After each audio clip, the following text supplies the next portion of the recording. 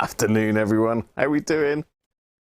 Whew, just made it in time. Well, I might be fashionably late. You never know.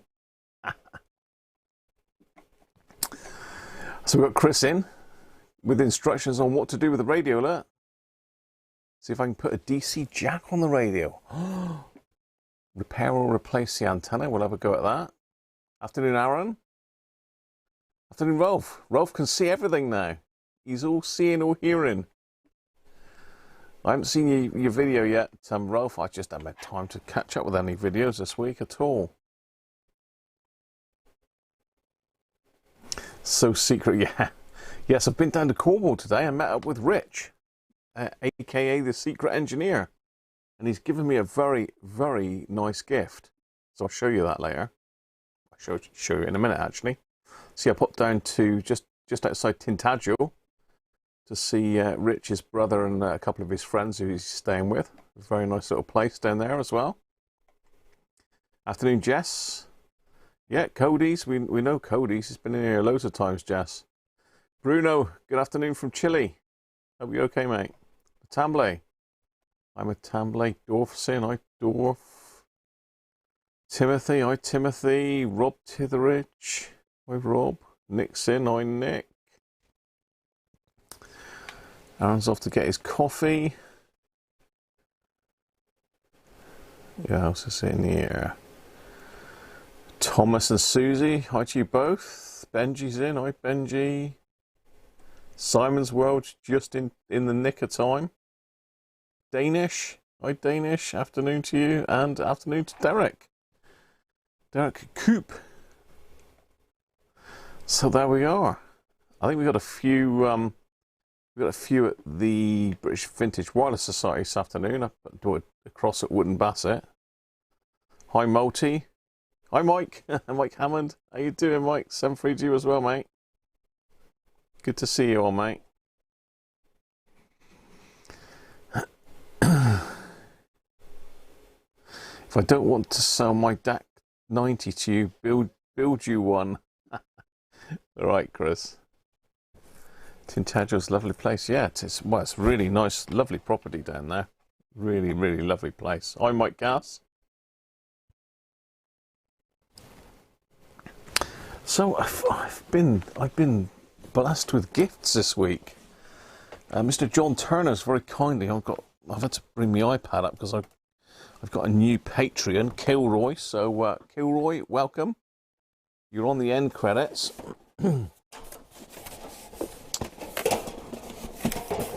So, oh dear, oh, that's heavy.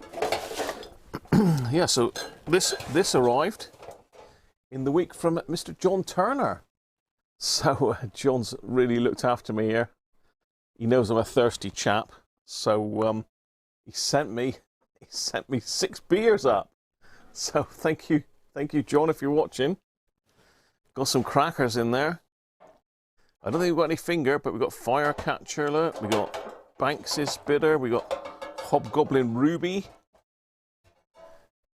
Cumberland. I've never had that before, see? Cumberland. Not had that before. Pedigree. Excuse me, one of my favourites. I like a pint of Pedigree. And Wainwright's, which again is a really nice one. So thank you very much, John, for sending those over. I'm going to have to crack one of those open very shortly. Hi, Sandra. How are you?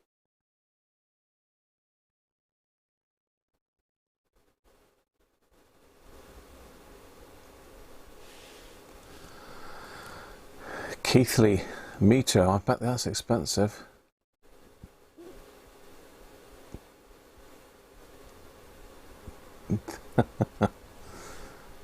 THD. Total harmonic distortion, I take it.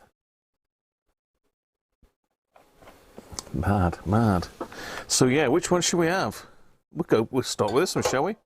I've never had Firecatcher before, so I'm going to go with Firecatcher. So thanks, John, if you're watching, mate. Oh. Let's crack this one open, then I'll show you what I've just picked up from Rich.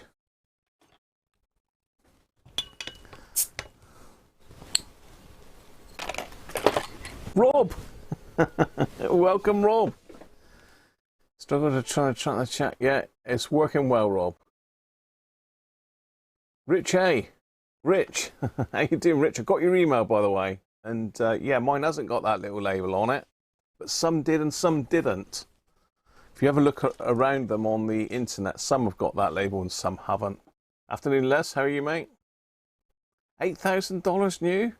Oh. You've got him on the job, Sandra, literally. It's Sunday is DIY day, is it?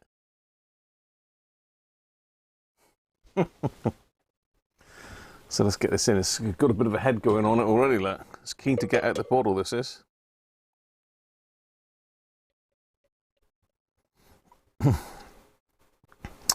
So Rich also sent me quite a comprehensive email across in the week, because he can't make it today because he's away on holiday. But he sent me quite a comprehensive email of a few things to try, and he's done some calculations as well to help. So we'll have a look at that as well in a minute. David, you're a bit late. No worries, mate. Better late than never. How you keeping, David?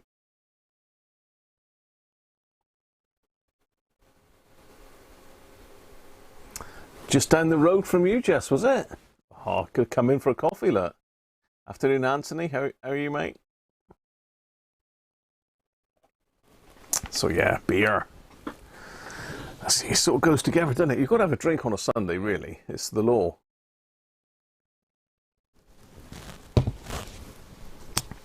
That tastes a bit like an IPA.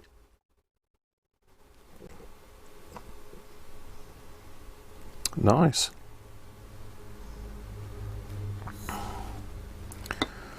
Let's put the rest of that in the old pint pot. Every day's a DIY day, is it? You ought to get a break on Sunday. Sundays is the day of rest, isn't it, usually?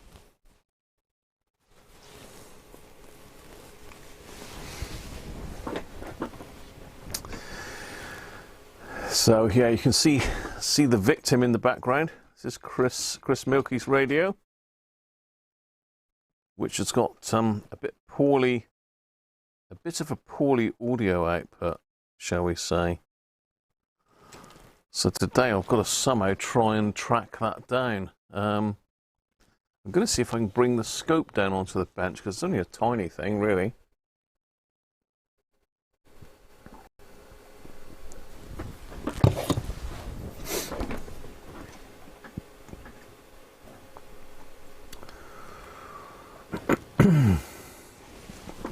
Right, let's just make a bit of room and I'll show you what an awesome gift that's been given to me by Rich this morning.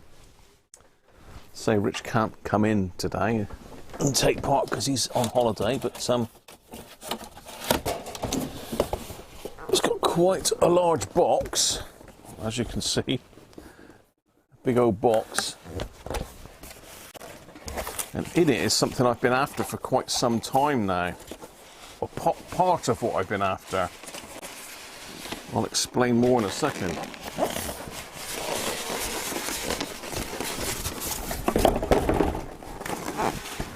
It says up, so it's got to be that way up, isn't it?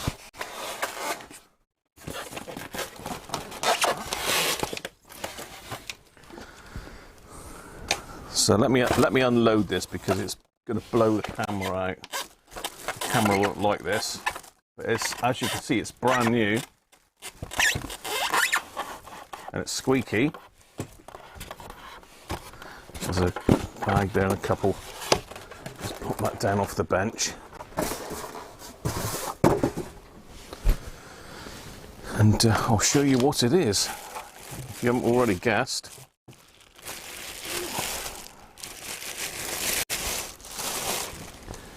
Is a trinocular microscope head. So it's not complete. I need some other bits for this. So if anybody's got one of these knocking about, I need a stand, a light, and a Barlow lens, apparently. But yeah, what a fantastic gift. So now, oh, and I need a camera as well. I need to rig a camera up to it somehow. I believe it's got a camera mount there. I think that's what that is, possibly, is it? Or is that... Yeah, I'm not 100% sure. I think that's the camera mount there. I think that goes in there. And then you attach the camera to the top, so you'll be able to see what I'm actually doing through the microscope, which will be absolutely brilliant. I'm not clear how any of this works at the moment. I literally have just picked this up this morning, so that's the head. So as I say, I need there's an annoying fly in here. I need a base for it, and a few other bits and pieces before I can use it. But yeah, what a great gift. So thank you very much, Rich, for that. I take it these are the eyepieces.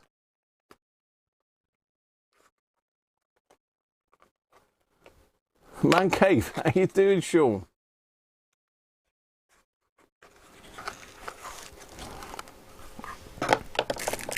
Okay, so we've got some eyepieces here. It's got a picture of glasses on it as well. So does that mean suitable for glasses users like me? Oh yeah, it's got a rubberized eye cup. Wow, I can't wait to get this all set up. Ooh. So yeah, I've got a few purchases to do before I can use it, in order to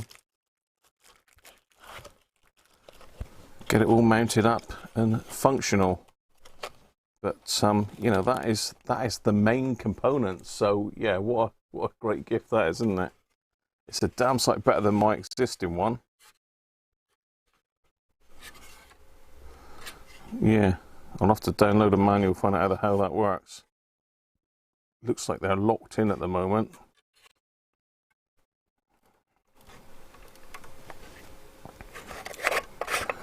I don't know if I've got to screw something in the bottom here. No, it looks like that's the lens is in the bottom.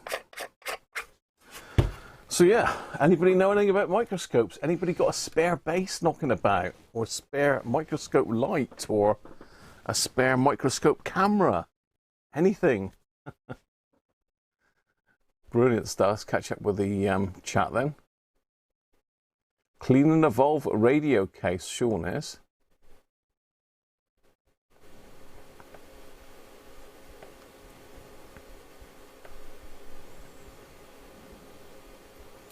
Can you send something over to me as a gift? Of course you can, Rob, if you want to.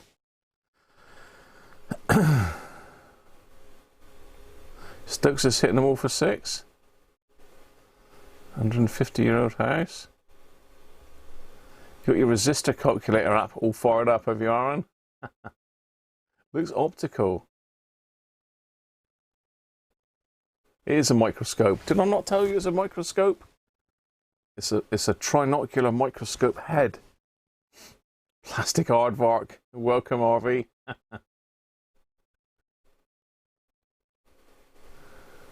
Put a digital one. Trinoculosaurus.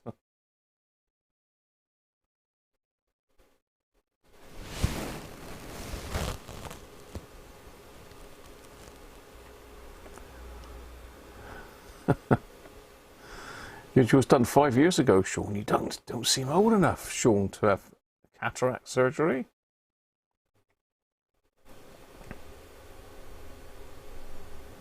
Thanks, Gavin, and welcome, Gavin. David's going to have one as well. Oh, we'll get on the bandwagon. Maybe you can use it on the next radio I send you. Yeah, I'll have to sort of hold it like this, though. Just like a pair of binoculars. Could be a bit tricky. So I've got to see if I can sort myself out a stand on that. I might have to have a chat with Phil, Mr. Coder.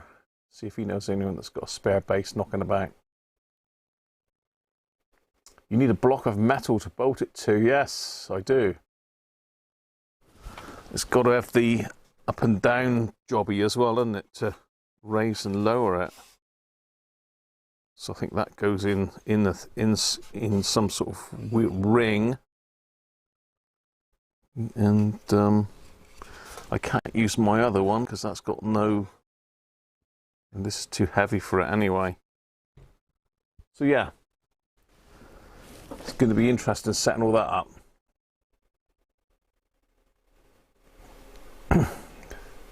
Keep still is good thing. Thanks, Sean. 47.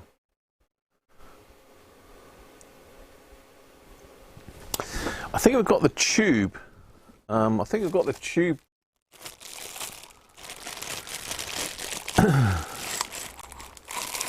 I think this is for the camera. I think that goes in there, possibly. And then you mount the camera to this bit. So I've got the camera mount. I just need the camera to go in the mount.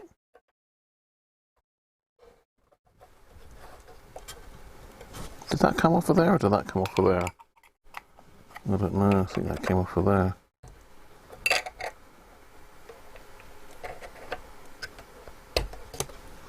Yeah. So yeah, I've got to work it all out. As I say, I've not had one of these types before, so I'm going to have to put it all together and work out exactly what I need. Apparently I need a Barlow lens, whatever that is. More bench space.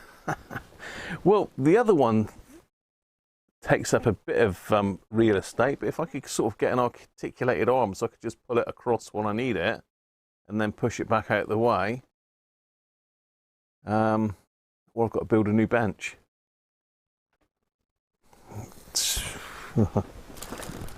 It wouldn't hurt to try and build a bench, to be fair, but this one is very sturdy. And I've coped with it for about 7-8 years now. Joe, how are you, mate?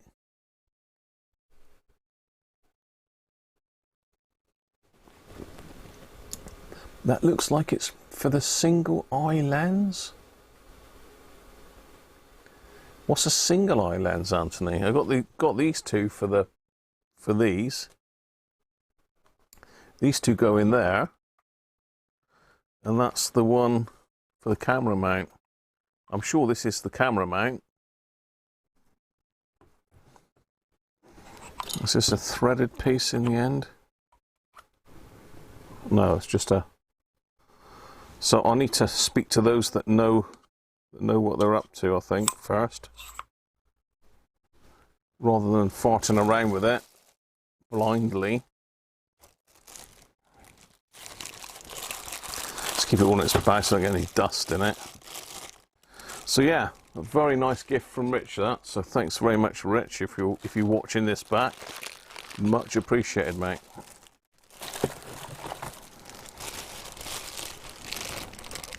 So I believe it's an Amscope.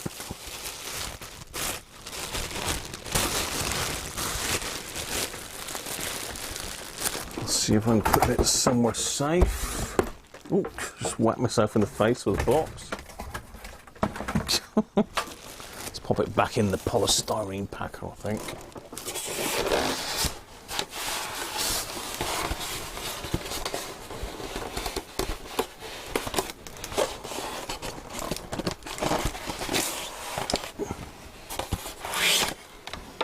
Okay. Like I say, Anthony, I know nothing about these really.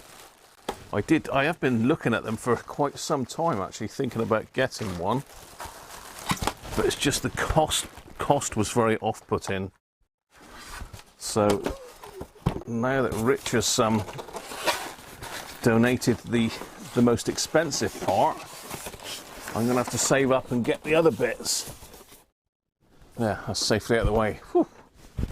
Whew.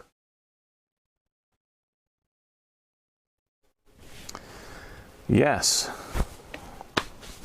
Yeah, they have got some lovely kit, Amscope.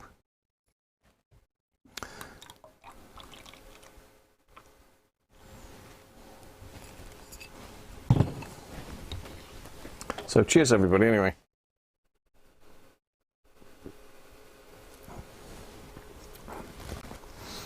Coming out of school at 16 and then bam, you were 64. What happened to everything in between, Ralph?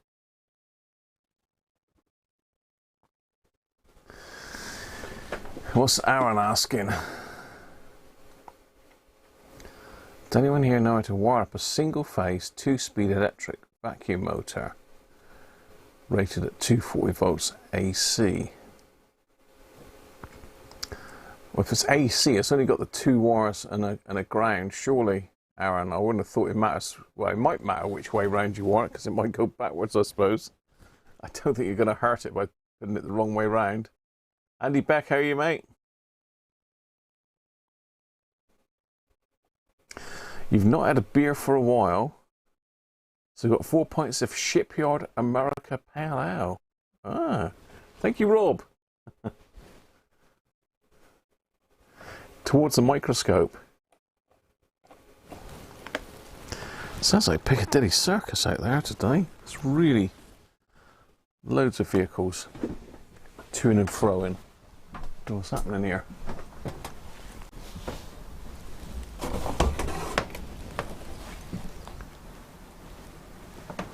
It's a bit of a wind going today as well. Let's get that box out of the way so I can get in and out the room. Not that I'm going to go out. Funny, you're drinking beer and you're eating oatmeal.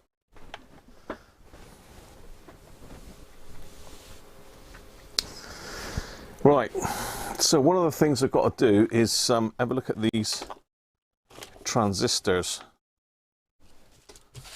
because this has got pretty low gain, this radio. So what we want to try and do is match up these transistors and get the highest gain ones possible. Now Rich has suggested messing with the biasing resistor as well. Others have said about feeding the signal into it, so we're going to try that. I'll stick my signal generator on to warm up. Well,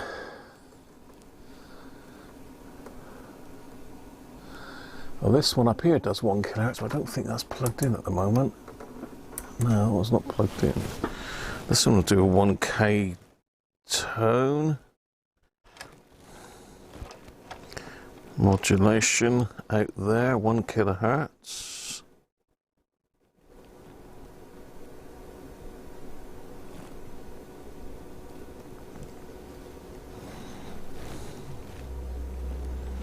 On a modulation generator, okay. 1 kHz.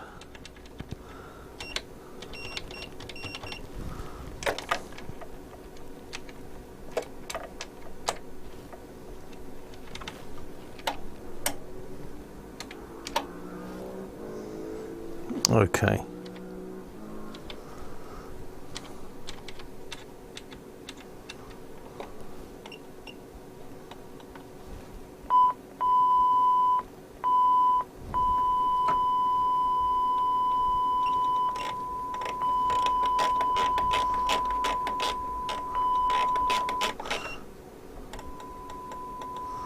Okay, yeah, I can do a 1K tone with that.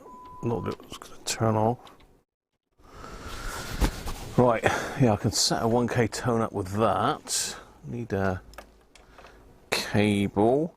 I need my oscilloscope, so I'm going to grab the oscilloscope and drop it down here on the bench. I've got a couple of oscilloscopes. I've got an old cathode ray tube, and I've got this Owen one which I use, but you can see it's quite skinny, so it will fit down on the bench.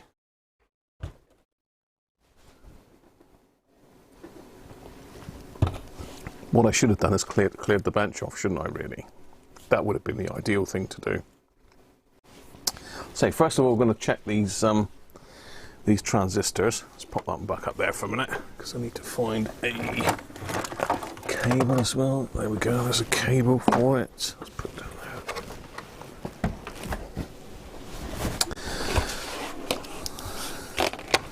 I did have some odd ones knocking about on the bench here, but they seem to have disappeared now, which is a bit unusual, because they were literally right there.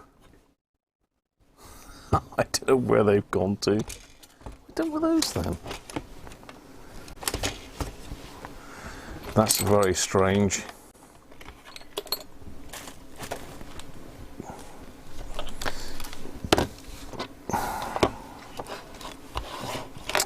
So I'm going to have to get a sheet of paper really, aren't I, and write these down. What have we got here? eBay invoice for something.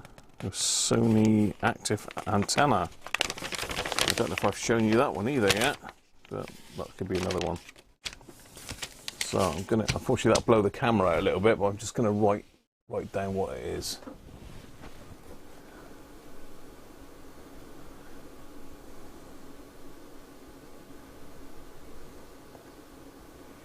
I did put the wrong transistors in last time, Sean.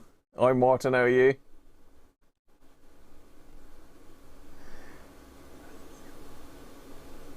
A Tour de France is on as well. Oh. Mini day. No, the minis come through on the bank holiday, Sean. Bank holiday weekend. What about aluminium TV antenna poles? What do you mean, Harvey? You've lost me there a bit.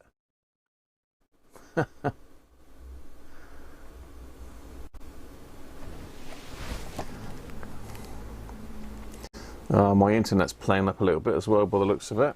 That's great. Les is saying Radio Force week today.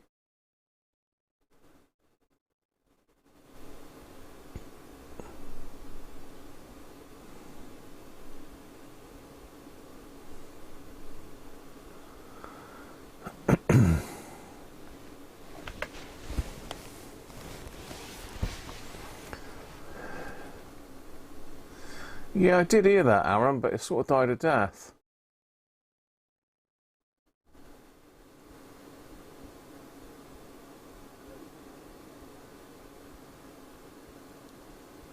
Bigger benches, we definitely need bigger benches.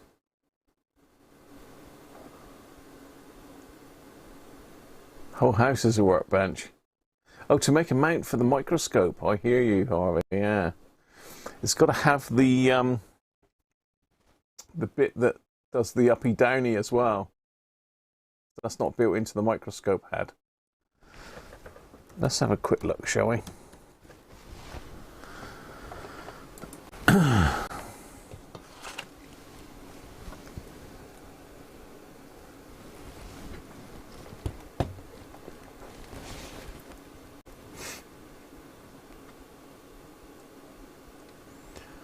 Right, Amscope.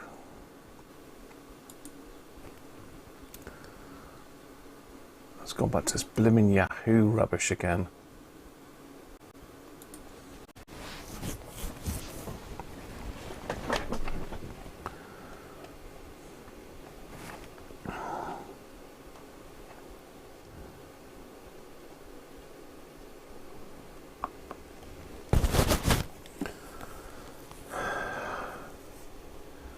So, table stands, boom stands. I think that's what I need. A boom stand.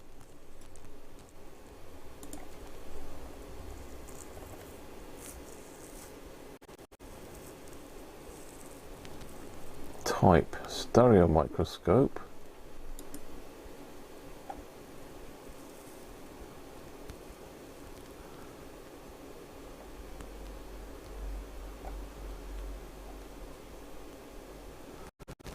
I just want the stand.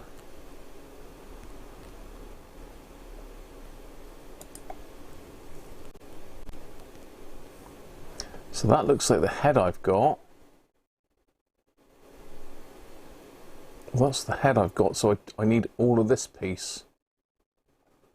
You can't see that because my head's in the way, I suppose. Yeah, so this looks like the head that I've got. I just need this piece here and all of that, or something like this.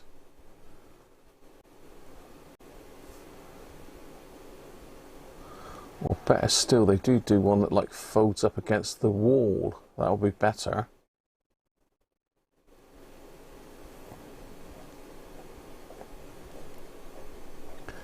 Well, that's the whole microscope. I only want the stand, the whole thing.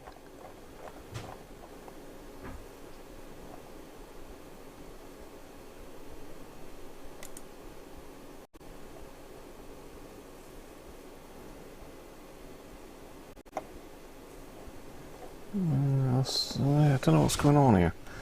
I don't want all these bits. I just want the stand, thank you. 10% off.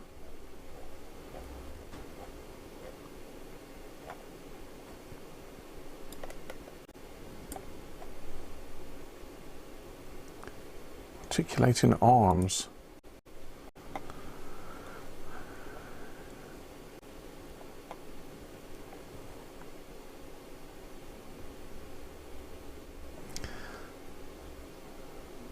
Yeah.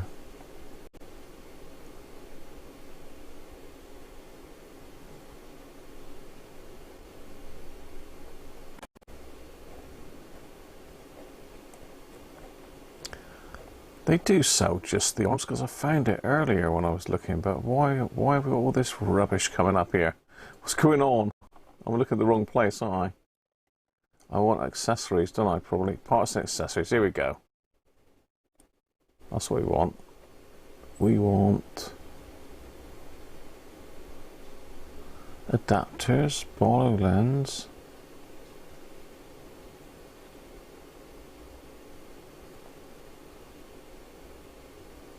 IPC, objective slides. We just want a stand. Boom stands.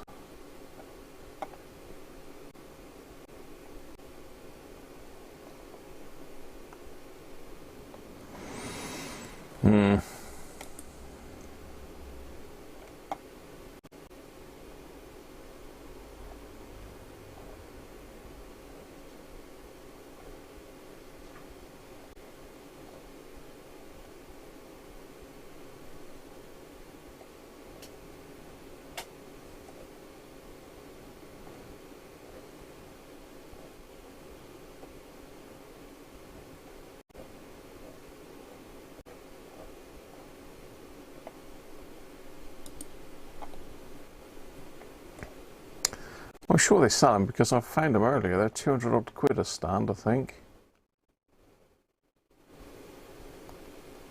There's the cameras.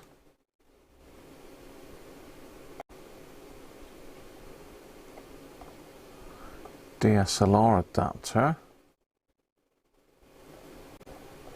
Yeah, I really don't know what I'm looking at, to be fair, but I can't understand why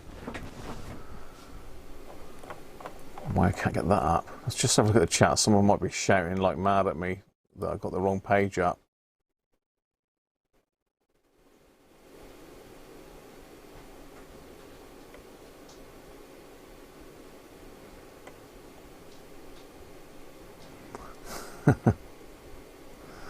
I know, Sean. I've got lots of hearts coming up. I don't know why that is.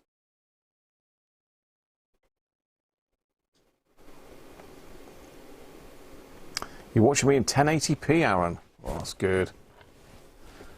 Well, the stream is set up in 1080p, so if you've got some HD TV, you should be able to watch it.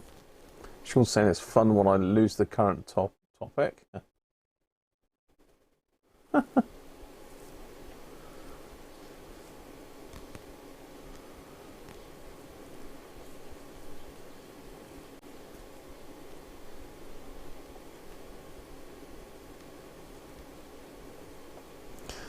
Yeah, prices are a bit mad, aren't they? That's why it's such a nice gift from Rich.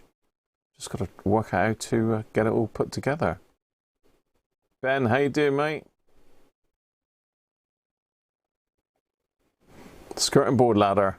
Ben was another good one. Bubble for the spirit level. Yeah, left-handed hammer.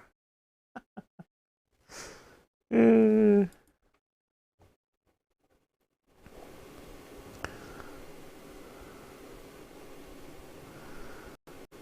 Yeah. So cameras vary up to God knows what price. I just can't understand what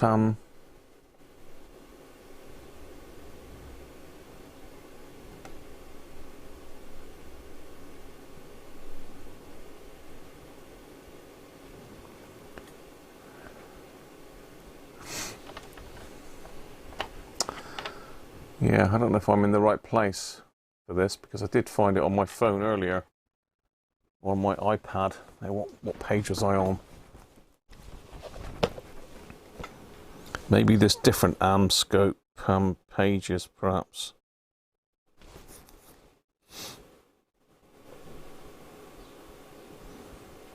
It's saying there's no internet now.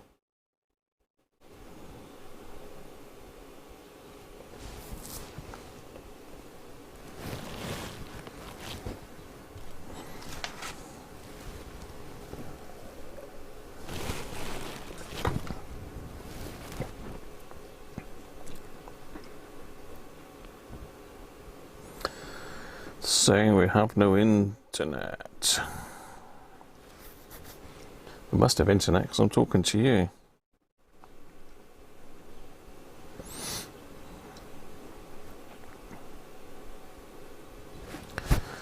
Whew. It's getting a tad hot, actually. Yeah, you're right, we're back on. We're back on the internet. Let's have a look now. Let's try that again.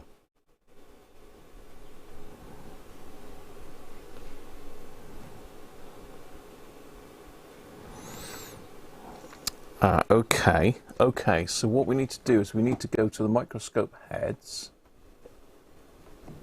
Where are they?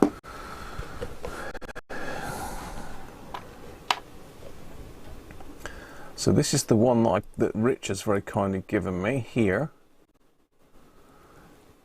7 by 45. Black Simu, I think that's the one. So if we go down, down, here we are. So an articulating stab with post clamp and 76mm focusing rack for stereo microscopes. So that's something I could use. That needs to be wall mounted, really.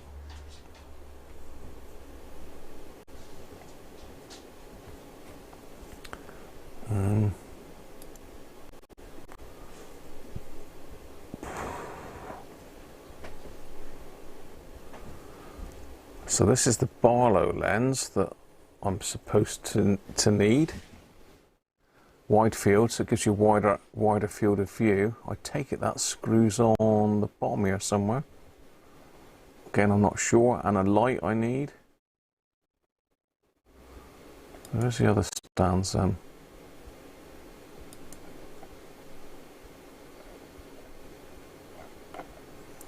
So why don't these things come up at the start then? So if I view that one, would it come up with some more?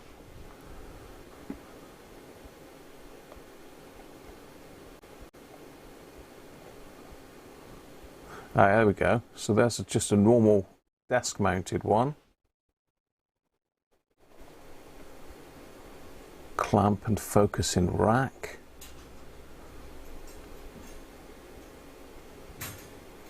I might be able to do it with that. Yeah, I could probably work something out with something like that.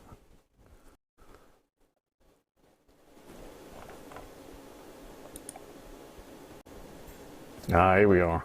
Here we are. So that, oh Christ, look at the price of that, 523 quid. Hell, I was just going to say that would be ideal, but no, it's not. Jesus. That one's 288 quid, look. So yeah, that would be very useful. That one there, 289 quid. That's going to be plus the delivery, I expect.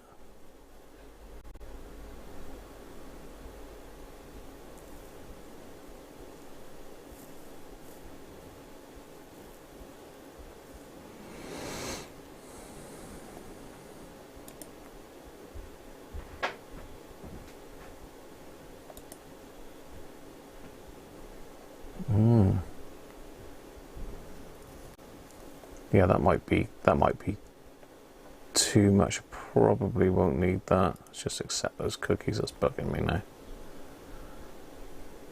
But then this is the same price for just one of those. Boom stand. Was that the same thing? Double arm boom stand. Yeah, same thing.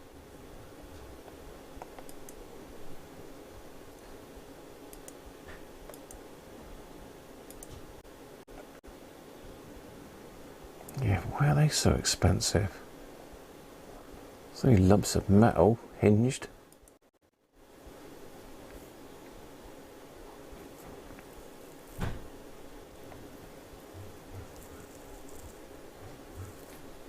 $288. Oh yeah.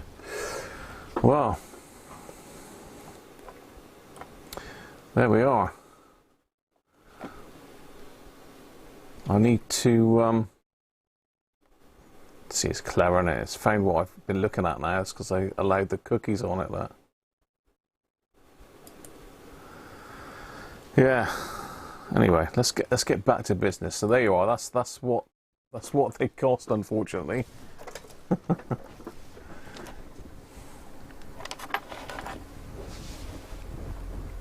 For God's sake, make one, Harvey.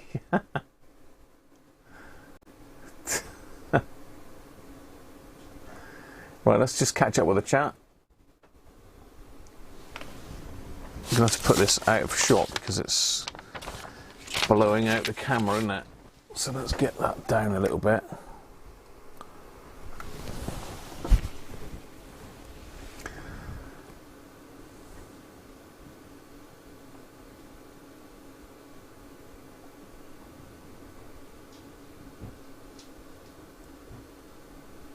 Streaming okay? Good.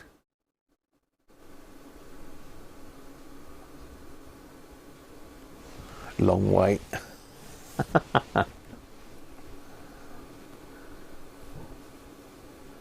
33 seconds latency? Hell. I know, Sean, it's mental.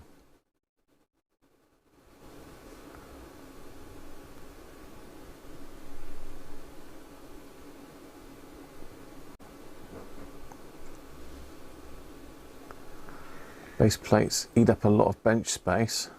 Plus that, oh, I couldn't say that, Nick. Pocket change, native. Danish flipping heck. Second-hand Meccano. Smiling thieves. Thank you very much, Rob. Alright, cheers, David. Catch you soon, mate. Thanks for dropping in. Take a mortgage out, yeah. Blitz the credit card. A metal rod from an old printer and 2 blocks of wood with holes for the vertical rod. IR camera and microscope scan for me at Christmas.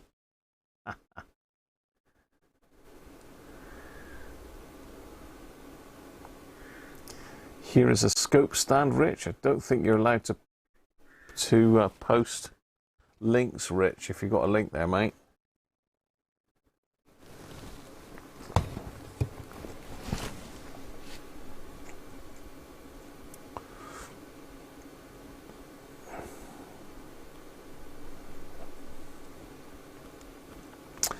Now, I did find something on eBay while I was looking, actually.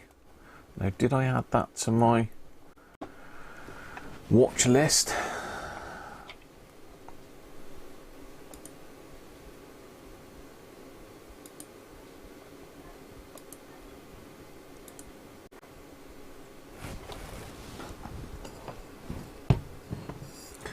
Oh, I'll tell you what. It's a pain in the ass, all this security at the moment. I suppose it's good in a way, but it does hold you up for what you're trying to do. There's now eBay want me to enter some code.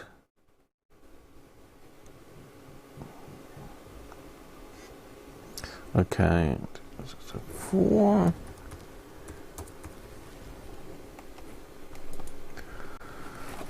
So the ones on eBay were cheaper. but it hasn't saved them in my list here, has it?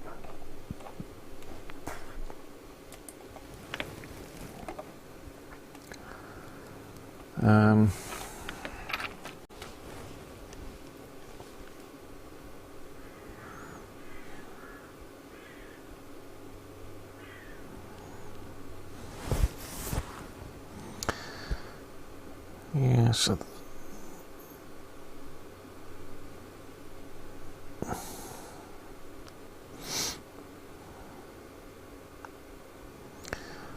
let me see if yeah, 235 quid for one there.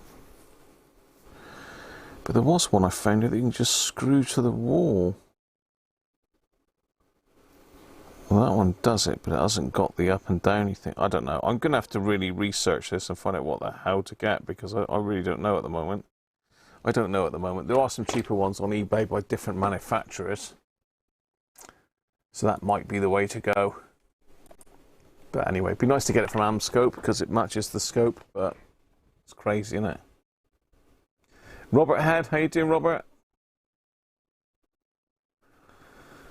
You don't need to enter a code to log into eBay. Well, I haven't been on eBay on this laptop for quite some time, Aaron, so it's just a security thing, really.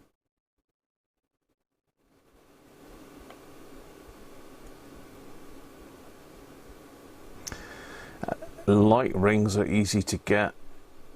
Nuts, you need the size of the collar that the unit fits onto. I think it's 75mm, isn't it? Something like that. Anyway, shall we crack on and have a look at these?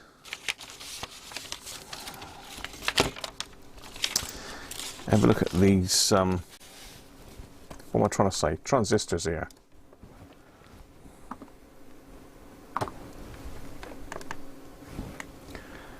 Let's go down a bit further.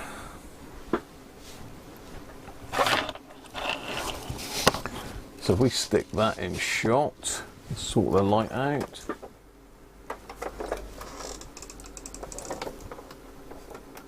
I tell you, that's a bit dark, isn't it?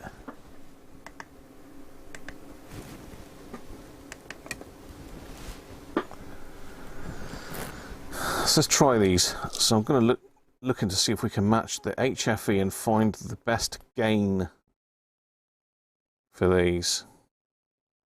And these are AC128Ks. The K means that they've got the built-in heatsink on them, so we don't need that weird heatsink. Hopefully my tester's not going to play up today, because it was doing some strange stuff last week, wasn't it?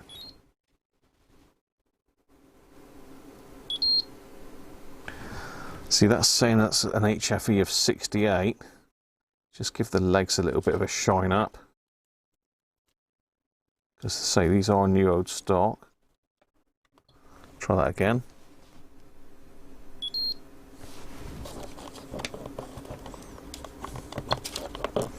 Should we make dodgy leads? So that's definitely a 68. I don't know if we need to have a look at the leakage. There should be some leakage because it's germanium, 0.265. But I think the HFE is the key, so that's 68.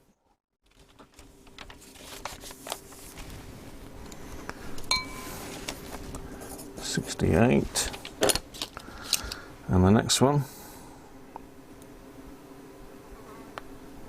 It's an annoying fly in here, as you probably just heard, it buzzing me.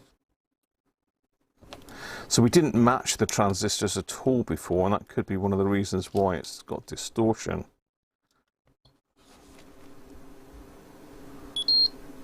$195.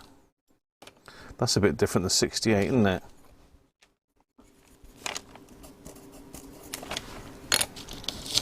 I mean, these are all from the same batch, so really they should be pretty much the same, but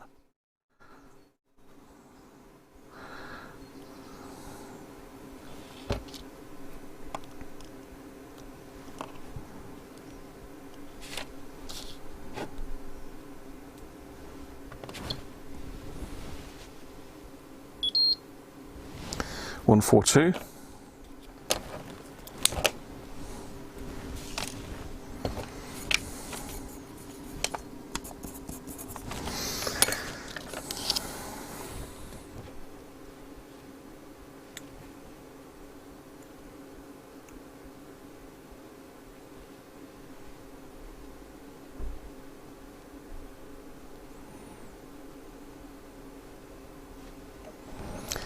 Not this particular type, don't, Rob, no, because these are in a totally different package altogether. These are like the Telefunken type transistors. 137, so that's pretty close to the 145 there.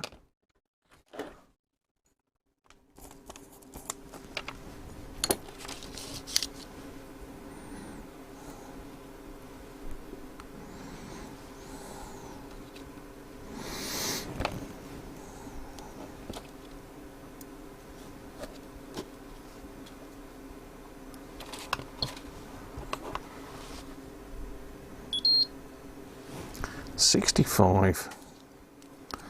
Going back to 65s now.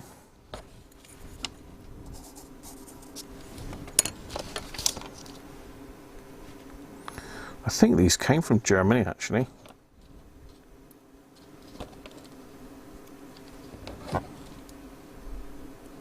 So if you can't see what I'm doing, I'm just connecting all three leads up to the transistor LUT using this DCA Pro. That's giving me a readout of the HFE. 76.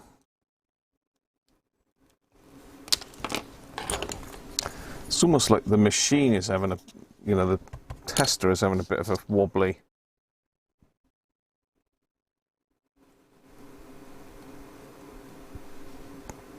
It might be that it needs a new battery, but I thought I did put one in this one, but it might be in one of the other ones.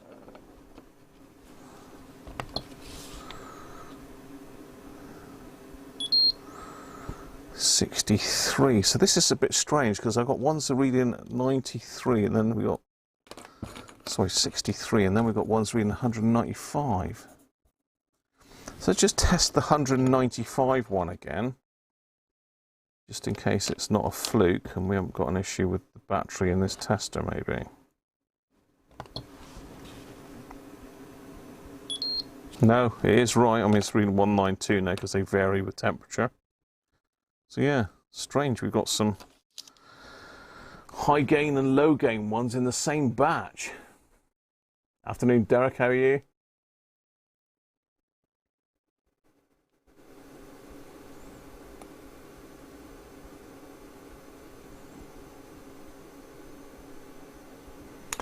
The software would give you more info. It goes into curve tracing and all sorts, Gavin, but that's way beyond what I'm looking for here. I suppose if you were building a sort of professional amplifier, that would be very useful. 117.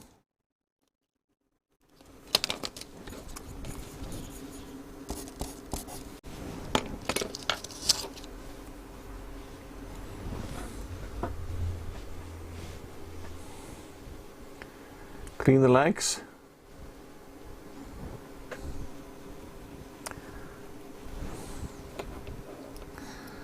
Yeah, I did that on the 65 ones and it made no difference, Harvey.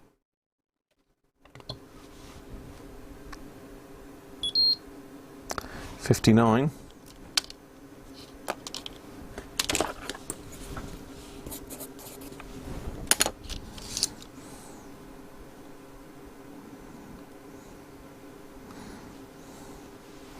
To be fair, the legs they're not tarnished, they are nice and shiny, that.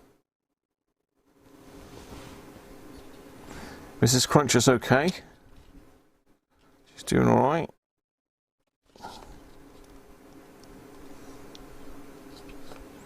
Ideally we could find another one up around the 190-ish.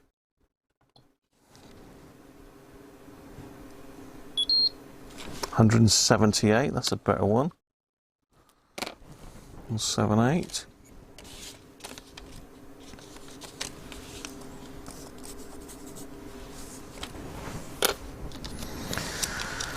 Not any exact match ones. Some close. A 137 and a 142 are pretty close. I still want to find where those other three have gone to, unless I chucked them back in the box.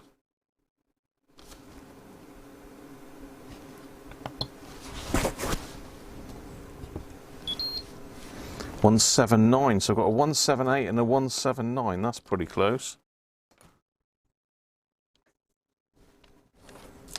And a good gain as well. So it's 179, I said, didn't I? 2 left in this pack.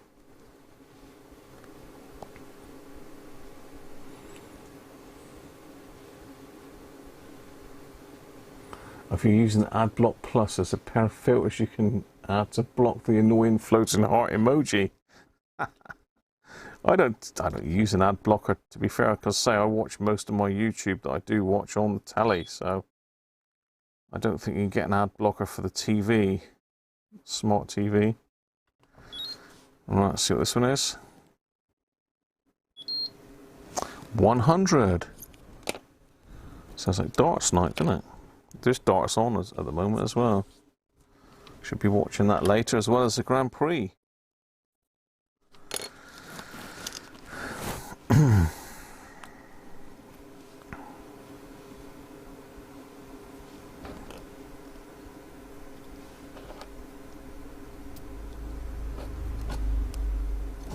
So the last one off of this batch, 72. So we're back in the 70s with the last one. It's random, isn't it? The gain on them. Right, where have I put... Ah, I found them. I found them. The bottle was hiding them. There we are. 4 more. Jockey Wilson to throw first. Yeah, 178, 179 is favourite at the moment, Chris. We've got 4 more here to try. 3 more, actually, because one of them's the wrong transistor altogether. If I could get another one up in the 190s, that would be the ultimate. 86.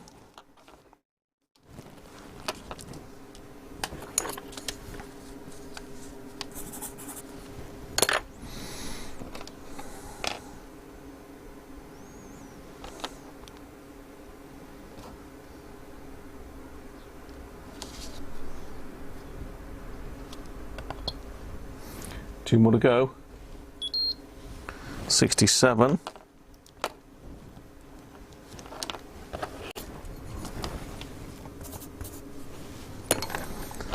And the last one out of this batch.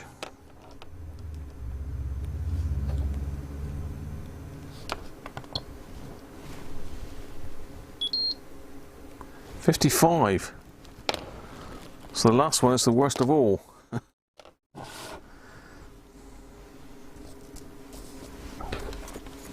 What a random set of gain figures, isn't it?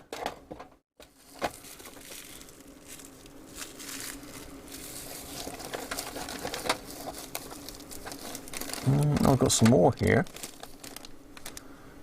I've got some more that I've already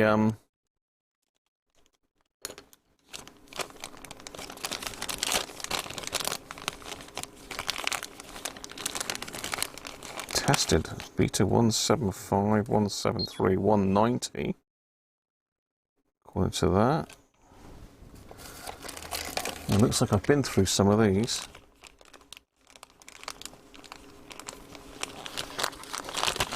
Looks like I've matched up some pairs in the past, by the looks of it.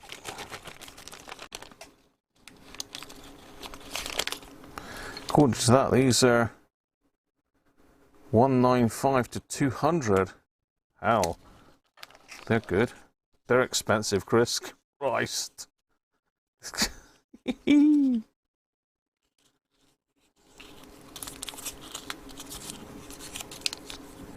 I've got a cable tied that round, so I can't see what that says. So it looks like I've been and matched some of these before.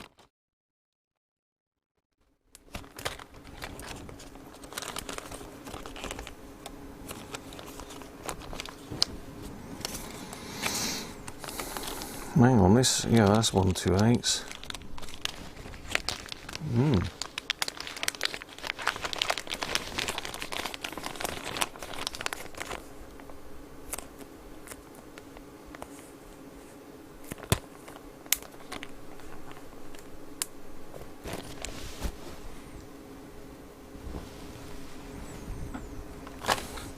So look what these read, because this may have been done on a different tester, so let's see what they read on this one.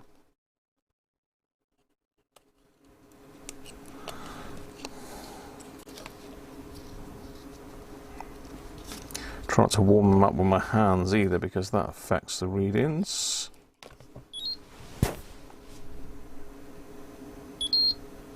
One, 3, 1.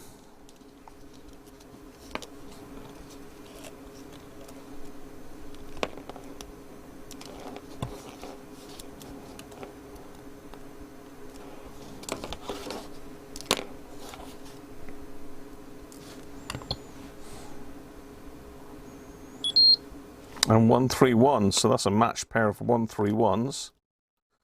Looks like I've tested them on a different tester.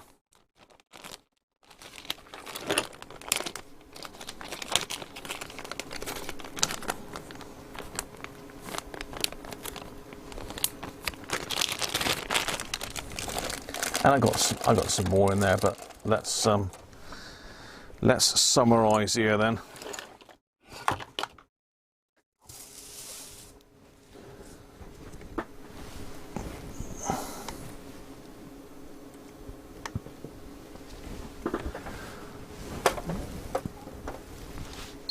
If you can see, that's just too light now.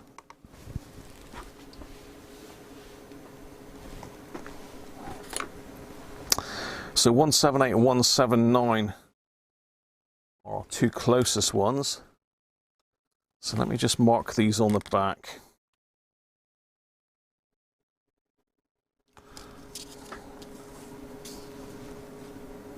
Actually, on the side would be easier. 179, 178. Save me doing this all over again. 137, 142, 195.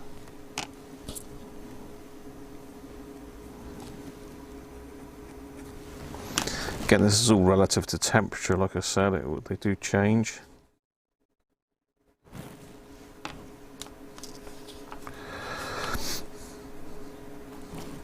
Just save me messing about doing this again another time.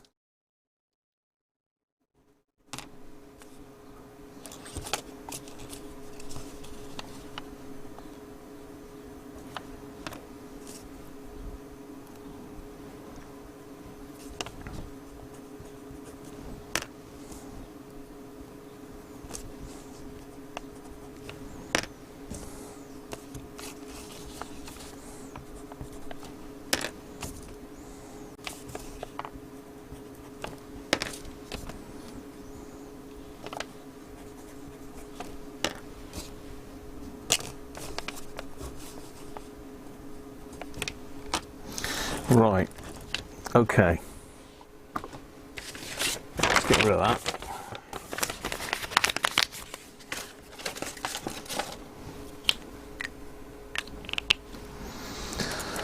Stick them back in the drawer.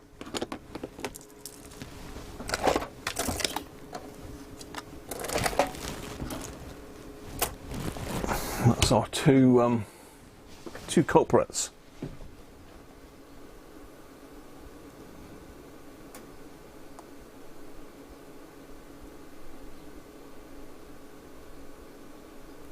Cookies should have been burned, yeah.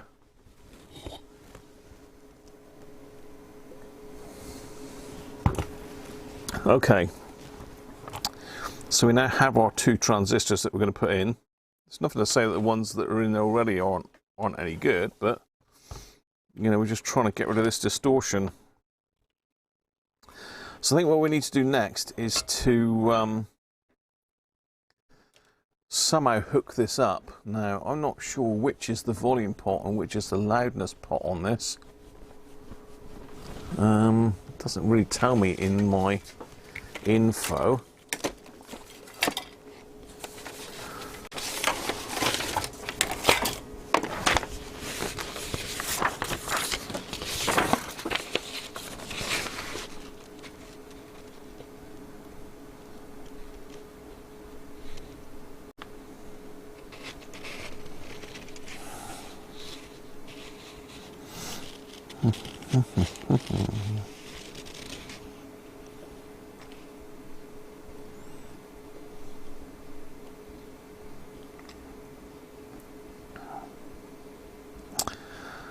So it looks like the input comes in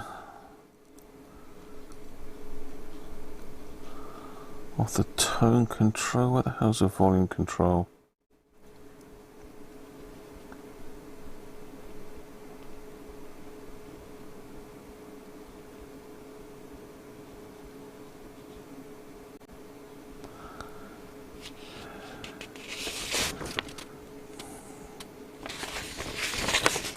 Right, let me get my schematics in order here.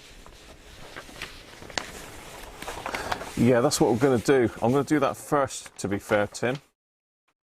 I'm just trying to work out where to hook it up to because I can't get my head around these volume pots. Got two pots here. It's not a stereo radio. So one must be a loudness tap and the other is the volume. I'm just trying to get all of this paperwork sorted. I'm sure I did one of these in A3 somewhere.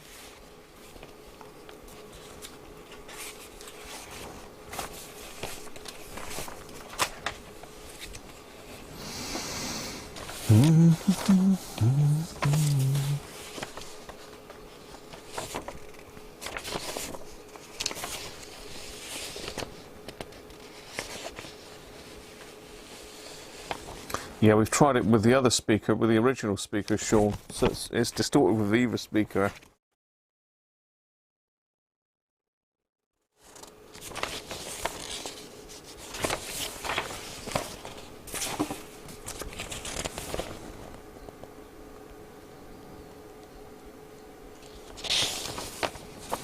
So I'll get those two diagrams out in a minute. Those three diagrams, those four diagrams even then. Look at the schematic, this is crazy, isn't it? Which schematic do I need? I need this bit here, which has got all the lemon rubbish all over it. So 85 is where the signal comes into it by the looks of it. So that goes, 85 goes to the 600 ohm winding. So if we put it through the winding the same as this, then it's going to even itself out. So it's got to be into this here somewhere. So we want number 85 on this plan.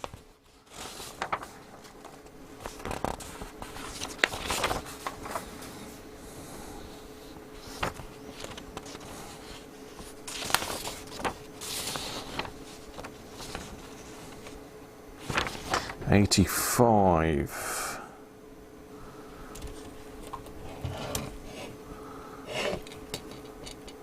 So that is a center pin of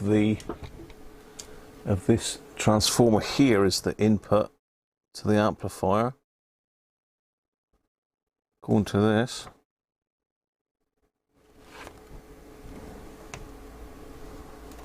It jumps across to there on that blue wire, goes up to the headphone socket and comes back out and down there. So yeah, if we connect our signal to that center one there, then that'll give us our input. So I can inject there rather than at the wiper, which I'm not sure which is which. That's what I'm thinking. That's the plan. So it looks like that is the first transformer.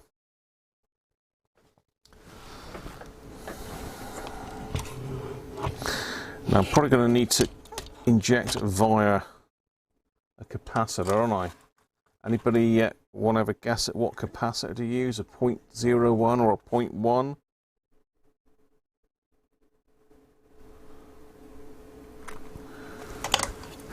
Let's connect a wire onto that.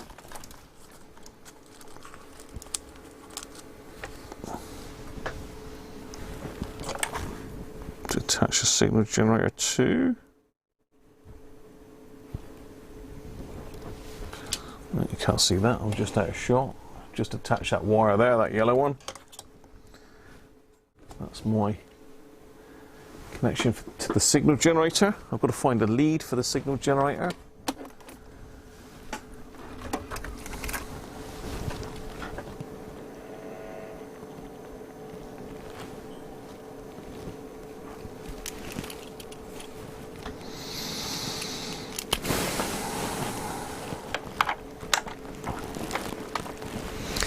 I mean, as it's going through a transformer, can I just connect it directly? I suppose I still need to.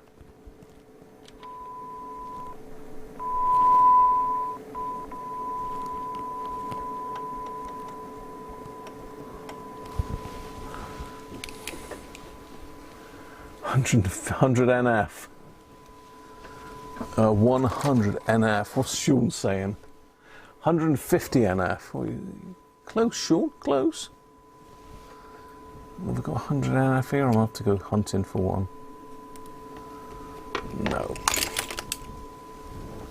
100 NF.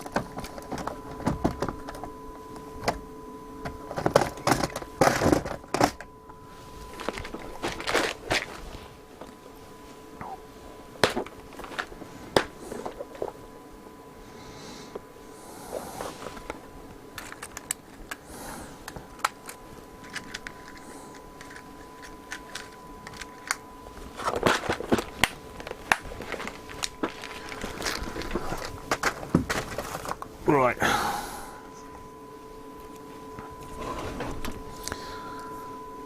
What I should have done is just stuck that on there, shouldn't I? That's a better idea.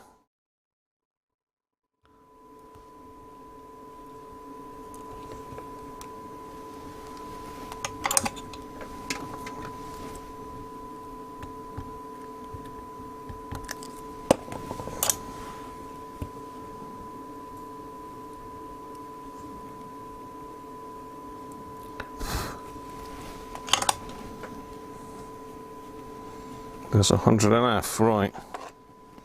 Let's get to grips with this then. So the signal's got to go onto that one. The other side's got to go to ground, so we use the actual negative of the radio for that.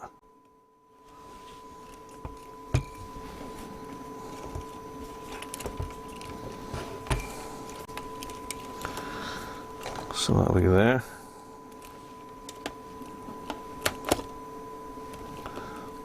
It's all a bit tangled up here, isn't it?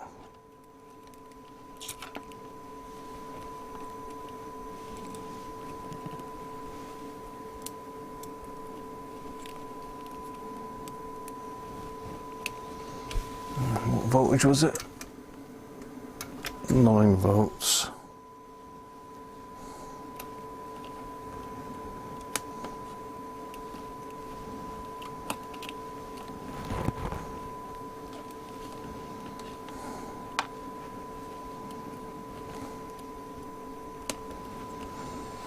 Right, so you can hear our tone there.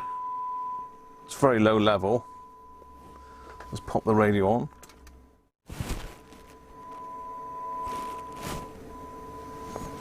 Does seem to be affecting it for some reason. Is it turned on, the radio?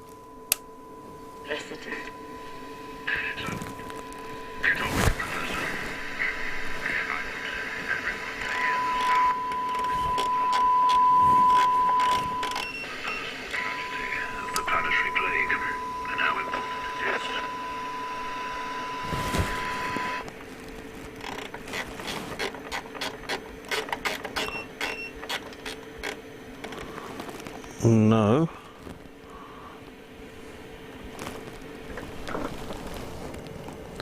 That's a modulation output, but we're not getting anything there. Why are we not getting anything?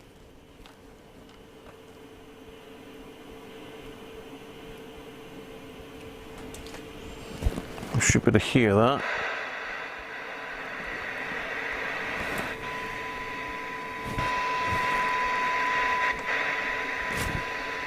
I think the radio's affecting it.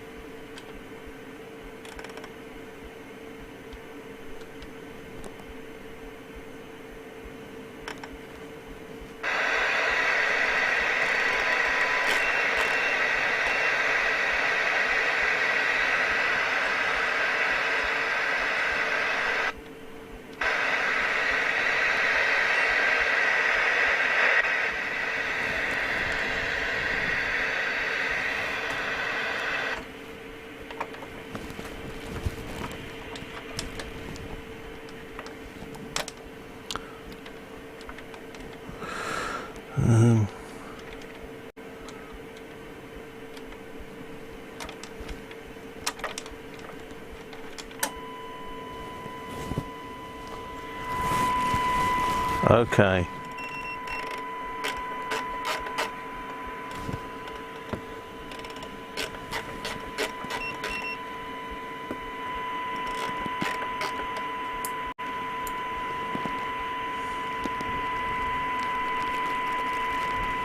I can't understand why I'm not getting it on this side though.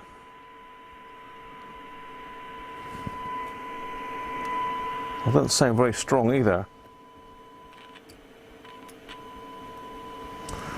That should be ripping through there.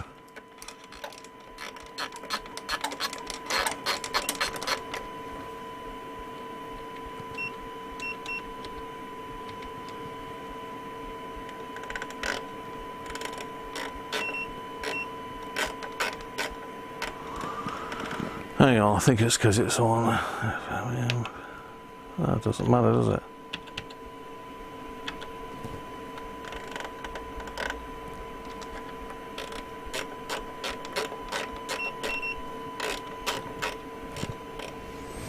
Okay, well, it's sort of working.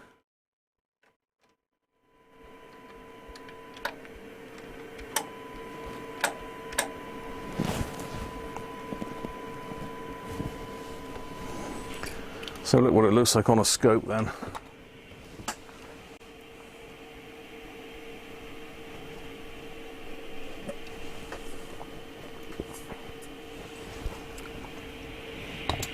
Right, let's see what you're saying. I'm getting things saying Derek thinks it's the wrong place.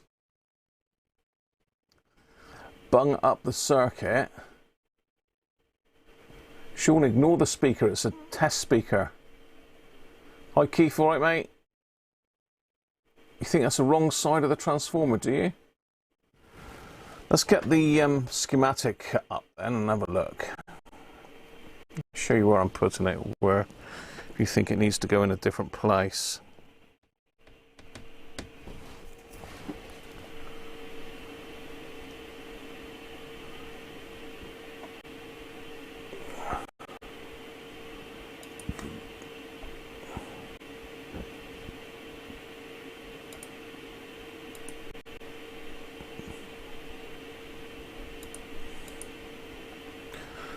Okay, let's go to history and open up the previous documents.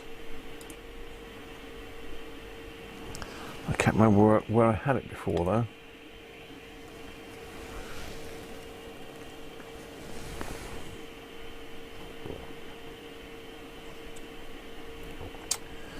BC 5645, is that what this is? No, it's a P990A. Oh dear, where did we find it last time?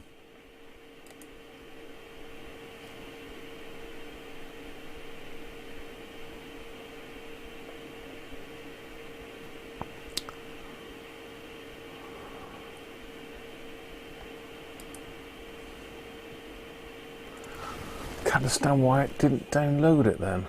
Why hasn't it downloaded it?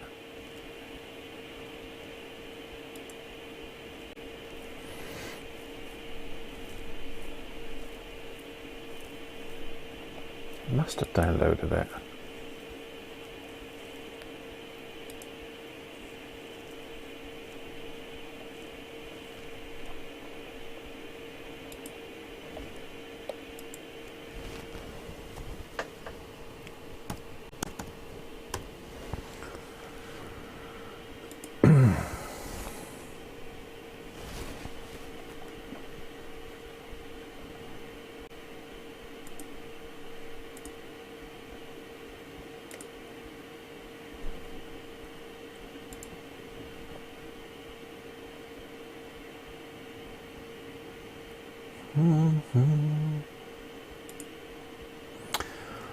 Let's get this back up again because it's going to take ages out.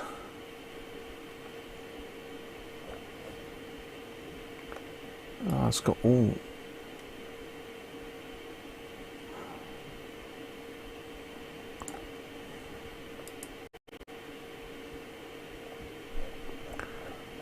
God.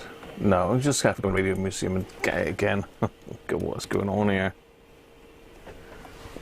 The very first one that's come up, that.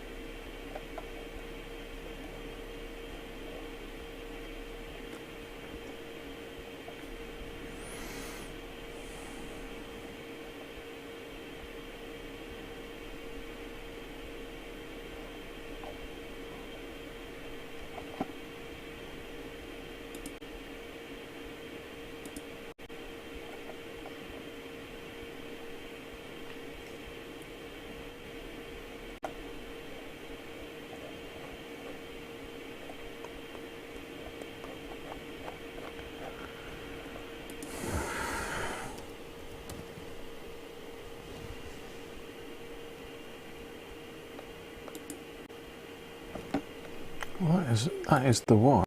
Why is there no schematics coming up for it then, I wonder?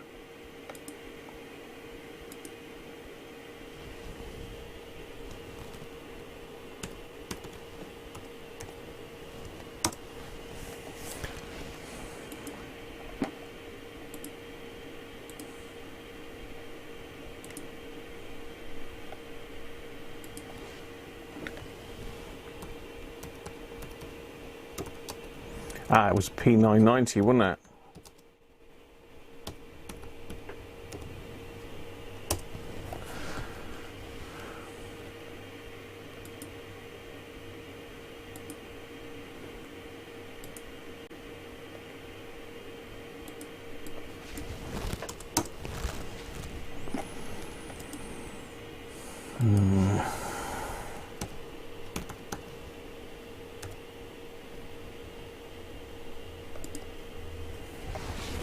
No.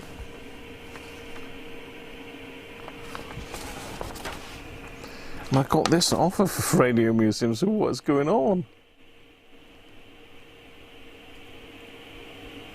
P dash maybe. Maybe that's what the issue is. Didn't put the dash in it. Yes, it was the dash. Dear, oh dear.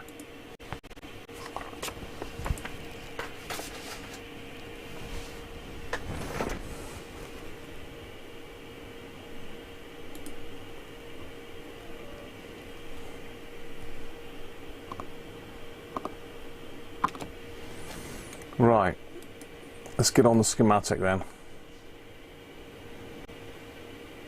So here's our output stage. Zoom in.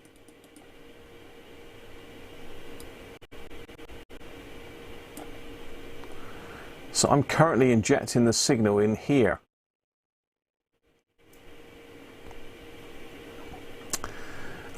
Purely because it's splitting the signal into two different phases here by the looks of it. So I can't input the signal twice on this side, which is why I'm putting it into where it says 85. So it's going in there, which is the center pin of this transformer. Where else do you suggest I put it then, Derek? Because I think it was Derek that said I put it in the wrong place. Brett, how you doing, mate?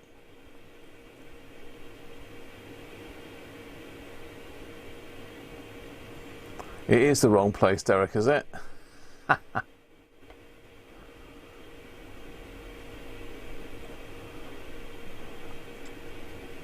So say I've got it going in here, which is where the signal's coming in from the IF stages.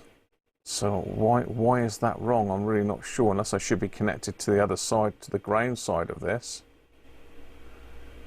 You think before the previous transistor. So you think I should be going in on the driver transistor somewhere, Derek, do you? On the base of the driver? On the positive of the 3 microfarad? You're saying it's too low a level? So you think I should be going in here, Derek, do you?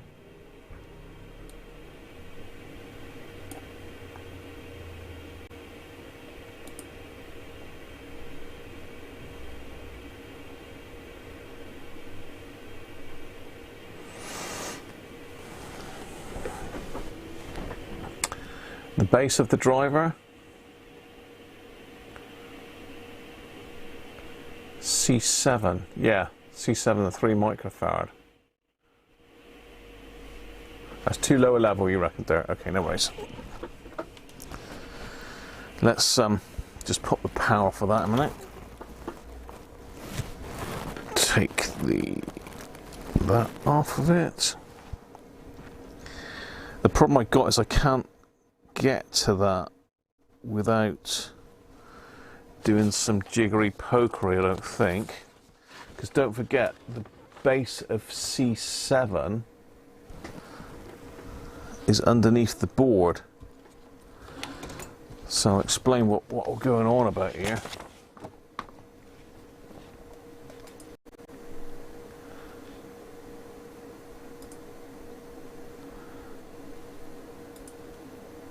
Let me close some stuff up here. Right, okay, so this is the board in question. This is the amplifier board, and we can't get to the back of this, but we can get to the pins. So if we can work out what pin is feeding directly off of whatever C7 is.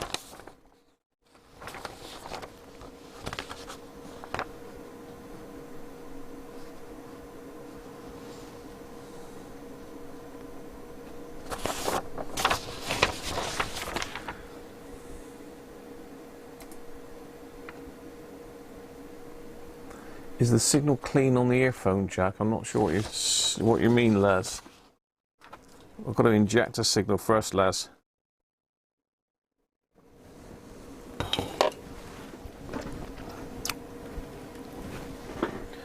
Let's get my schematic back.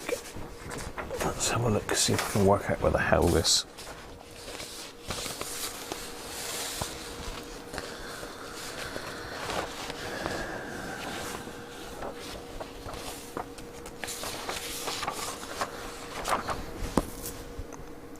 So that's the driver, which is X14.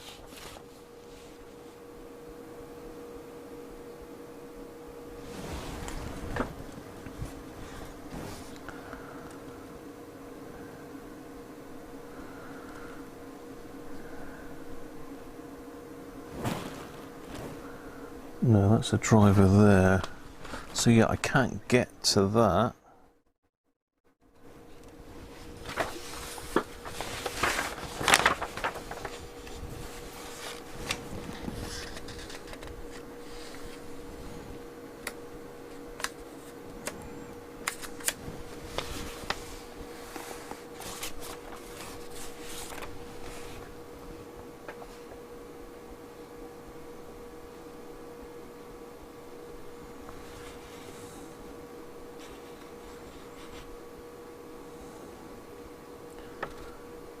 G.E.C.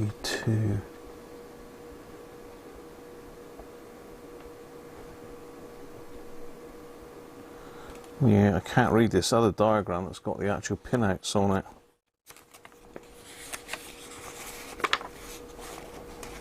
Yeah. So, where are we? Where are we?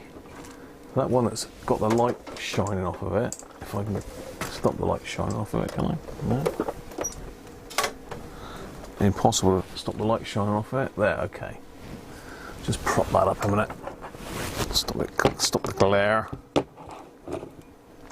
That's the driver transistor there. Now,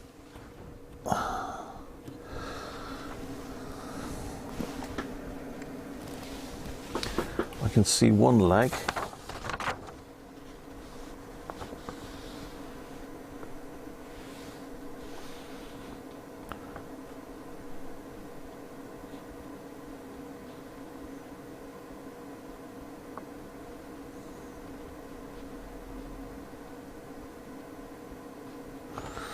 No, it's impossible. I mean, I'm trying to look at this diagram here. So it's got X14, and then when you go in, unfortunately, it's just not.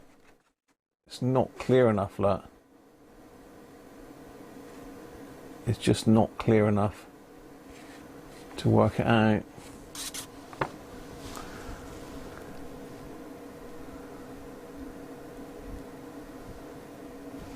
Actually, no, that's not it. That's X17. That's the bias regulator, that one is.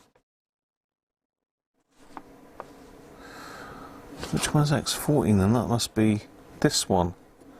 Okay, that's X14. So one of those is the base.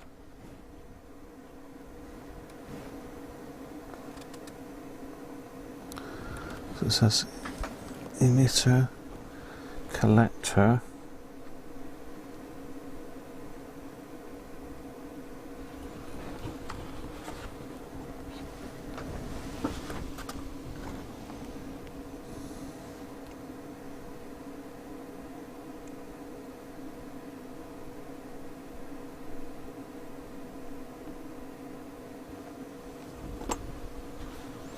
I think the base is around the back there.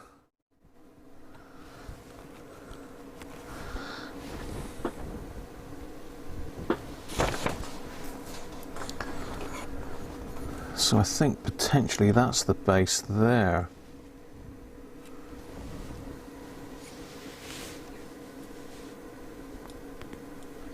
From the radio.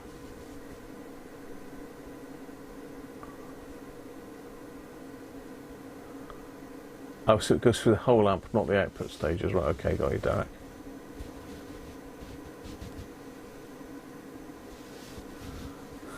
Yeah, certainly could.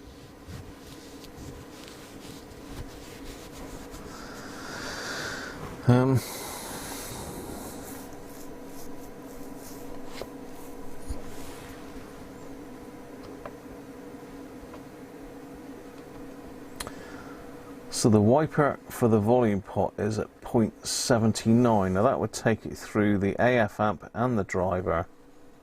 If I could find 0.79. That's saying pin 1.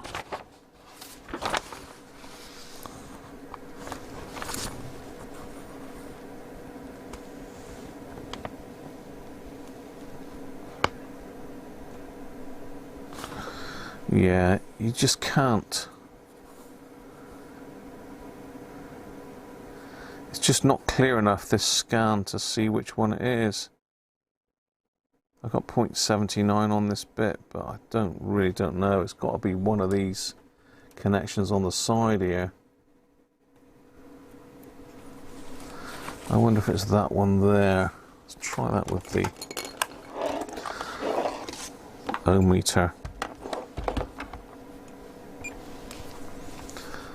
So it's either, I think it's that one there, you know.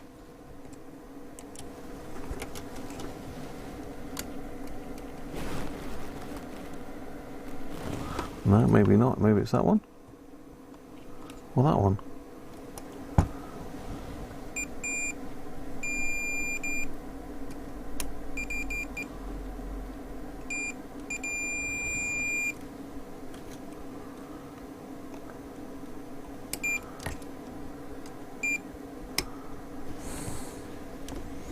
I don't know whether I've got dodgy leads here or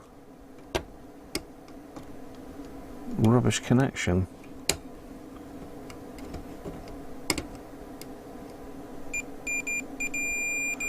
No, it's measuring ground. That's ground. Is that the wiper though? No.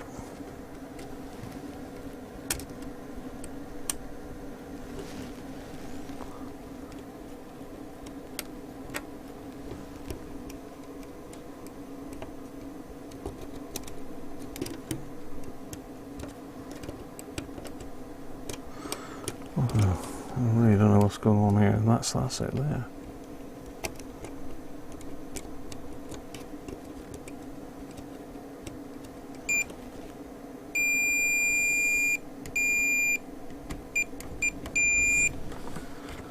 Okay.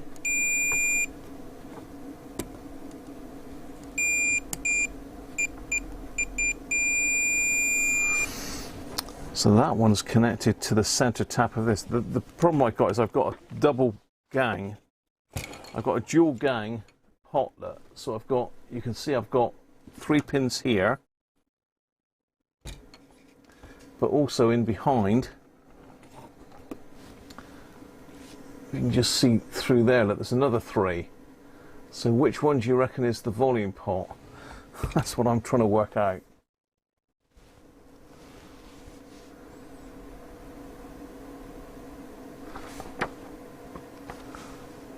So the other bit must be a loudness tapping or something like that. I'm really not sure.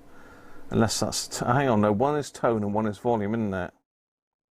That's right, one is tone and one is volume. So 83...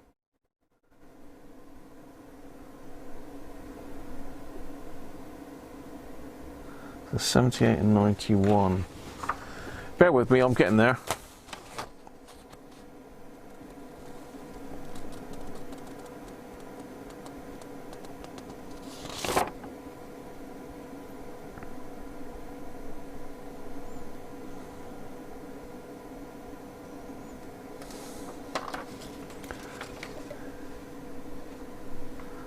I want 79.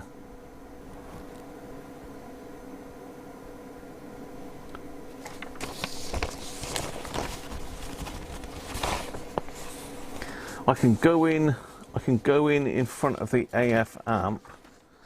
So if we look at the drawing here, just on the screen for a second, just focus that a bit better.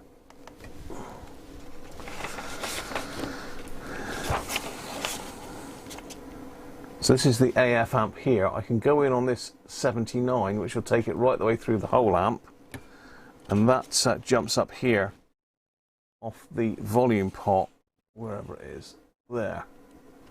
So there's our volume, that's the line coming out the volume pot and going into the amplifier. So if I inject at 79, which according to this is pin 1, that should be right. I've just got to find 79 on the board. That's the tricky bit.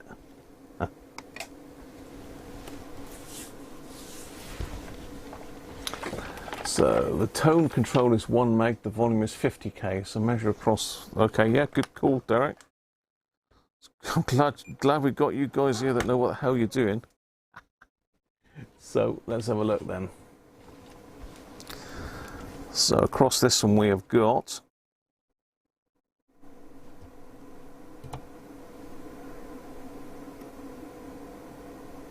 $50 odd K and rising because I'm charging that cap.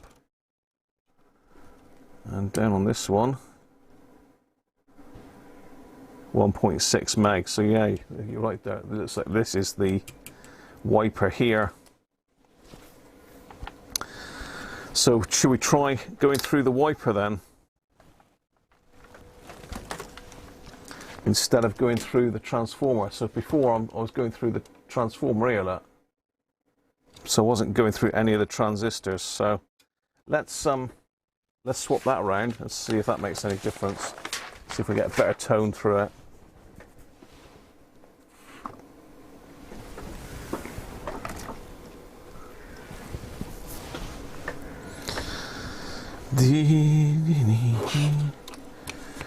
Right, so let's disconnect that one from there. Do you understand about the speaker now, Sean? Are you 100% happy with the speaker situation? This is not the speaker for the set. This is just a random speaker I've got knocking about. Right, so I'm going to try and find 0.79 on the layout. No, I don't need to worry now, do I? I can just go straight on to the wiper, which is that one there. That's the center one. A little bit of flux on that.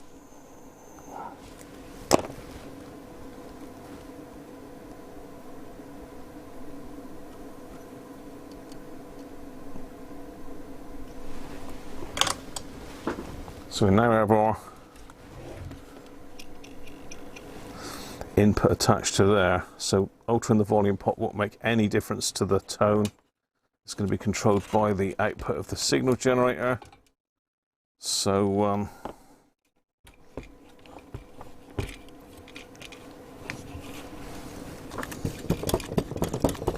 let's hook that up. Let's turn it right down first.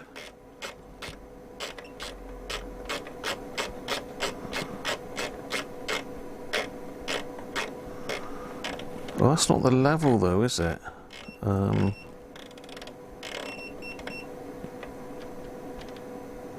Yes, it is.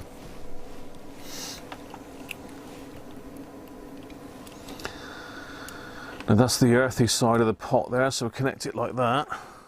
Pop the power on.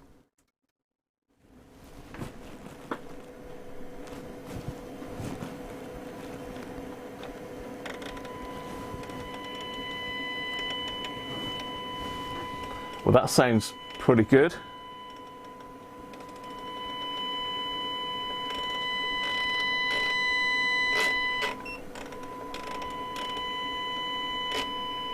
To be fair, that does sound all right.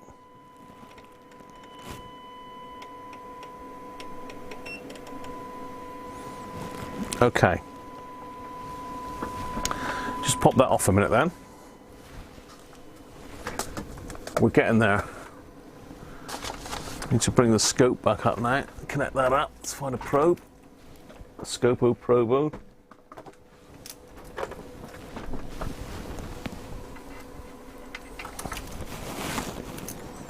Let's not use one of those. Let's use a newer one. Use that one.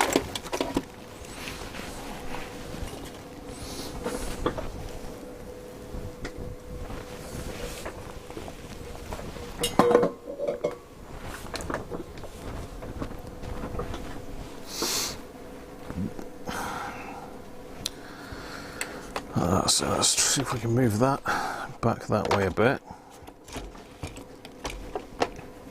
Let's prop it up so it's not shorting on anything. Get the speaker out of the way.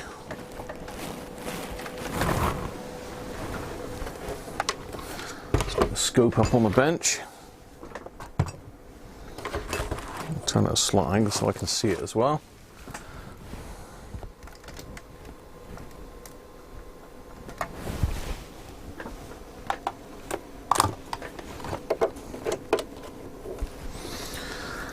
How are we going to do this then, so as you can see what's going on? We need to get you in so you can see what I'm actually probing, don't you? You're going to want to see what's probing. So I think I'll have to swap that around. We'll stick that one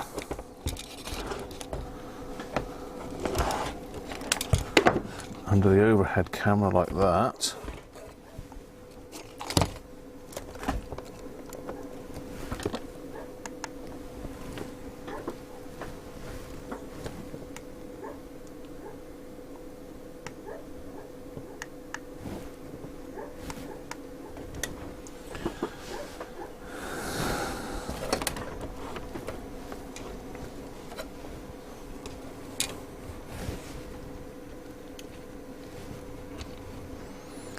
Probo, Billy Prober, Billy No Probes. Okay, we're somehow going to have to get the scope so we can all see it without knocking my glass of water over. Why have I got water on the bench? I don't know. Let's get rid of that.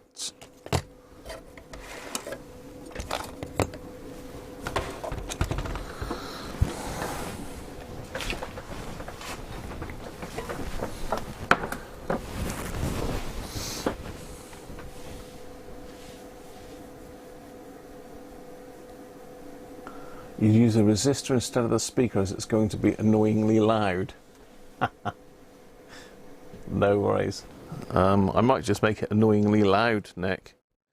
So I'd like to hear the tone as well. Oh dear. Right, let's get it plugged in. Don't need the variac, so I can unplug that one and plug this in there.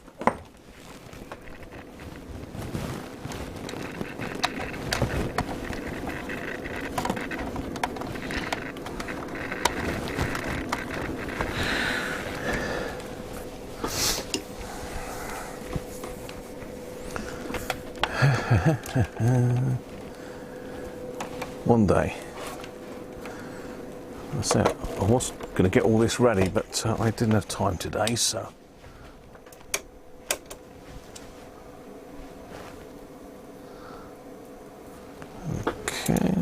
was going to say. Come on, scope, work. Right, let's get up to the scope. There we go.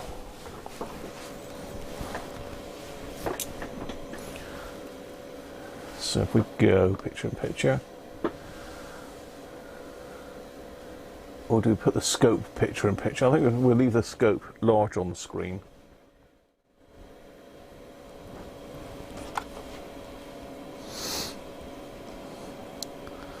So we need to connect on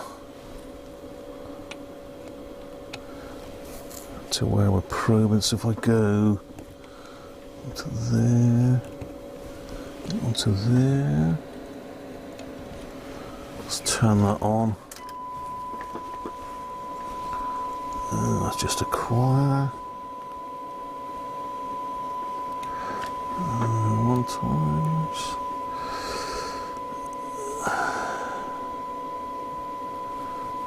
Just channel 1. Frequency. What's going on here? Is it not enough to measure?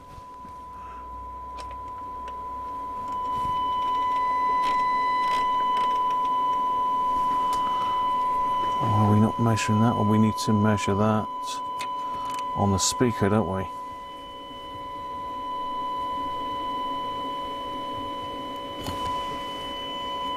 No, not that side of the speaker, maybe that side of the speaker. No, why am I not getting anything on my scope then? Hang on, that's channel 2. Let's try it in the right channel.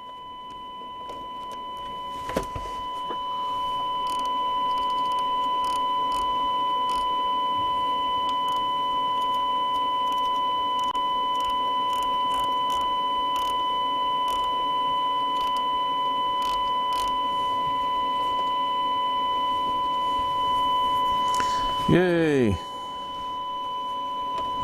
At last.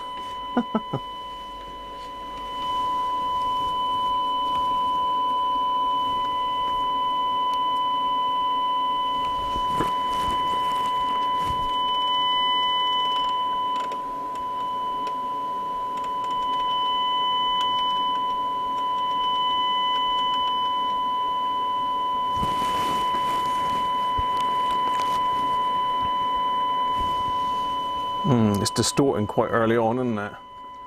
We just connect back up to no, because that's not measuring. That's I need to be on this that, don't I?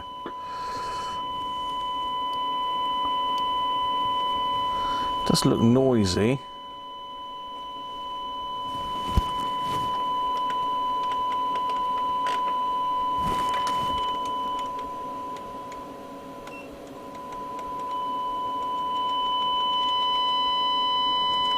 That's horrible.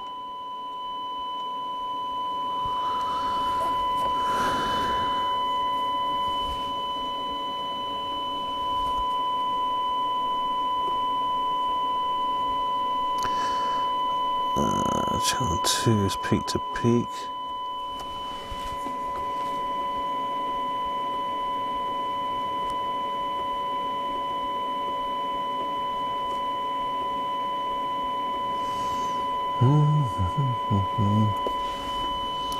See, that's our 1 kilohertz tone. It is wobbling about quite a bit.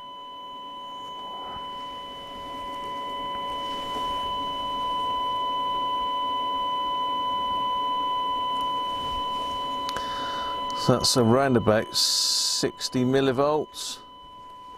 I don't know what, if we look down at the results down the bottom here, it's about 59 millivolts. A bit of distortion there, haven't we? We'll turn the level down a bit.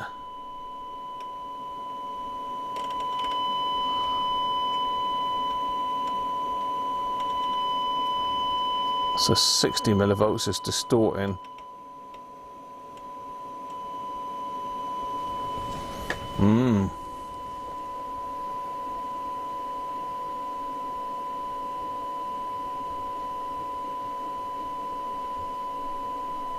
Yeah, so I'm connected onto the speaker now, so that should be a nice pure sine wave. It's jumping about a little bit. I've probably not got the trigger. It's not triggering right.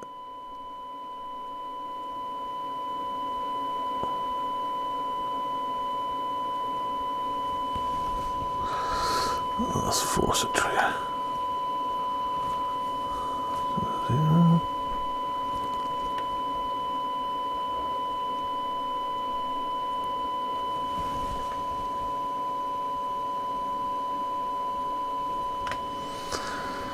So we could try probing the actual transistors. See if I can find another ground here. Should be ground there, hopefully.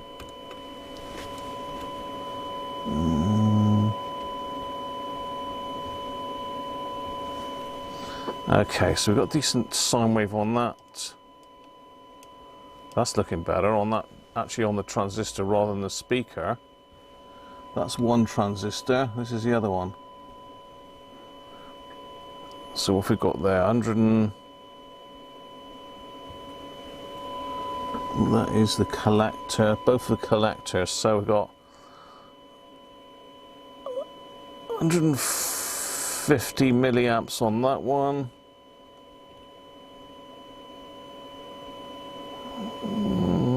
It's around about 150, so a little bit higher on that one, but let's wind it up a bit. So that side's clipping just there, look. It's not very even, is it?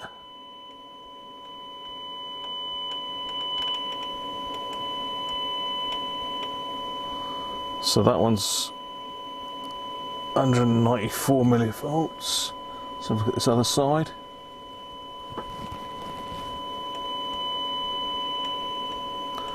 So it's pretty even. They're both sides are clipping at the same sort of input. I don't know what your thoughts are on that, but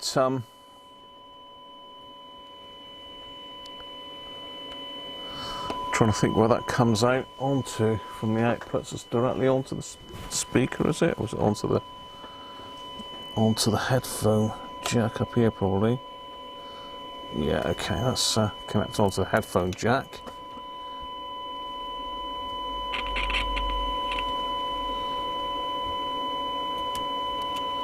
If I can get it to latch on.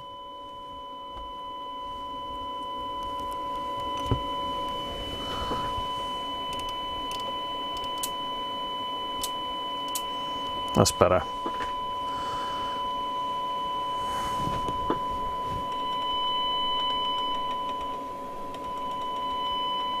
So it's clipping at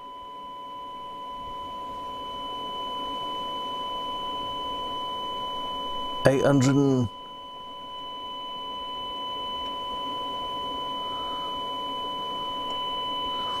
well, it's clipping about just over 900 millivolts.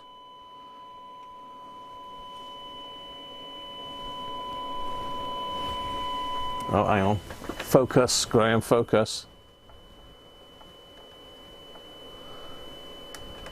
So if we can just about see the measurement down in the corner there.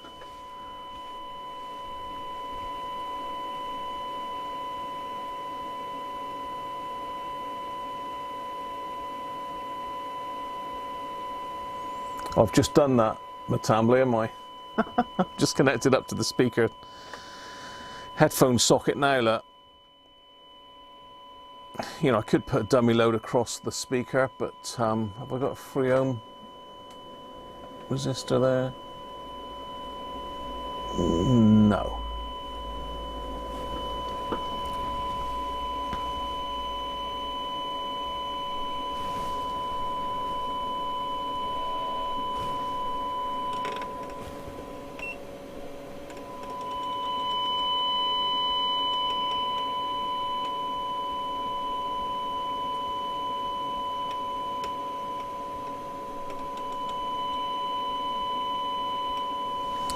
I can't really plug the analog scope into it, Brett. I did see that comment, but unfortunately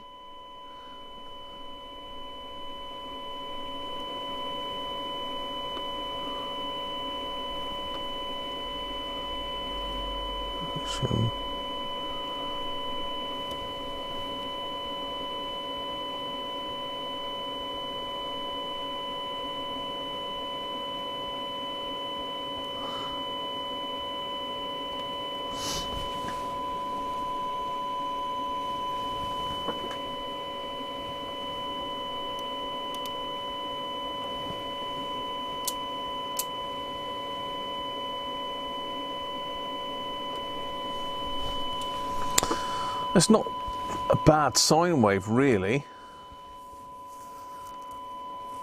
I don't think it's not a bad sine wave, to be fair.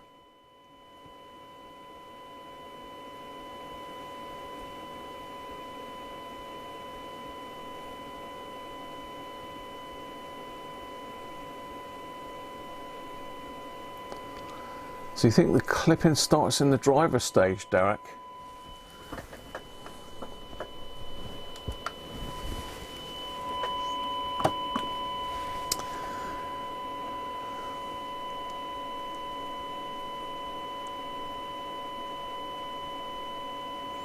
So feeding the signal to the out without disconnecting the radio's previous stage as noise. Just put a dummy plug in the earphone jack and feeding the signal gen to the connection. Ah, right, okay. I could do that if I could find a jack plug that fitted.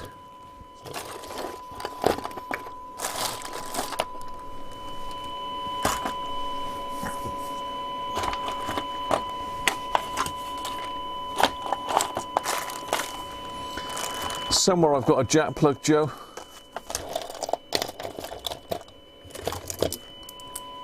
Got that one.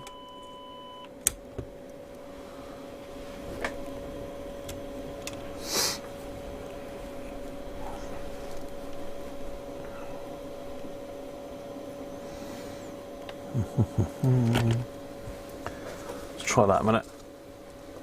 Take a look at the pin you originally tried to inject to. Take a look at the pin you tried to inject to. Oh, I see. On the, yeah, I'm with you. Let's try inputting it like Joe's suggesting through the headphone socket a minute.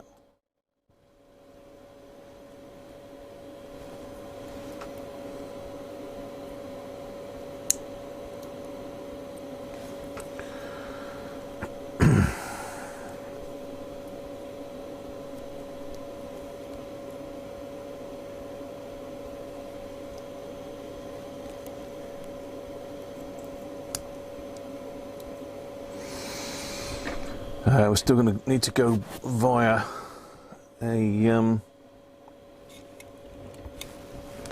what's his name?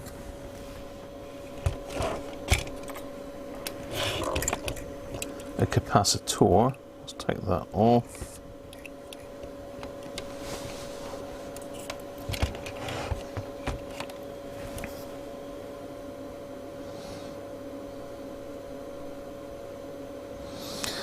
No, that's the headphone socket though, isn't it? That's not an input.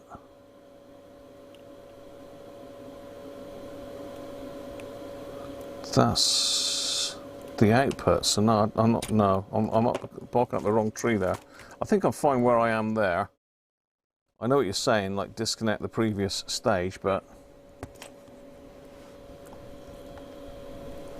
I think that's about as good as we're going to get. Let's just the headphone socket will not do that because it's not the normal place in the circuit. The driver side looks like it's clipping, so you need me to probe the pin on the transformer. Okay. Let's go back to where we were then.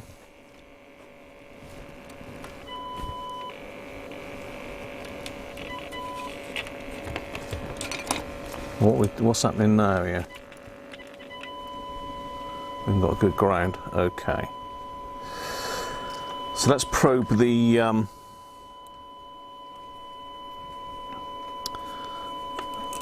center pin then of the driver. If I can find a ground in reach. So that's the center pin of that transformer.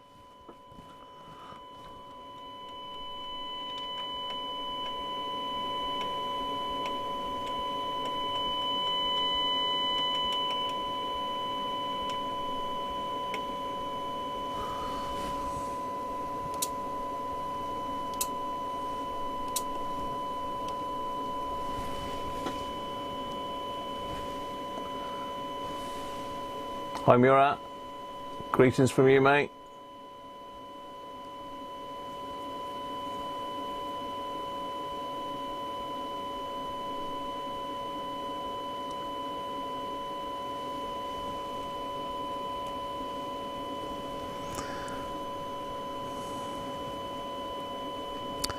So I mean that's the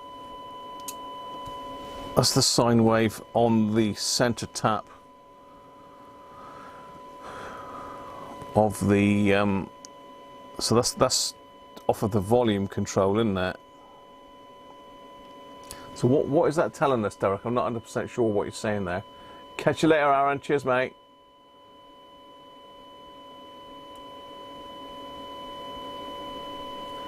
Just check the clippings before or after the driver transistor.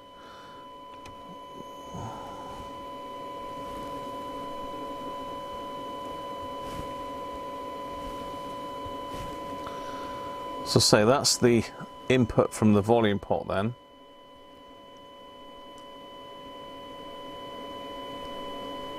But surely that's no different than probing it up there, is it? At the volume pot, surely. So probing it at the volume pot. I don't know.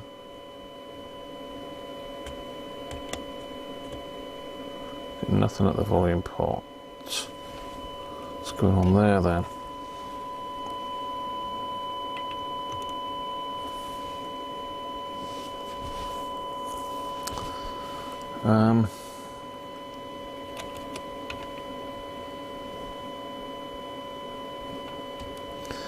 So we've got a higher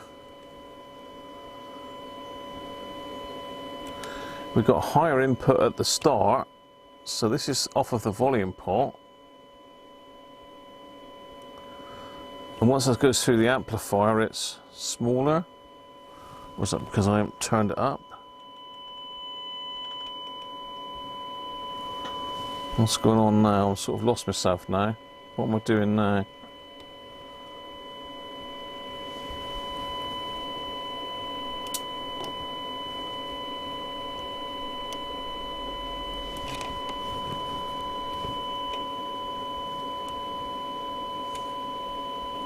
So go back to the volume pot, and we got a huge signal there, and we got a not so great one on the collector of that.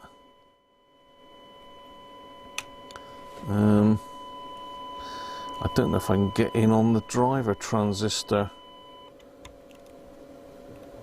Oh, what have I knocked off now?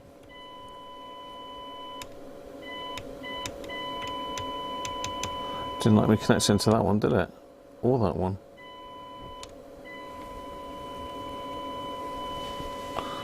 Just trying to see if I can get in on the driver transistor. No.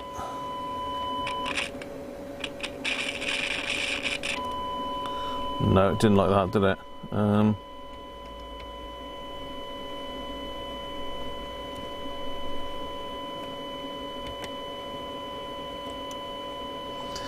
One of these pins has got to be the input from the, that's the output. That's going to be on the output. One of these has got to be the input.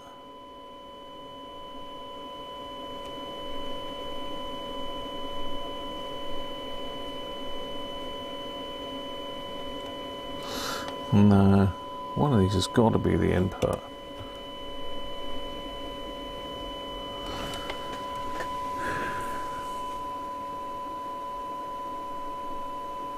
So you think it's a case that the output's not getting amplified by the output stage enough before distortion gain on the output is low? That's what we've pretty much thought all along, Derek. I'm just trying to see if I can prove it on this little board, but the problem is I can't get to any of the connections.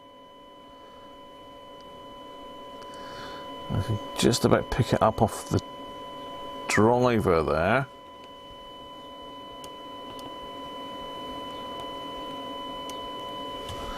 So that's the driver. I'm not sure which pin that is. So the driver's giving me 36. 7 millivolts. Yeah, that is amplifying it. I think I was on the wrong ground before. I need a better ground, really.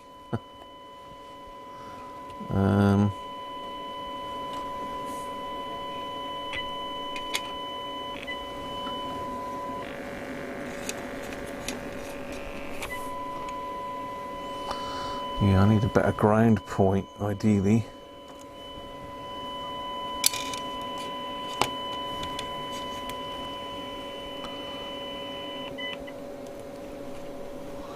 Oh, I put it on the mains ground kills it.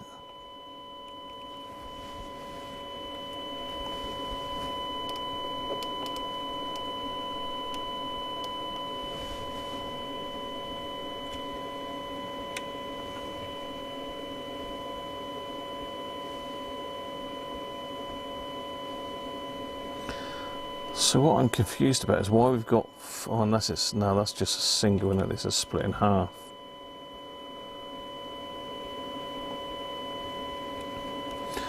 So we just think this is low gain.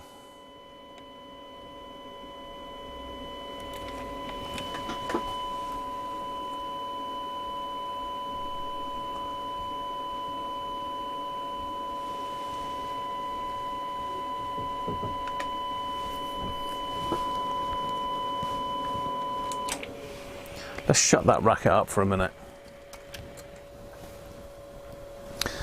So do we need to make a note of what readings we've got on the output stage at the moment? Or is it just all relative? I'm just trying to think if that's going to make any difference. I don't think it is, isn't it?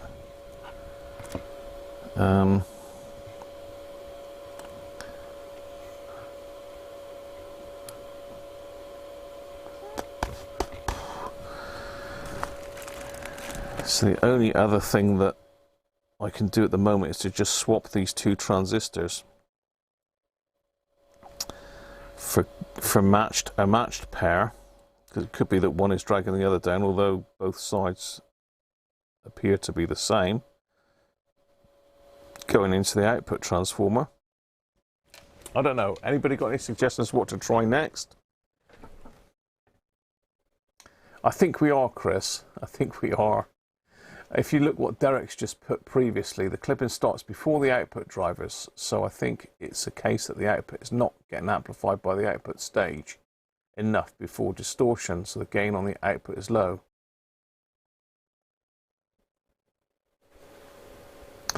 You could use headphones, see if you get acceptable volume before it distorts. The headphone is before the output stage. Okay, we can do that. I'd need to just get an adapter to change it to mono. Should be able to do that. Good call, Derek. Ugh.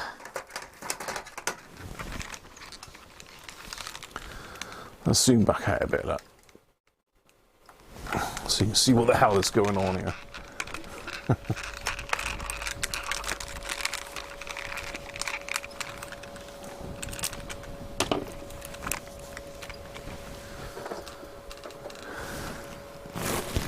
Let's get a mono adapter a minute. I don't think it's stereo output on this, is it?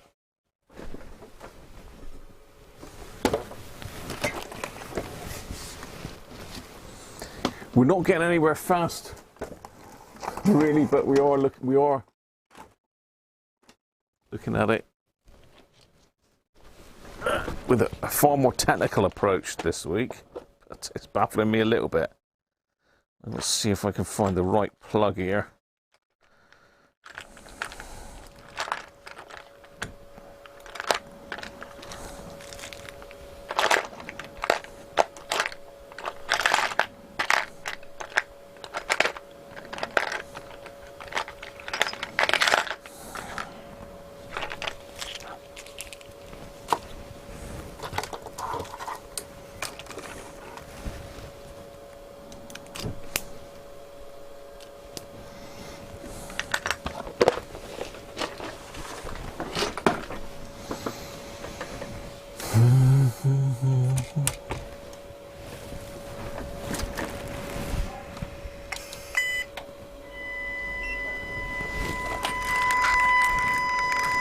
Well, that is, I'm sure you can hear how loud that is.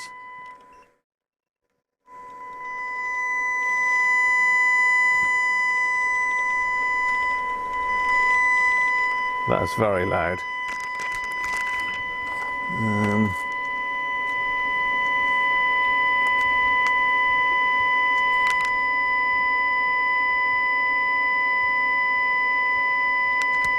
not getting anything on that, like.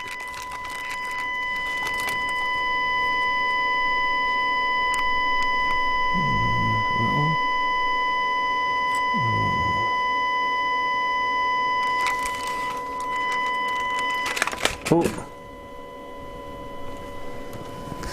Yeah, that is very loud and doesn't sound distorted at all.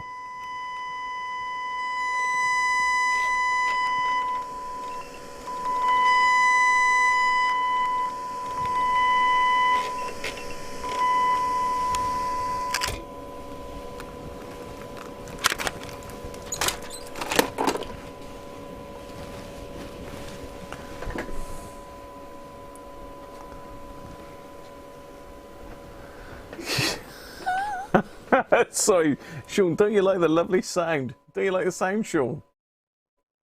Bells. Yeah. So all we can do really, we've got two choices. We can either try these other transistors in there. It's the noise. We can either try the other transistors in there or put the original ones back in. But I was going to have a quick look to see what the gain of the original ones look like on the...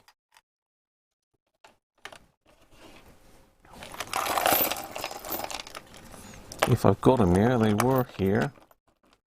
No, they've gone. Oh, that's one. There's two. Let's go and look, see what the gain of these was like. If these are mental gain, then that could be one of the reasons.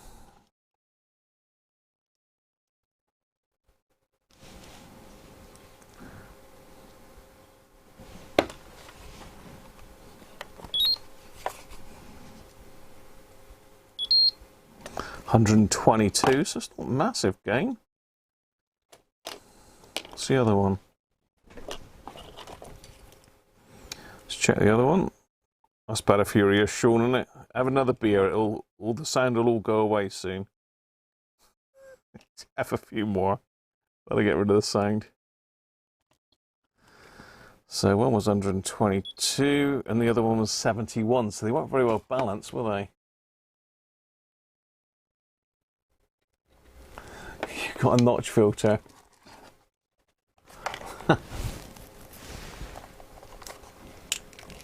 The resistor speaker load was a good idea. I haven't got a 3 ohm resistor, unfortunately. I've got a 5 ohm, I think, but not 3.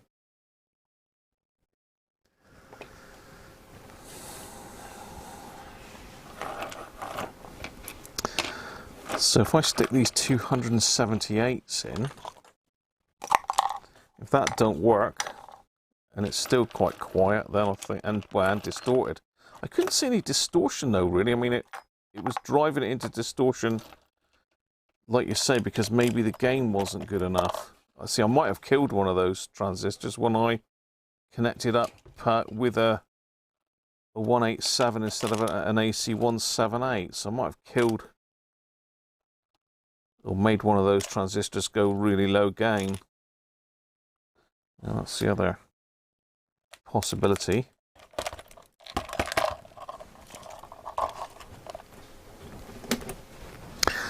So let's get this board back out again. Let's get this little boardy back out again. This little one here. Poor little amp boy's been out twice already.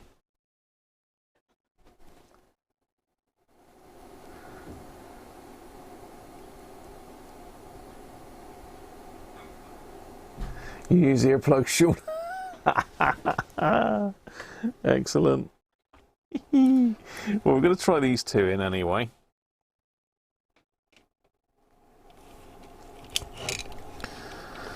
Let's get this all unhooked a minute.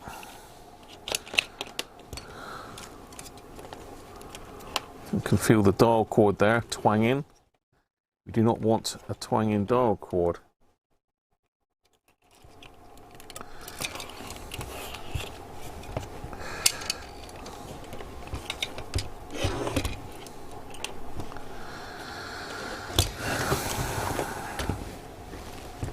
Right, got to desolder all of these pins again. So while that's heating up, I'm going to skip to the loo.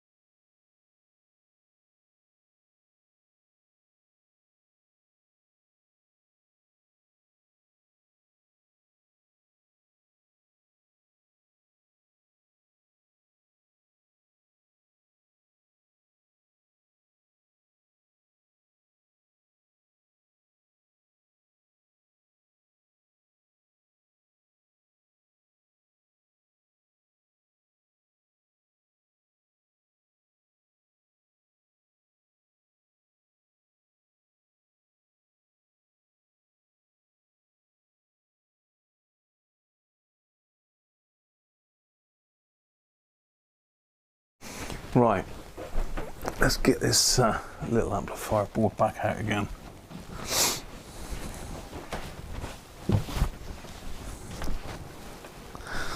And let's try these matched transistors.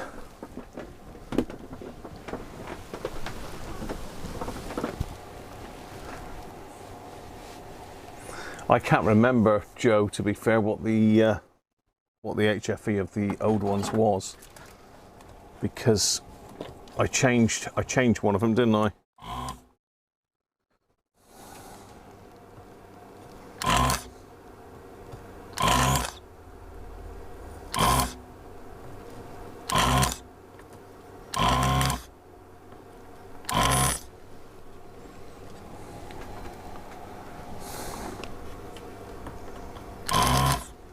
Horrible burning plastic smell because I've just touched a little jumper connector there from the radio. Not the radio, from my hi-fi. Smoking. Nasty.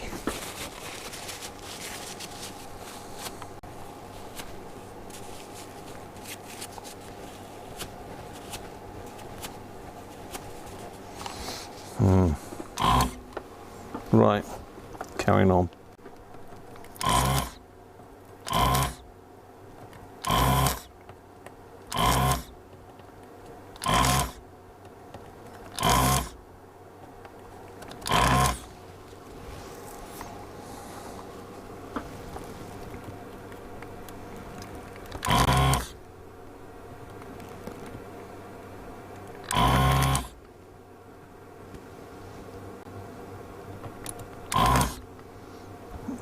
Gone.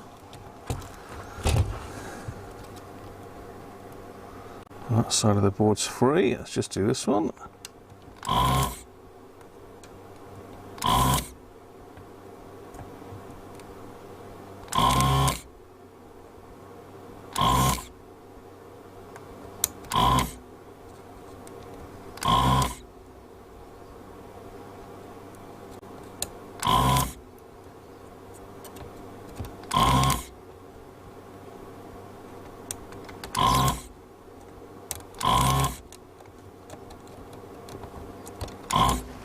goes.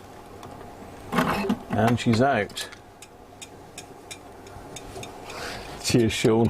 Thanks very much, Mr. Man Cave. There he is. Little monkey.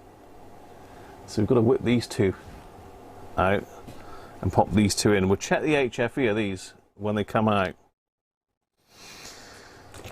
So I've got it marked on the board which is which. So it looks like collector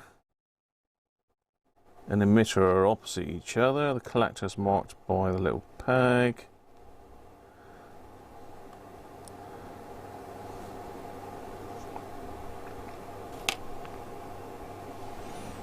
Let's get these out.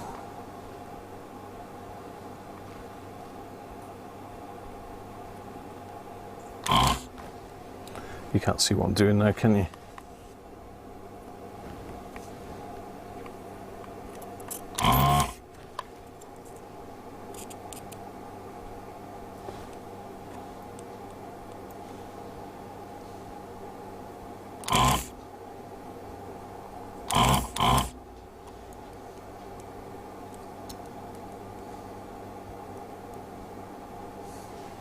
Right, let's make sure we get this right, so I'll just copy exactly the way this is. So collector base emitter. Collector. Base. Emitter. Just like that.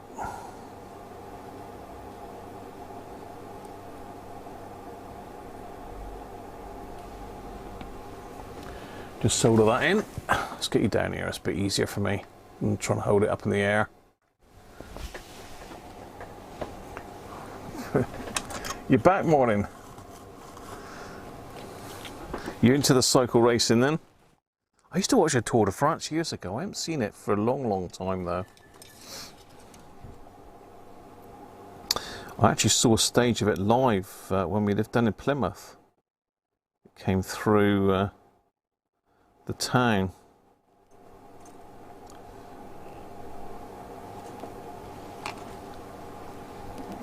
That damn pin there's moved again. And that one.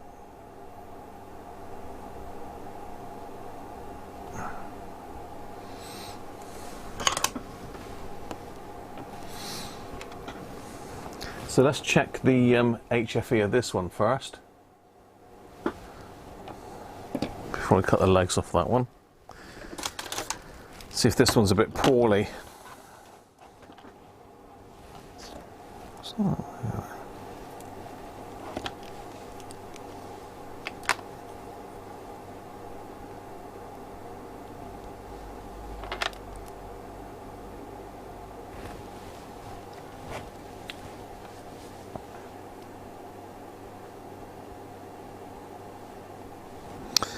Well, I don't think it's the pads, Sean, isn't it, that some that suffer with continuous soldering and desoldering.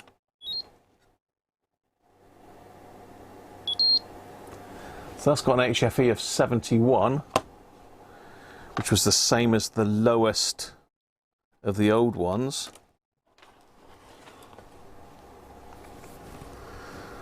Let's cut our, snip that off.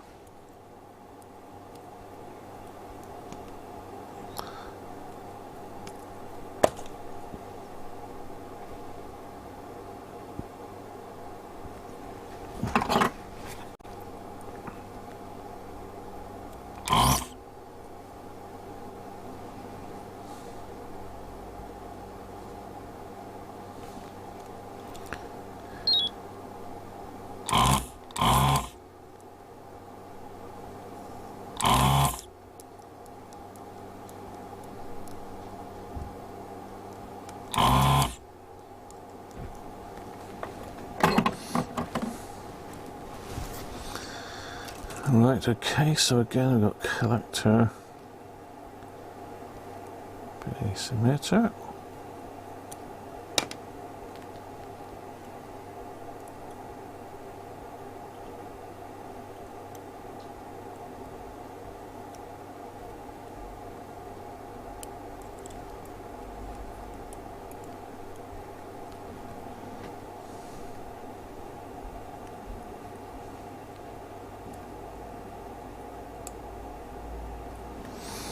Solder that one up.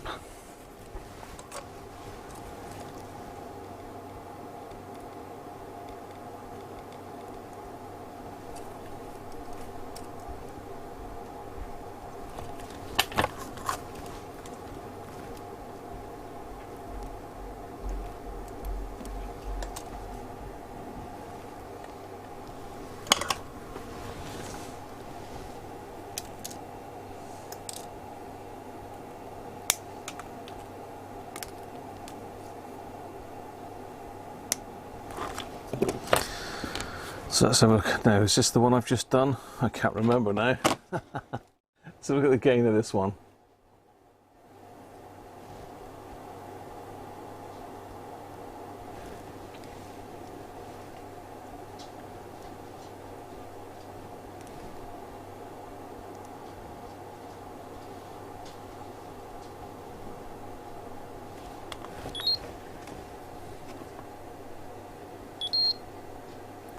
$163, so they were very in balance, weren't they? A 71 and a 163. So now we've got a 178 and a 179 in there now. I've written the values on the side, look, 179 HFE and 178 HFE. Will that do it? Have we cracked it, or are we cracked up?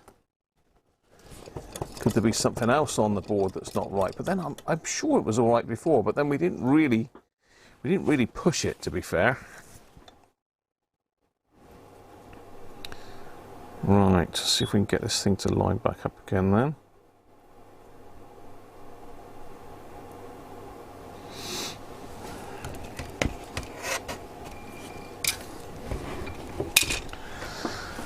Let's zoom back out a bit. I keep hearing that dial cord twang, and I don't like that. Stay there. Do not twang.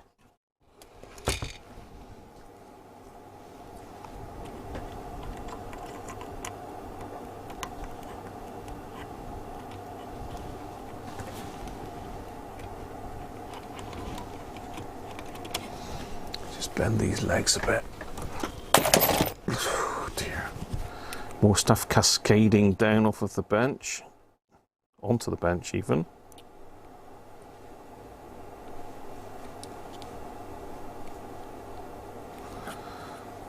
Make sure these are all nicely lined up and squashed down.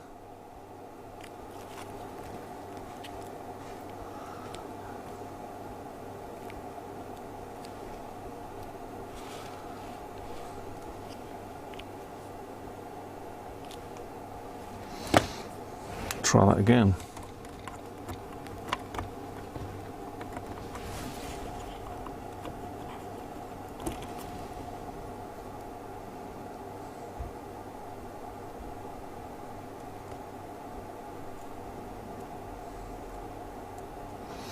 I tell you what they've done on this board, they've actually filed them after they put them in. I wonder why there's a copper showing through.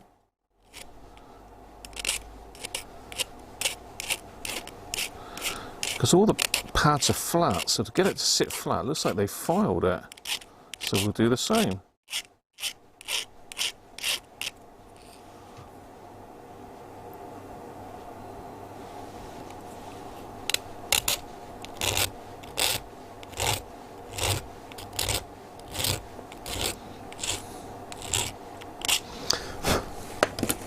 Let's give that a bit of an isopropylene off.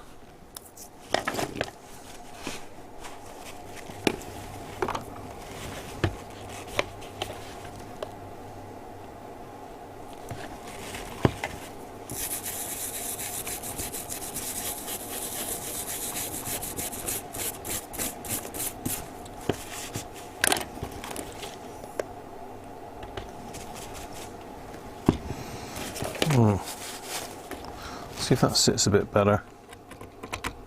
It does. Yeah, they've filed it off for some reason. Oh, I thought the pads were very, very flat looking. Right, just got to solder this back in over here. You can't see it. So I'm just going to pop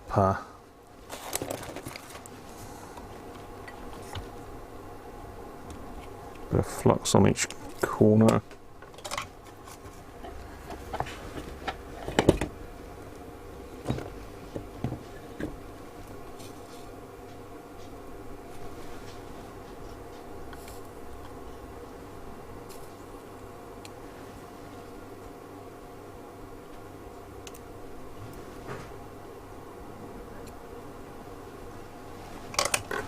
Should hold it in place.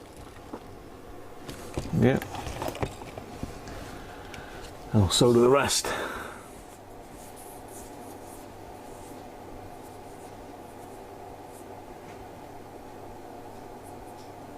Stuff of nightmares, I know.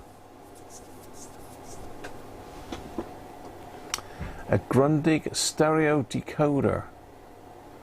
4-module.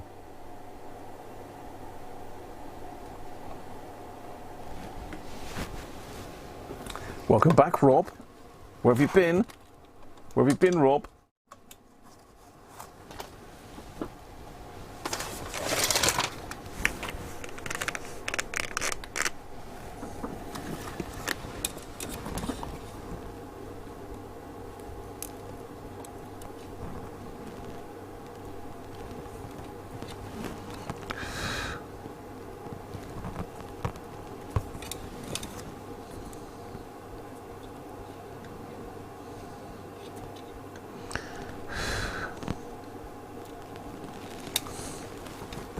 Still got an LED conversion to do on this thing yet, haven't we?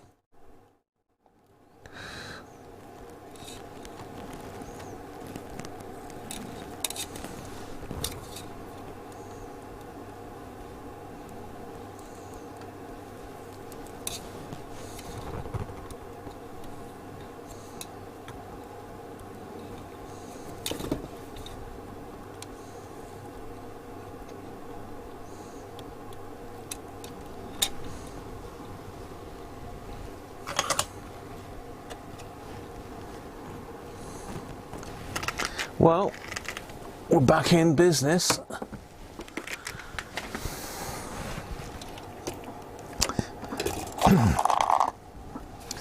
I've knocked all my screws and everything out here.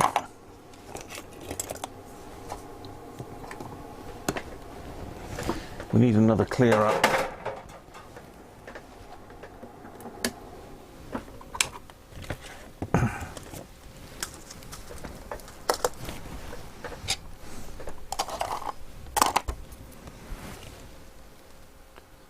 Been preparing dinner. What are you having then, Rob?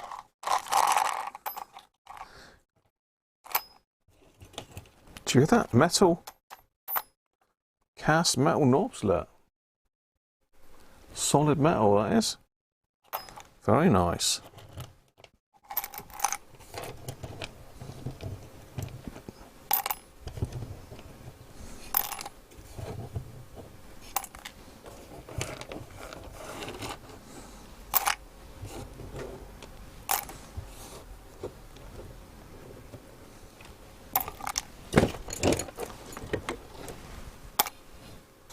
I'm not sure if that was out there or not.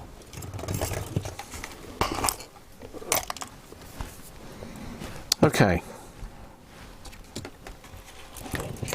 Let's hook her back up again then.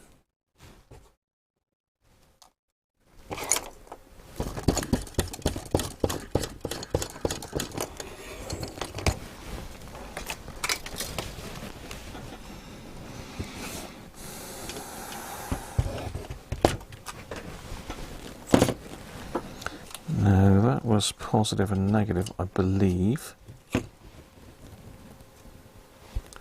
Yeah.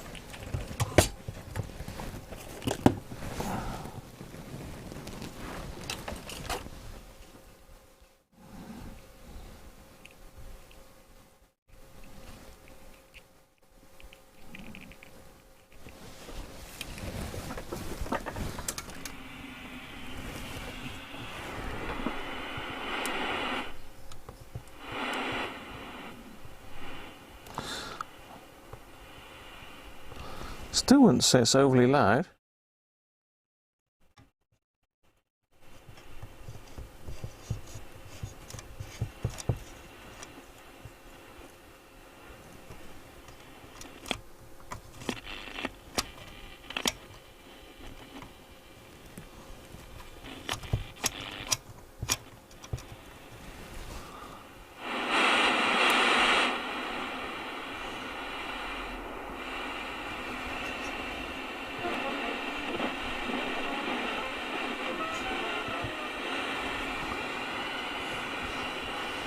Trying to remember where the speaker connection was now.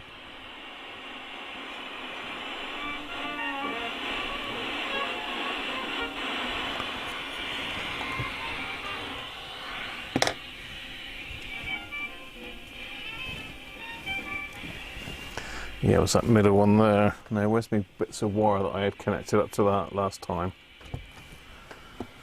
See how loud this is. I think it has improved it.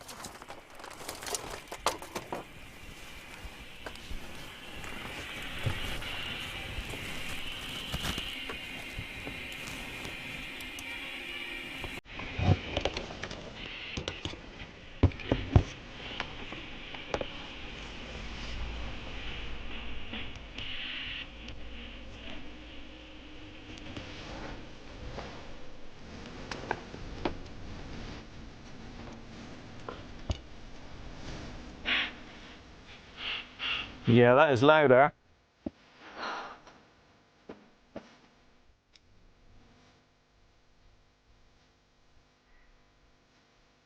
And we've not got that distortion.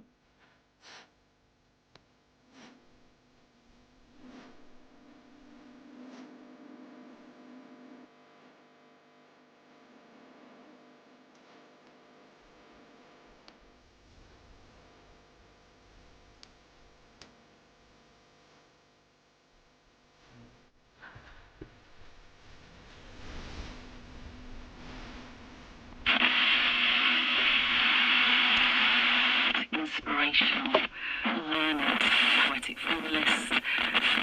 July is a series of sapphic stanzas written after Sappho. It's a four-line stanza, and ultimately this is a love poem. This is a love poem which does what so many of mine.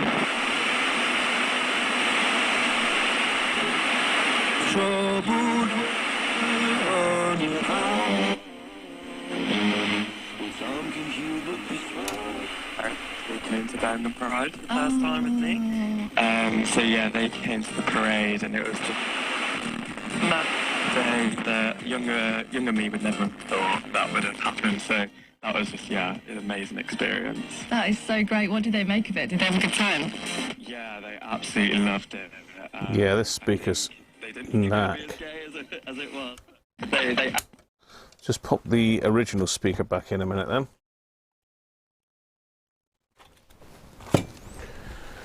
See if that makes a difference.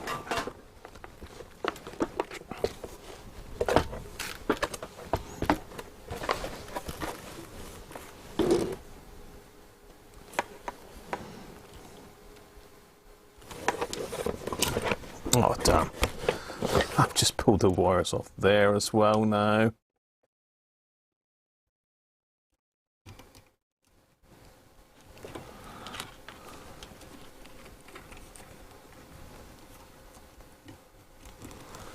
Right, let's try it with the original speaker.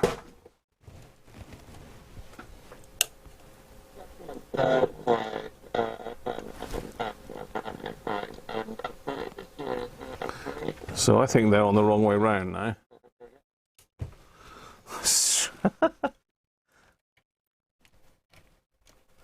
That is very distorted.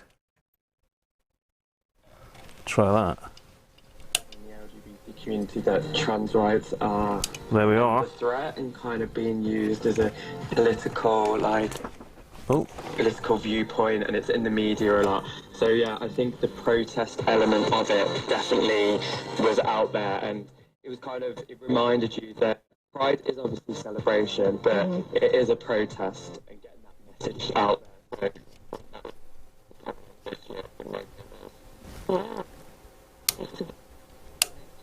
Everyone's celebrating the Sugar Babes performing, but actually there's some real issues to be thrashed out. Yeah, definitely. That volume And pot, is it there's brilliant? such a range of different pride floats and groups that are there, and it does make you realise that there are such different sections of the LGBTQ community that sometimes you might not even think yourself, even when you are.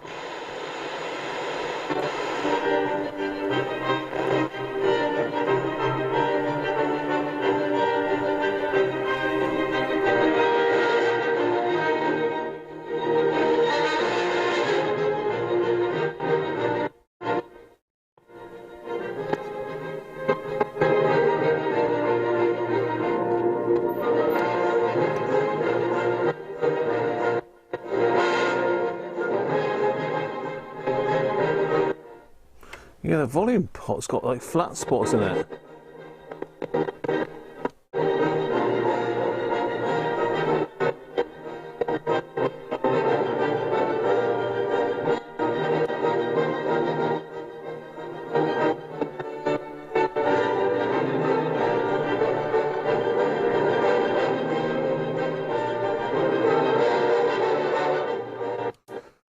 Okay, so if I turn it up loud, it distorts still.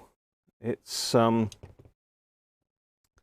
don't think it's doing over a watt for sure, but it is working, and it's working a lot better than it was.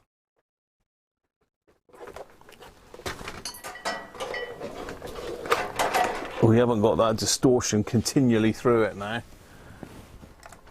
Oh dear, glad that's over. It is better than it's what. So let's catch up with the chat. Rob is preparing dinner. He's going to do fish, veg and potatoes. That's excellent. Sean's on his way with some wine.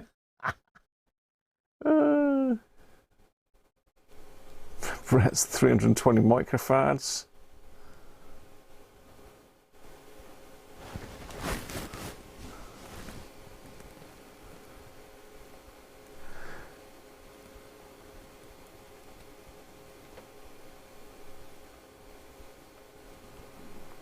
So what does this do, Martin? Is it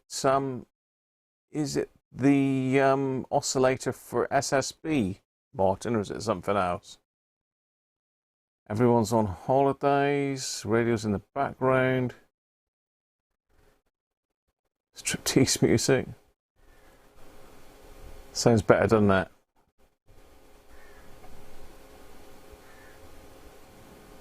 Do I use auto-tune on my mic, Martin? It's got compression on it.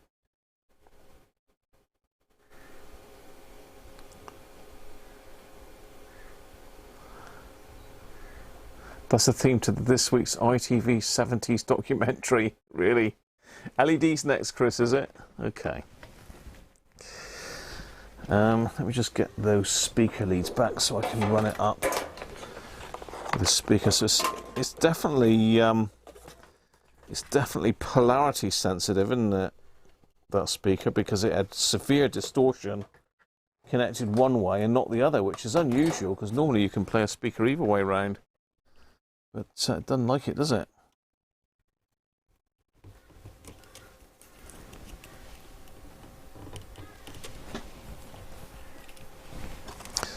So let's just try it with this one, see if this one's the right way around.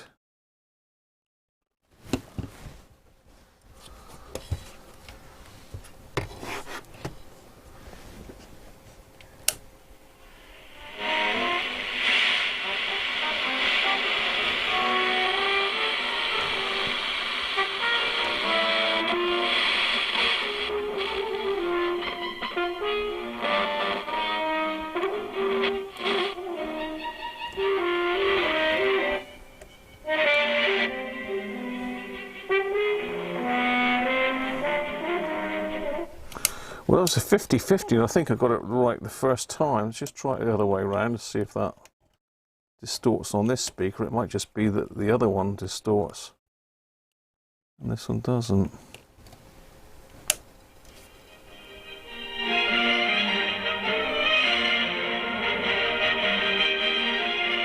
Well, it sounds better that way round. Bizarre. Right, okay. They're lights. Now we decided that the lights are weird.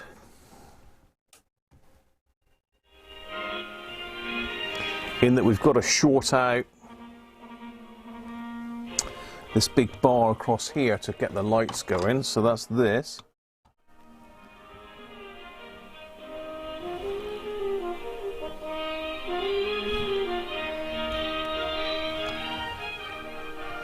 So those two have got to be on.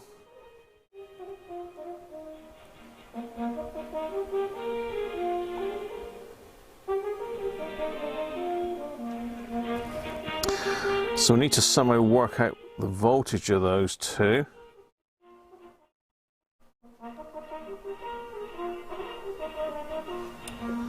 I wonder where they're wired in.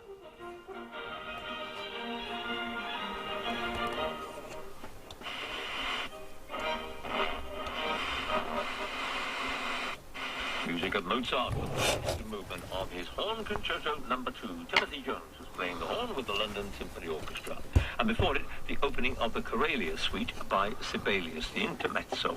Andrew Davis was wielding the baton. Okay, looks like they're in series as well.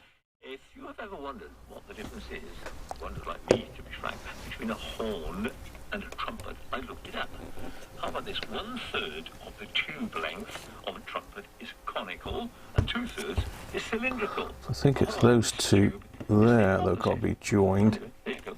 Now, a composer here on Klasketan who had a hobby. His name was Brahms, and he collected original manuscripts by other composers, including Mozart, Haydn, Beethoven, Schubert, Mendelssohn, and Wagner. In fact, Wagner sent him one in person, referring to him as esteemed master. Hard to argue with that when you hear this is Symphony. Oh, hang on, it's there. Okay.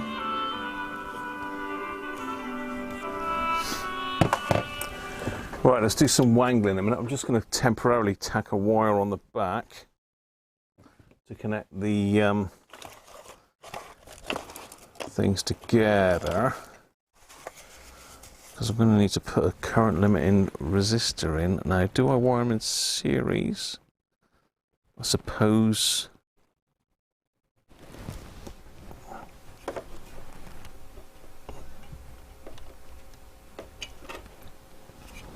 How do they come out then?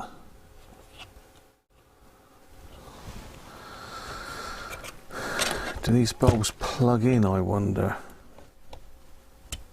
Yes, they do. All right.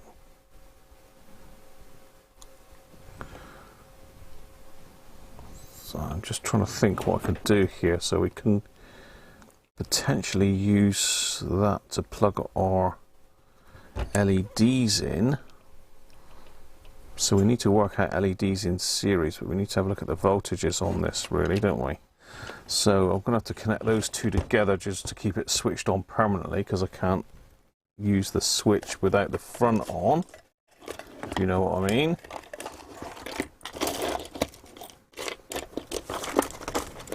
See if we can find a bit of wire, any old wire.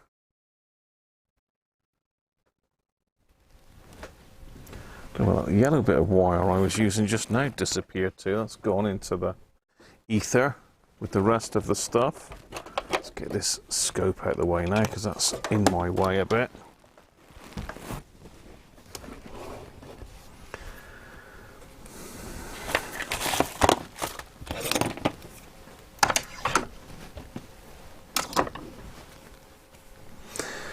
So we can have it, Chris, so as the lights are on permanently, or I can try and wire up a switch for it. Because this existing switch is not going to work, I don't think. So let's get the voltages right first and get it working with an LED. So we could do it so as the LED's on all the time. If you power it externally, that wouldn't be an issue, really, would it? But we don't want too bright an LED if that's the case.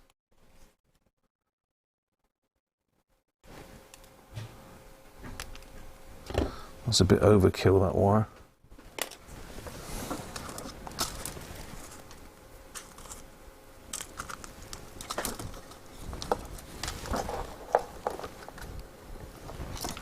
That's better.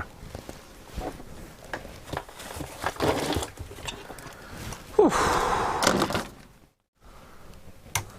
As I say, it's not going to be the most powerful audio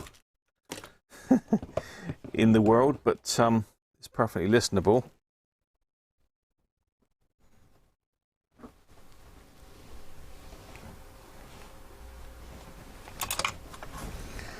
Let's get this soldered up.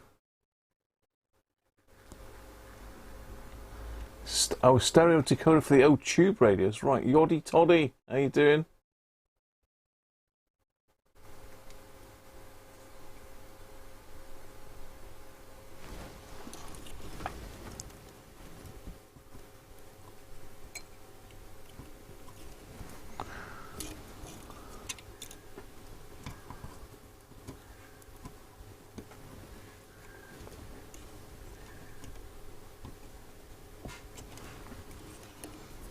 Are you going to play ball, are you?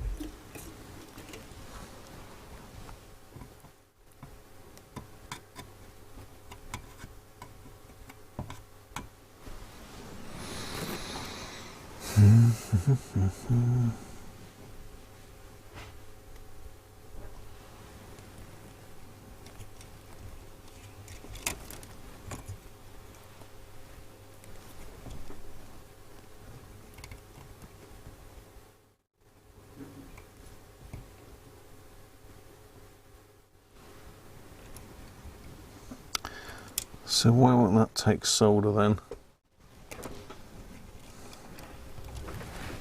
So I'm just trying to bridge out the connection in here. I don't know if you'll be able to see or not.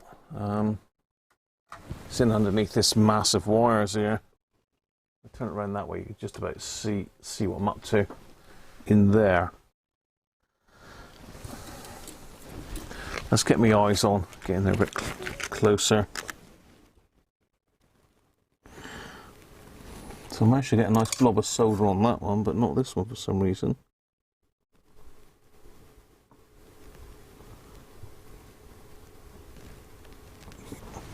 Better.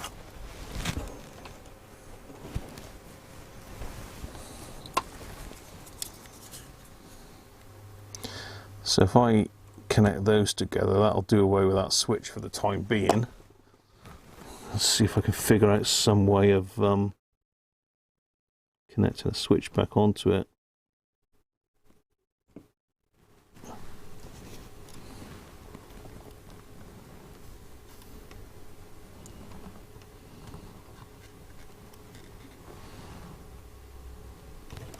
Right, that's bridged.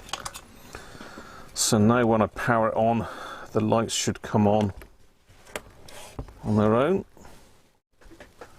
You can see the lights. Can you see the light?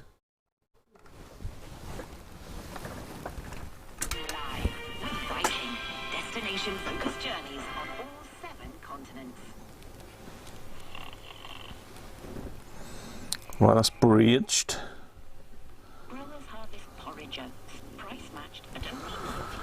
Let's see if we can look at what voltage that is.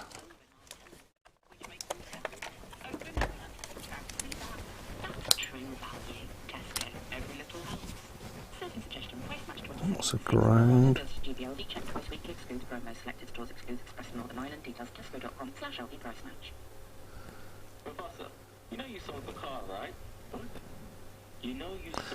Minus 6 volts. What's going on there then?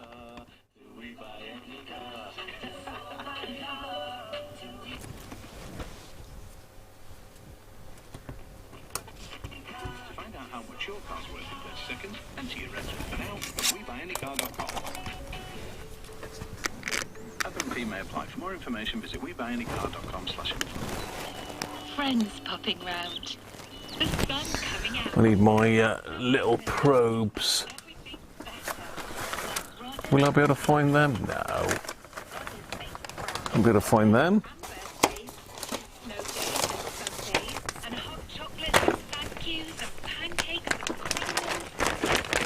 It's like Christmas lights.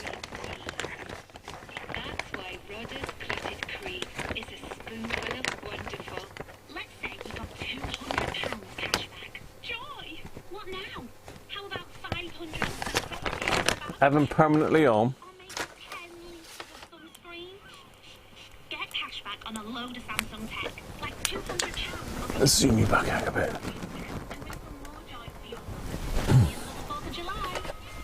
That's like 105 ice creams.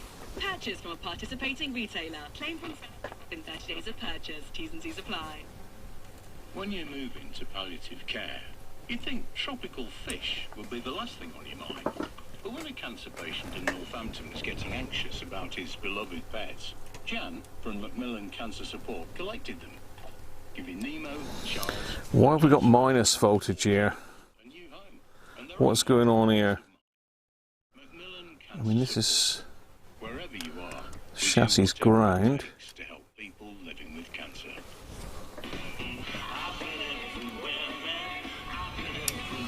So if I go to the where I've got my bridge,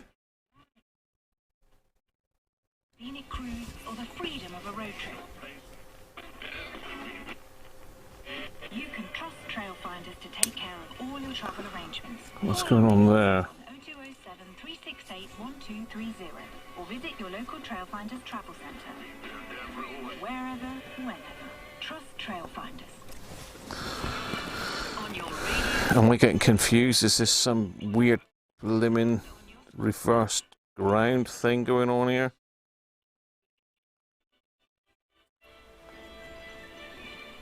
From Global's newsroom at 5 o'clock, the mayor of a Paris suburb, Vincent Jambon, has denounced an attack on his home with a burning car. Oh, no voltage, yes. So is that the earthy side? Is the switch on the earth? One of his children were injured in the attack in the early hours while the family was sleeping. Local prosecutor Stéphane Hadouin says they're treating it as attempted murder. Compte tenu de la gravité extrême de ces faits. Given the extreme gravity of these facts, the charge of attempted murder was chosen by the prosecution, and everything will be done to unmask the suspects and bring them to justice. Sera mise en œuvre. Detectives investigating the suspicious death of a 2-year-old girl in Ipswich. Okay, so it's 8.8 volts. Police say they found the body of the toddler at a property. 8.8 volts. A 22-year-old woman and a 22-year-old man were arrested on suspicion of murder. I mean, that's with it lit. To prescribe psychedelics such as ecstasy to patients with depression or PTSD. Dr. Matthew Ward is honorary senior lecturer at Imperial. So what we probably need to do is just try and rig something up on our breadboard. Thank you, Rob, for all my hard work.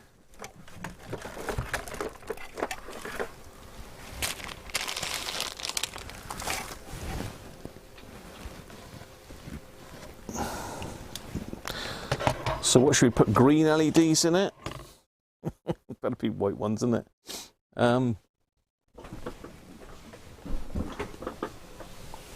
Let's find me LED stash a minute. I've got some bright ones here somewhere. There we go.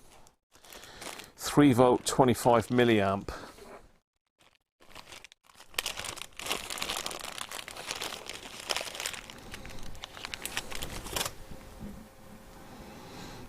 Only little baby ones, but they're pretty bright. Oh, he says dropping one on the floor, which is long gone. He dropped the second one.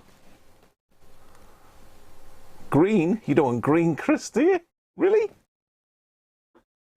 Do you want green, not white? That'll look horrendous green, won't it? Up to you, mate. I haven't got warm white. I've only got white, or white, or I've got red.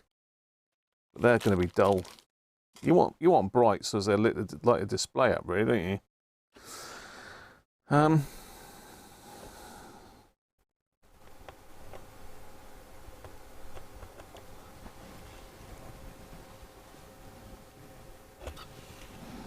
Just trying to think how this is going here.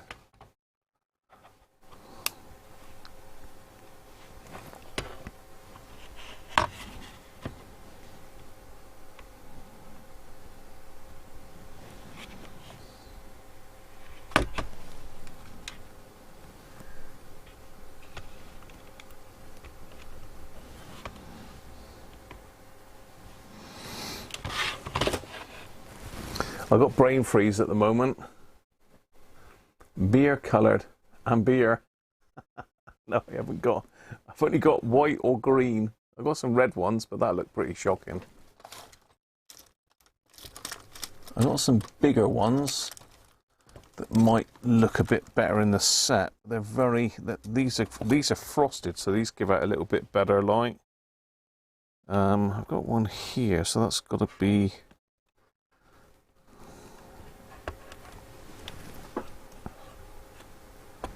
Is that right, like that? I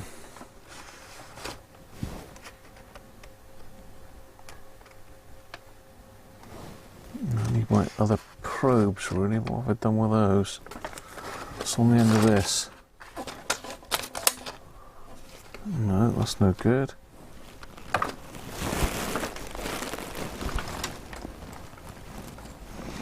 I need my other leads.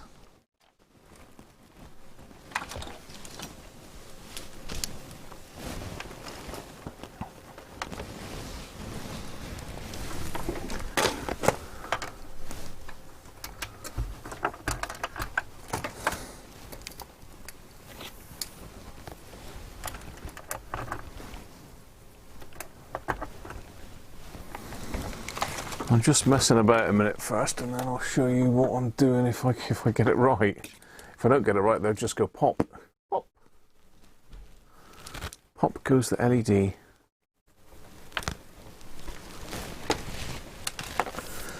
So I want to see if I can connect them in series. I could just leave them plugged into the same lamp holder, but just put a combined resistor in line with them. Hang on, what have we got here at the moment? Let's turn the voltage down. Let's try 3 volts first, because that's what they're rated at.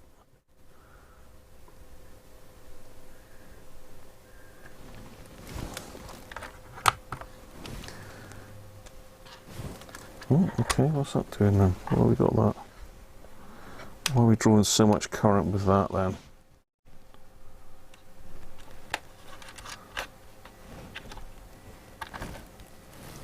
$130 milliamps. Something must be getting hot.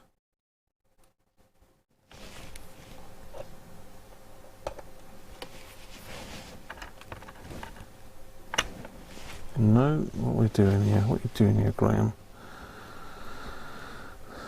So that resistor's in series. Positive, going through the resistor. Back up to negative. Why are we drawing so much current?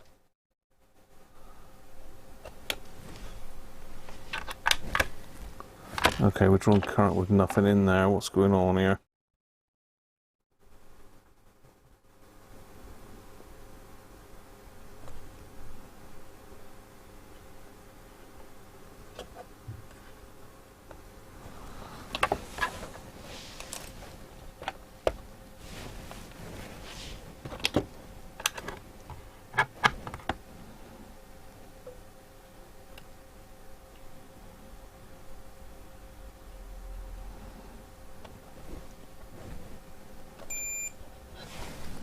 Shush. Okay, I know why. Alright, okay. Let's try... Wait, oh. That's drawing 1 milliamp at the moment. Cool, that's bright though. Hell. Let me think in series. Does it need to go? So we'd need to go out of there and into there, and to go into there and into there. No, that way? No.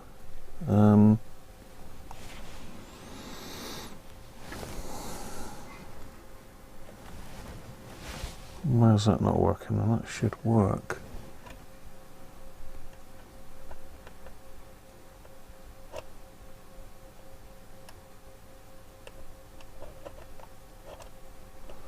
No.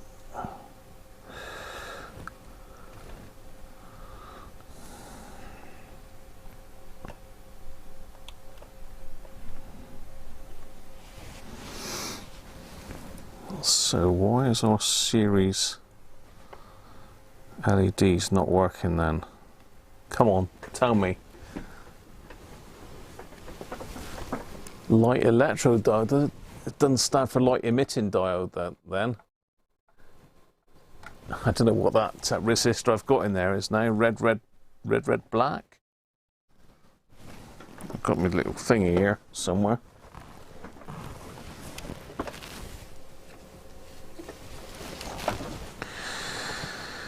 $22K in it, I expect. No, 22.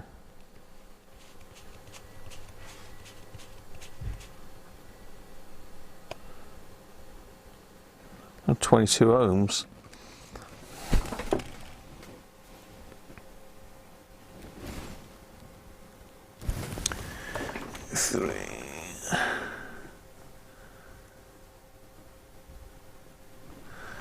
Okay. So what did I say these are rated at? 25 milliamps. Well, that's 30 milliamps there. So that resistor's no good.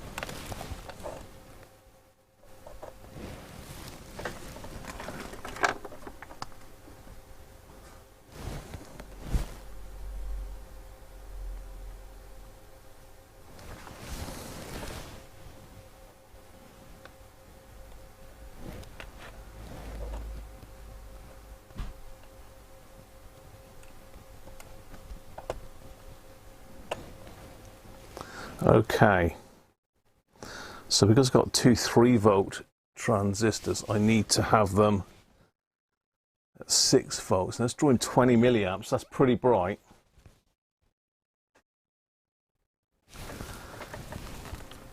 So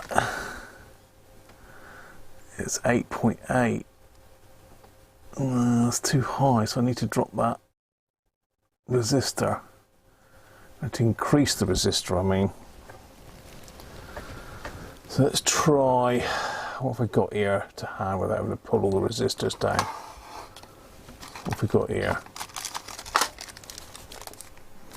47.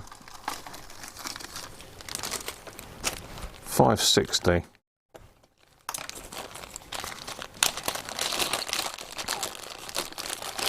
Try 560 in there.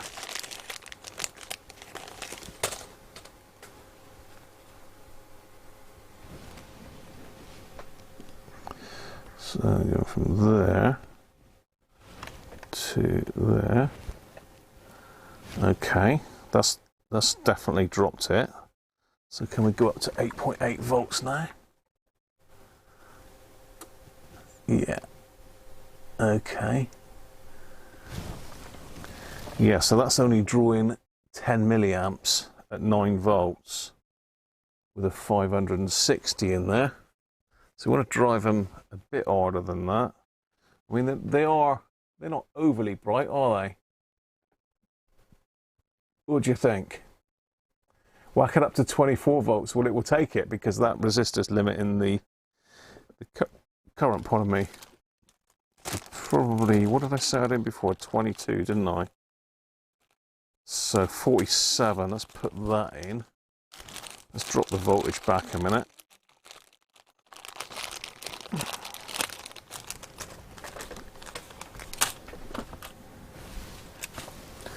Drop the volts down to back to 6 again a minute. Let's put that one back in there.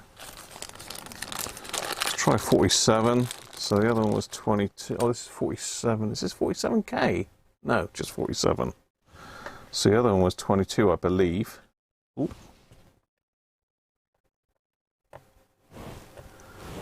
Okay.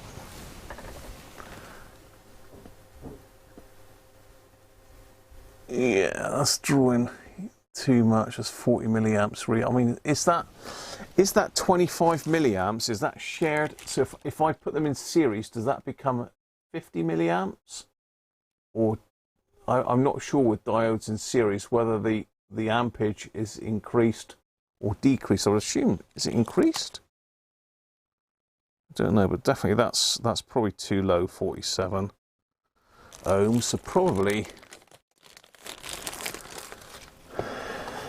what else have we got here? 100 ohms. That might be the one. Well, if we can run them very low output, and if Chris does decide he wants to go with batteries, then it's not going to drain his batteries. So let's have a look at that. Okay. Well, 9 volts is drawing, well, 8.8 is drawing 30 milliamps. And that is a lot brighter, isn't it? That is a lot brighter than it was. So it stays at 25 milliamps, so that's overdriving them 100 ohms. So it's got to be more than 100 ohms resistor. I mean, there is a way of working it out, but I'm just doing this for quickness, really. So what else have we got? 220, that's 2 watt. That's a bit over the top, isn't it? Let's just try a 220. A watt. We're not going to be drawing a watt, is it?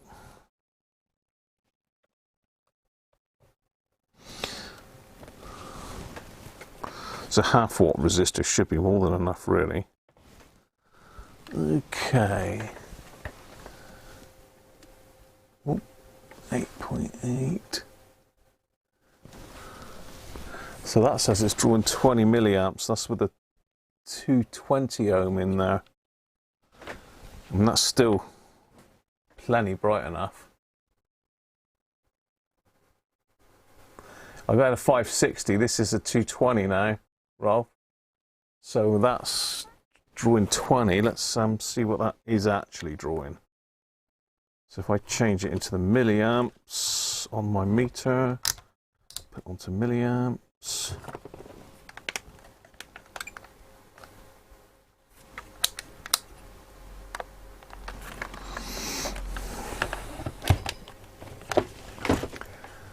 So I'm just going to interrupt the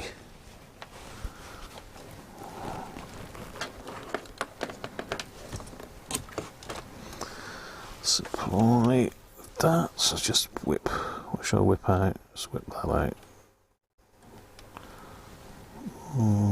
Let's just whip that out, that's easier.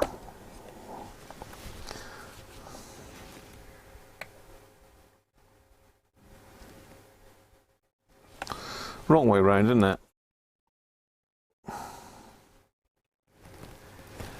So it's drawing 13 milliamps at 8.8 volts. That's a lot less than those bulbs were drawing, wasn't it? I mean, they were drawing 100 milliamps, those bulbs, and now we're drawing 13.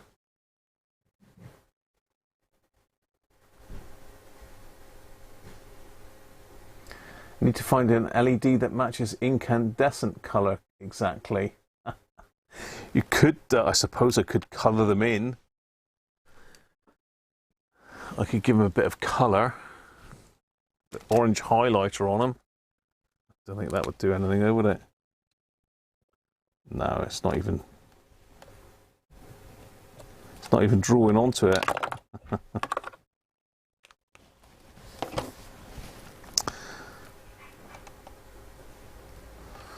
So yeah, what do you think? That's drawing 13 milliamps, although it says 20 on my power supply. The power supply's not got an accurate meter, but that's I think that's more than enough brightness, don't you?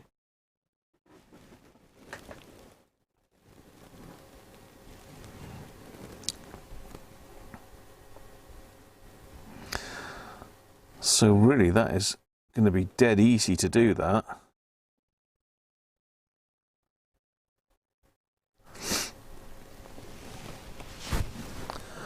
I've just got to work out a way of jamming the LEDs in here.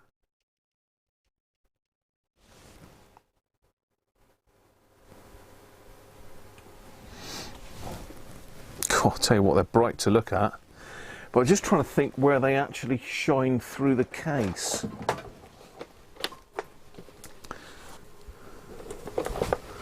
There's like light guides that push it onto the front by the looks of it. Yeah, there's light guides there, so I think that'll illuminate the hell out of it, Chris. What do you think? Are you happy with that? Are you happy with that, Chris? Yeah, is that a good one? It's a thumbs up.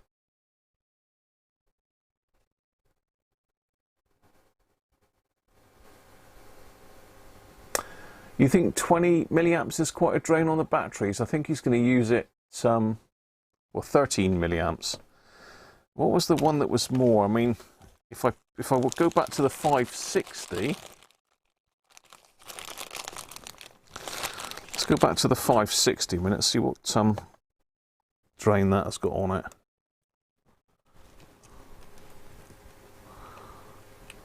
Let's make sure that does work. Yeah, it does. So the 560 is going to be less of a drain, but they won't be quite as bright. But let's see what the 560 is drawing then.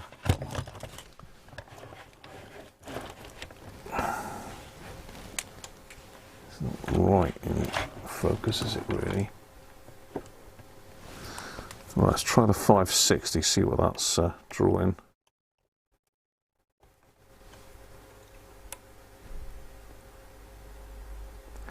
.8 milliamps.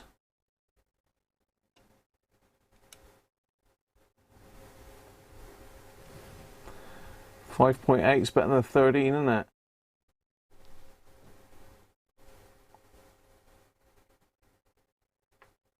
So do you want that? So what we need is something dark behind, so you can sort of really see the colour. Let's use my phone as a backdrop. But can we get that behind it?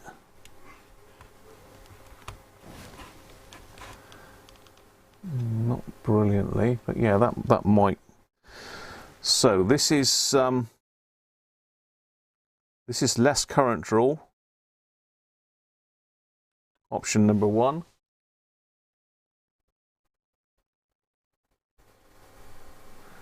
560 milliamps. Sorry, 560 ohms.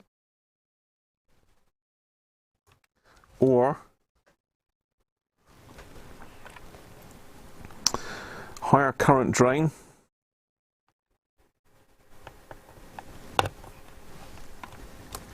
$220. That's in the way now.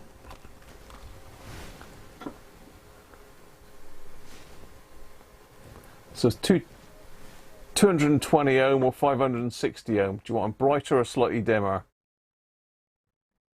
Cheerful white. We could go green. The dial plate is clear, Sean. It's got like light tubes on it, so these are shining into the light tubes and then down the front. To be honest, my eyes, I can blink and see those, so I think probably the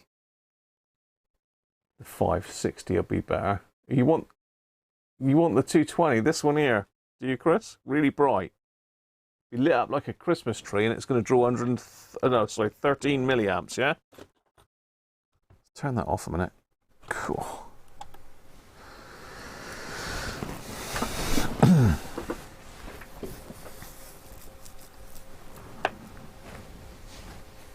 Oh, you want the brighter? Okay.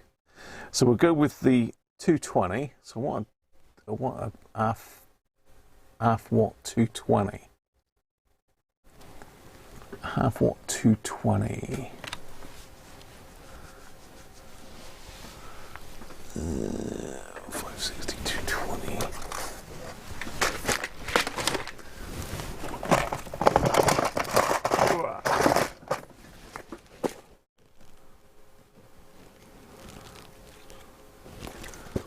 Typical, I pulled the wrong box first, didn't I?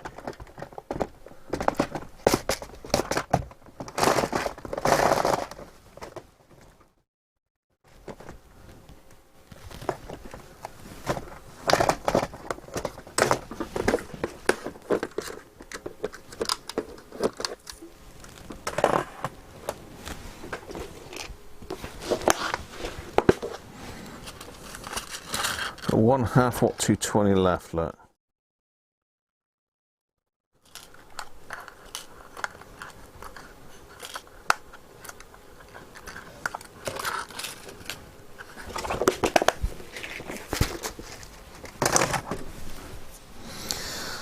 Just stick that one in. Just make sure it's not getting hot.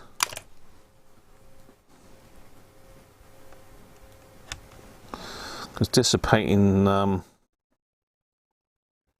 it's only dissipating a couple volts, isn't it? So it shouldn't get that hot. Well, maybe 3 volts. I'll stop looking at it, but yeah, that's pretty bright, isn't it?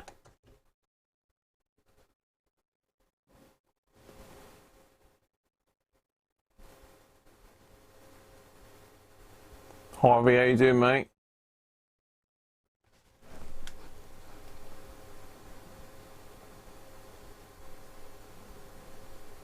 Christmas soon.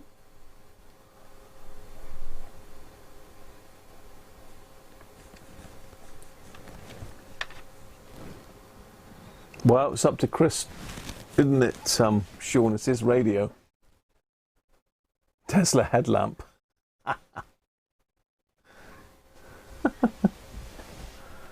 Cheers, Brett. Catch you soon, mate.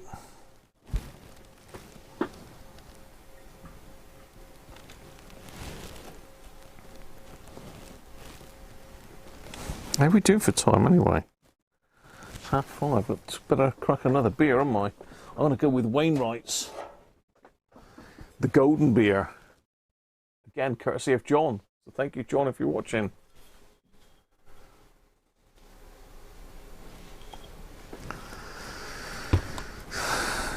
Yeah, I mean, none of this is getting warm, really.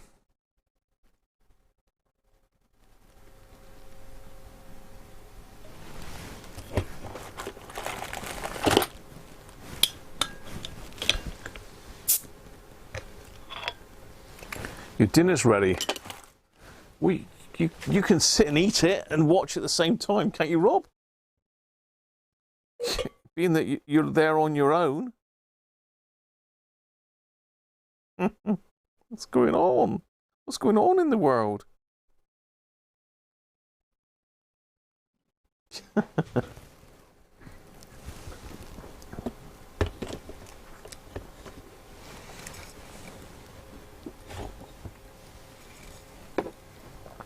No worries, Rob. You go and have your dinner, mate. Jump in when you need to. When you feel the need. They've gone out of focus because it's coming back into focus. Come on. Come on. Back into focus. There we are. I don't know how zoomed in I am. Can I go in any further?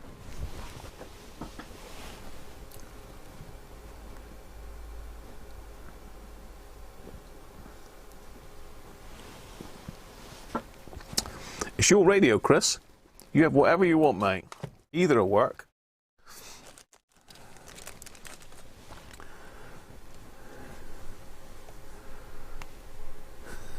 It's not going 3 minutes quick, yeah.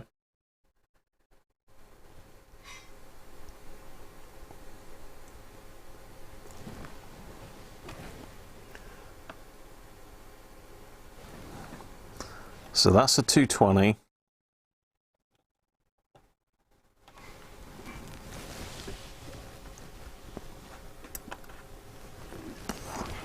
And that's the 560. Dids, how you doing, mate?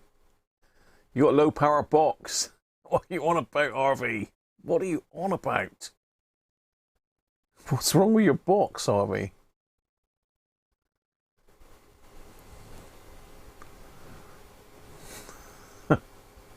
You're a traitor to the finger. There was no finger. This was donated. This was donated. I've had so much finger in me recently that it was time for a change. Oh dear. You're going to put some food down through the internet for me now, are you? Excellent. Is Sean providing the wine, is he? Oh, resistor box. Decade box, Rob. Harvey, got you.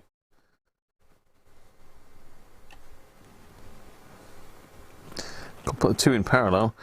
I mean, that's probably going to be enough, Chris, but it's up to you, mate, if you want them brighter. I'll go with a 560. Okay.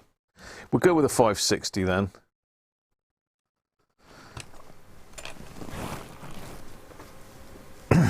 We'll go in 560. Final answer? Do you need to phone a friend? Dwarf. Phone a friend. You converted your Roberts to run on 8 rechargeable AAs.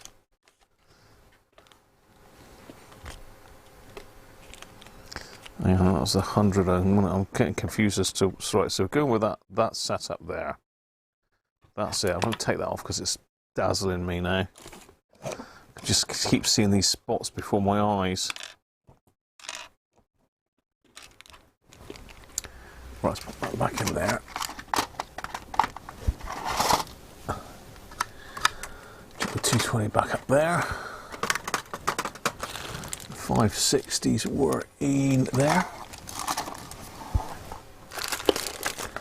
So the 47s.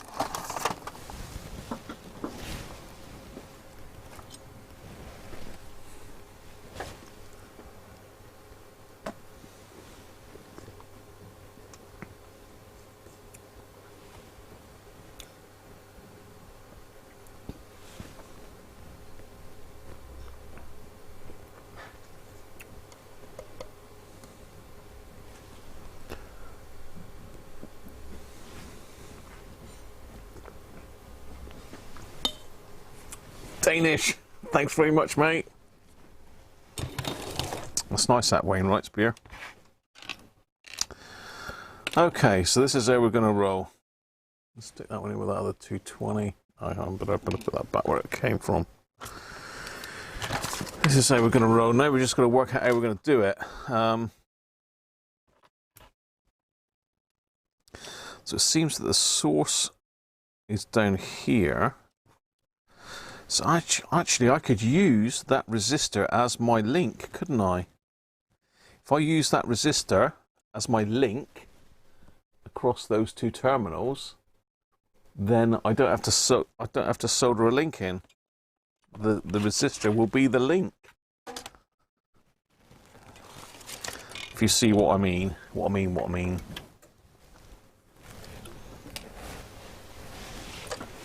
Let's take this one off a minute.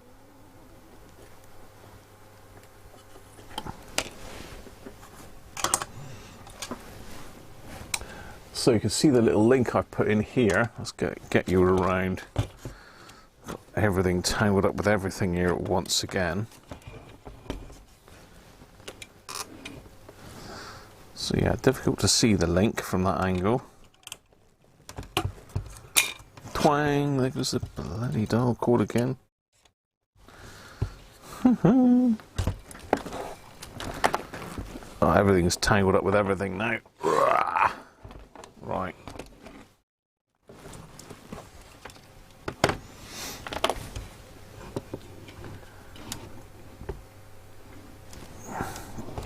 Trying to get it so as you can see it, I need to move the camera rather than trying to move the radio. Right, there's our link. Center of the picture. So if I remove that link and put the resistor back in place, that's our resistor sorted and the link all in one, isn't it? So just put a little bit of insulation on this so it doesn't short anything out.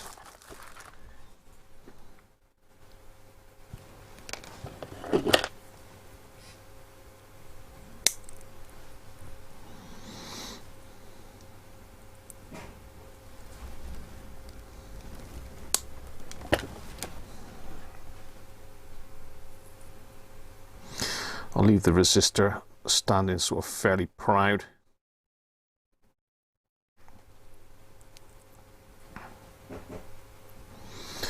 Then we've got to work out a way of jamming the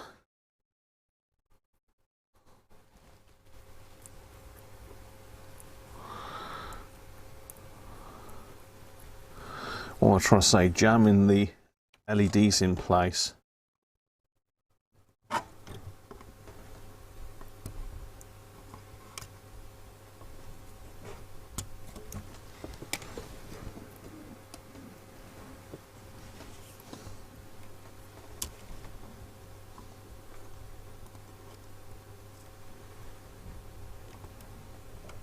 Oh, I moved down just as that was about to set, didn't I?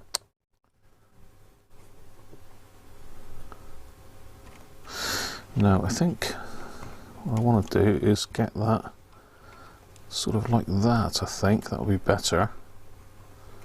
Wrap that around there.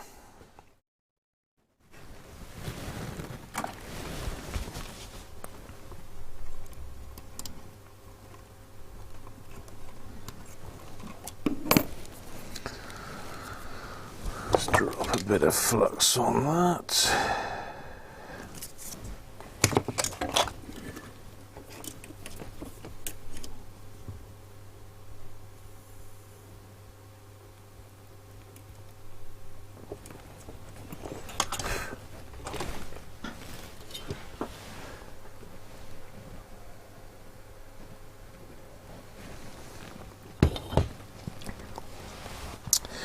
Yeah, I can take the back plate off of the button or insulate it,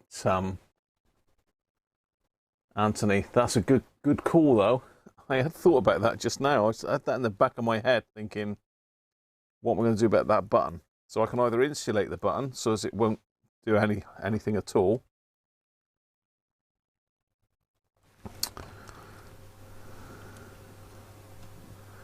I could take these contacts out altogether, couldn't I, really? but they're a bit of a pain. Yeah, I don't really want to take them out altogether.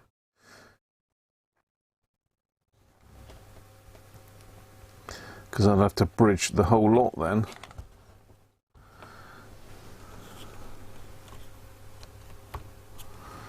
Right, how are we going to do this next one then, Graham?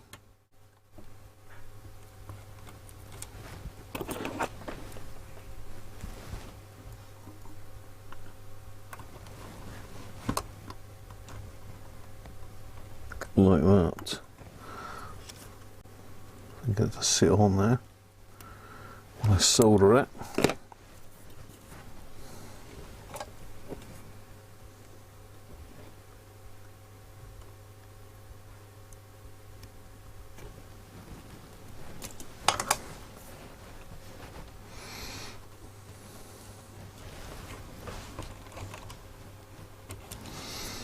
There we are.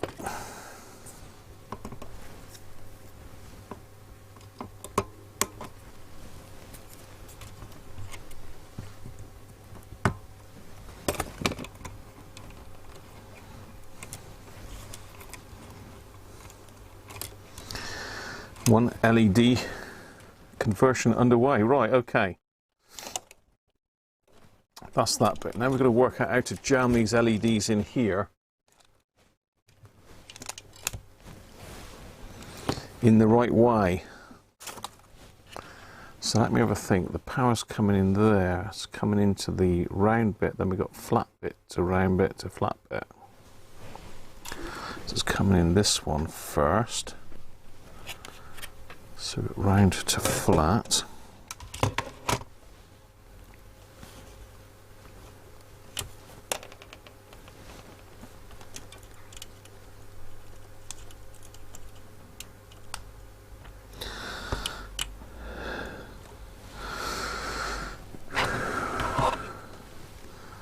And round to flat.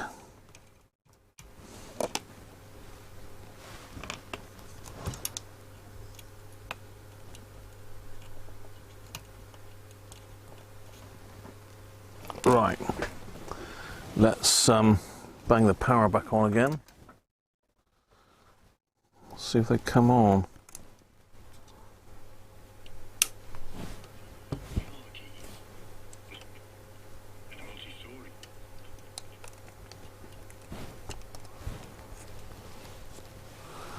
No, they don't.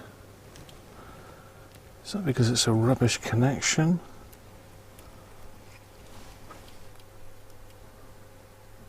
I got them the wrong way round.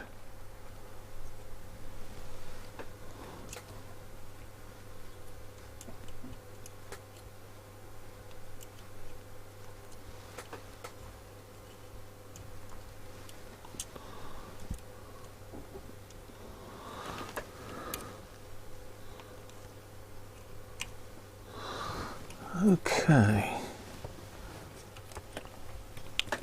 What's going on here?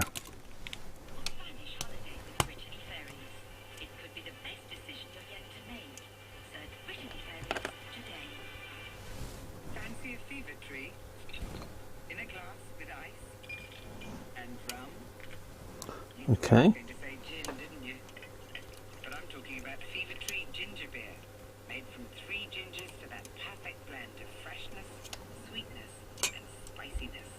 Delicious with rum, or on its own. Fever Tree ginger beer, mixed with the best. That spices things up. Where do you choose? There.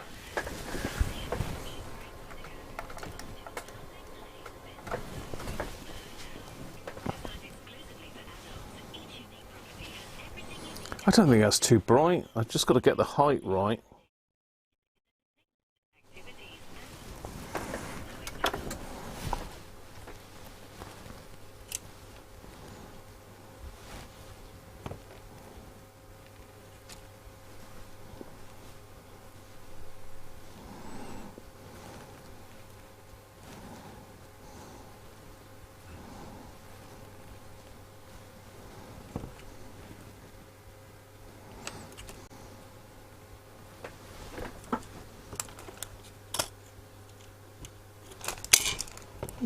Stay on there, damn dial cord. Right, just squash these in a little bit and see if I can get it to do it like this. I forgot which way around it was again now.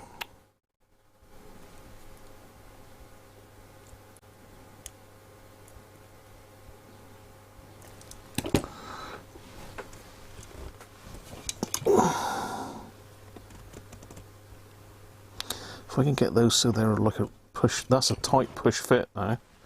Let's try that again.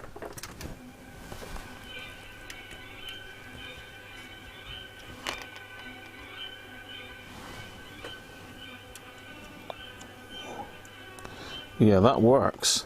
That actually works. Brilliant. Right, okay, let's do the same with this one.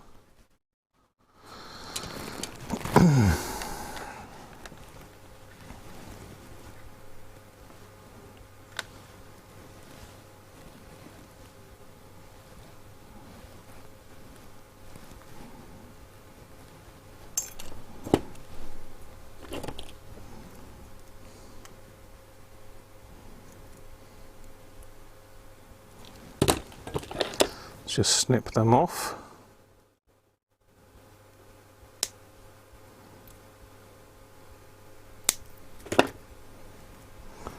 Try that again, let's get it the right way around.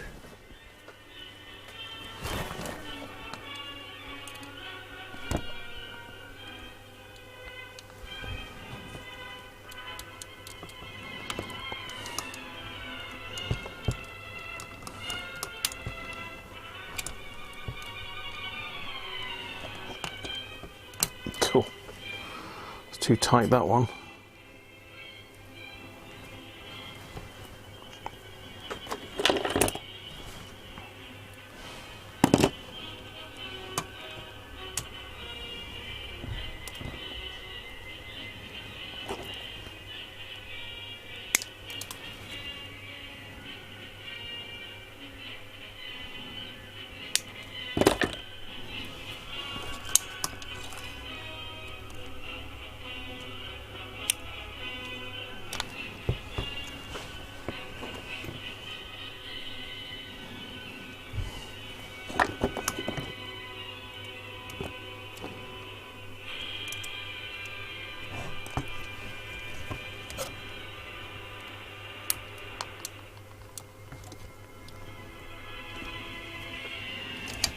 Here we go.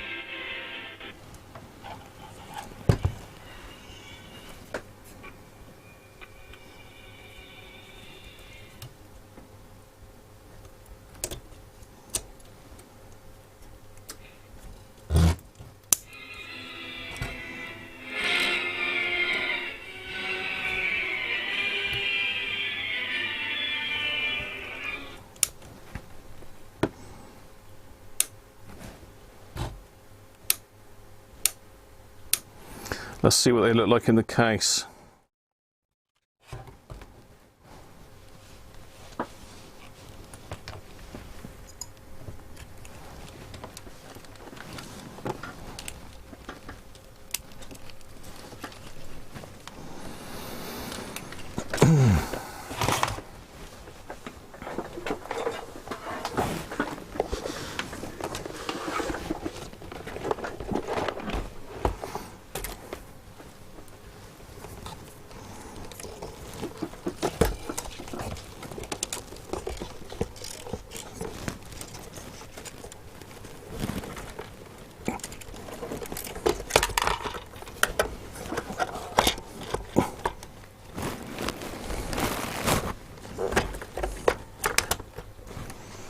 I'll just pop a couple screws in just to hold it temporarily.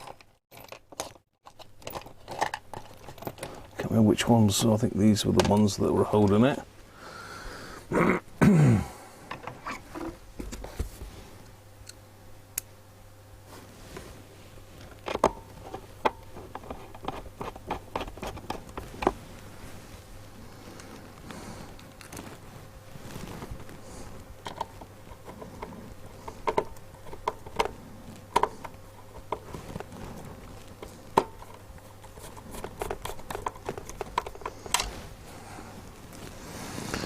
Let's connect the speaker up.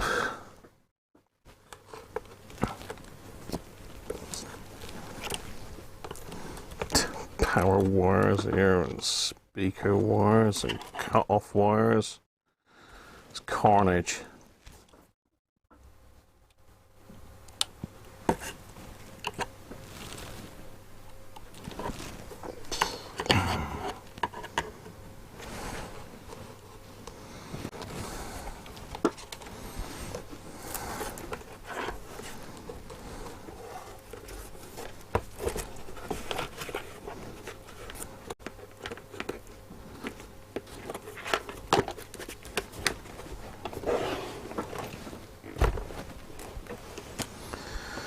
Right.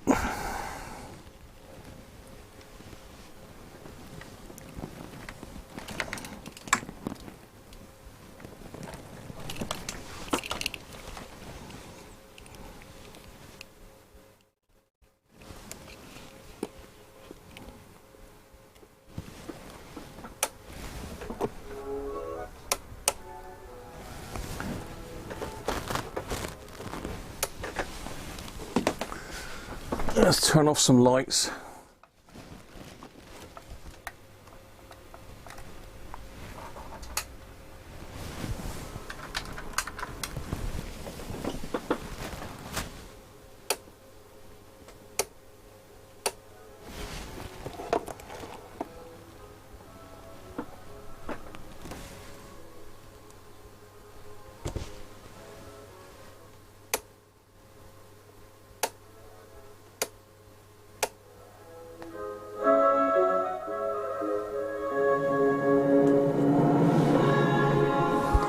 Still a light coming from behind here.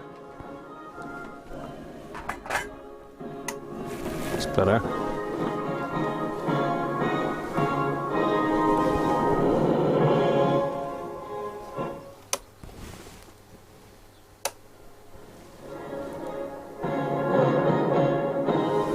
What do you think, Chris? Happy with that?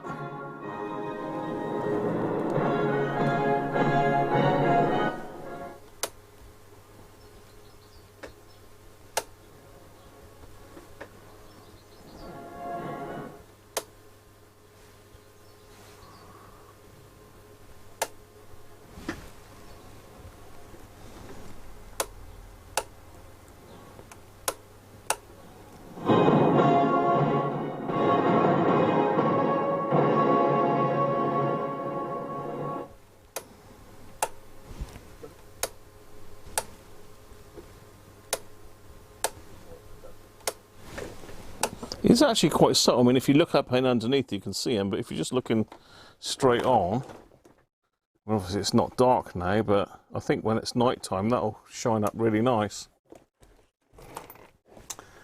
So there we are.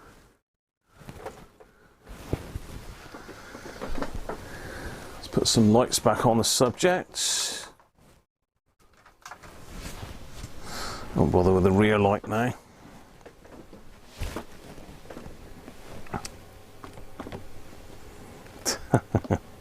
Whee!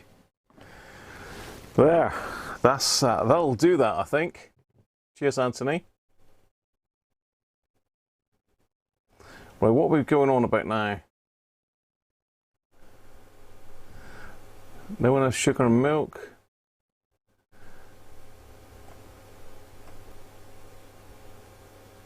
Well done on the LEDs, not the diabetes. Yeah, type 2 for me. Yes, I fixed it, Harvey.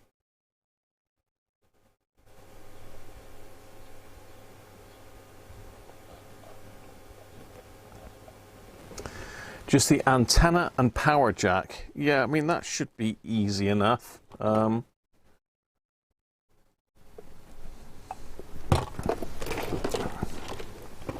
We've still got this switch on the back here,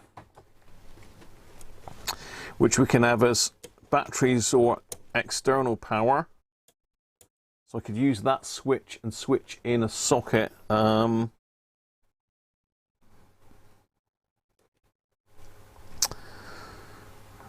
just trying to think where you put the socket. I don't really want to drill this leather cloth, Chris. Don't really want to drill that. I could put it in here. I could take this out and put the power socket in there in place of that. It would just be something, what have I got here?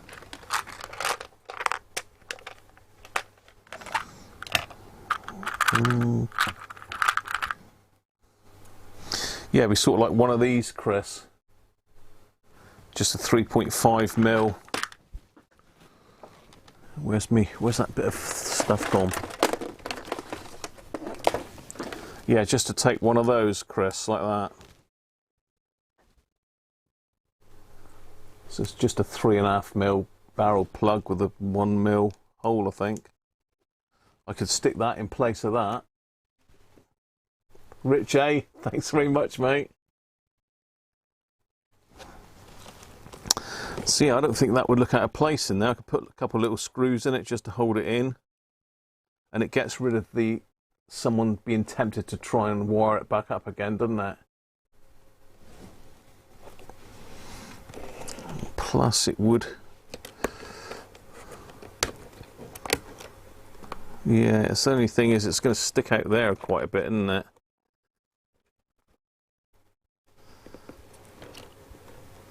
That's the only thing. I don't know. Have a think about that, Chris, and let me know where you want to put it. I mean, I could stick it in the side, obviously, but it means drilling the leather. I could put it in place of the headphone sockets, but it's nice to have a headphone socket, really. Yeah, you have to leave that one with me, Chris. Have a think about where you want it to go. I can certainly put it down here. My only concern is when this is pushed up, it's you know, you'd have to have that down to run it on the power, otherwise the plug's going to stick out at a horrible angle. Unless you get a 45-degree jack plug, maybe. I think it might sit in then. I was trying to think how that's supposed to work. I mean, that sort of sits in that pocket, doesn't it?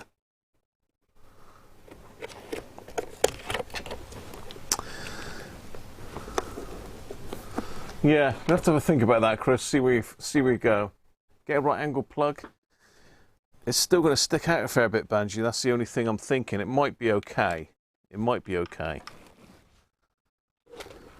So yeah, you imagine if that was in there and that was plugged in there, it's going to stick out sort of like that, isn't it?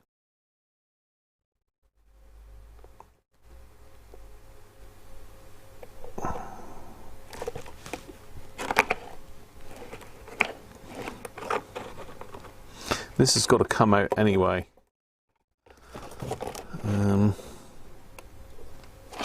Yeah, let me know your thoughts on that, Chris. If you don't mind it being drilled through the side, then we just stick it in the side. But it does seem a shame to drill a hole in it, really. But saying that's not going to have an original aerial, so...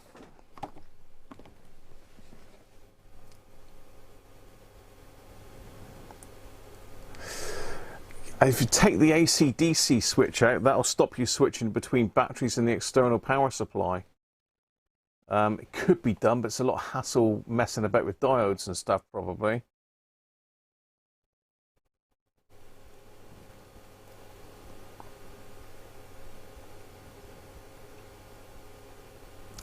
Cheers, Danish. Checking out or into the ER after tonight's fireworks. Oh. It's dry. It's dry. Recess the socket a little.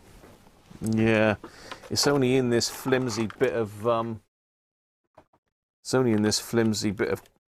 cardboardy stuff, really. That's the trouble. Can't recess it, Benji. I mean, the other option, I suppose, would be to try and somehow mount it on the inside.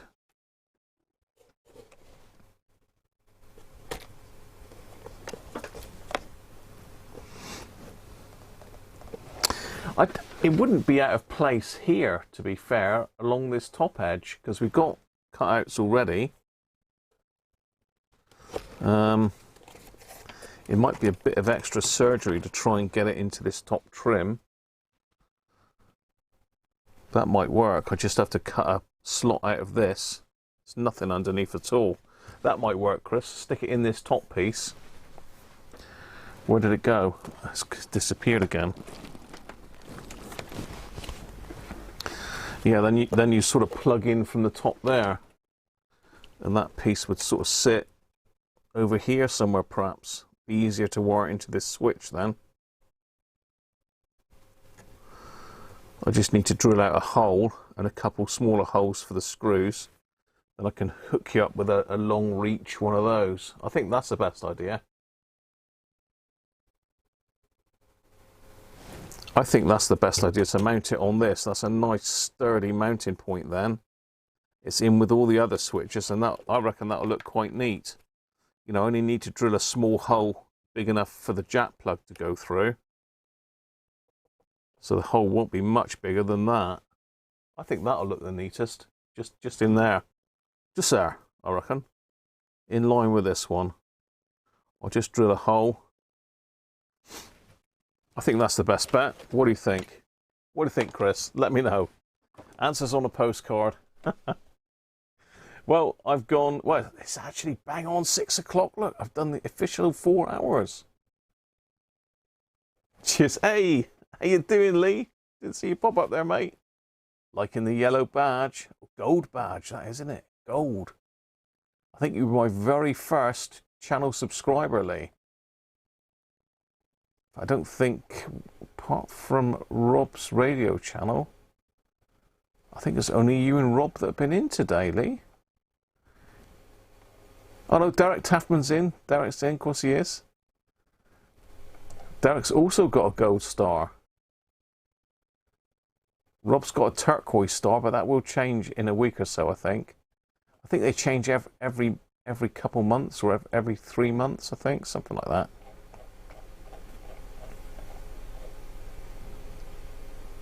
I'm going to do that, Chris. I'm going to do it. So there you are. Hope you've enjoyed that today. We've had a little play about with the amplifier. We've had a look at the waveform on the scope. We've matched the transistors.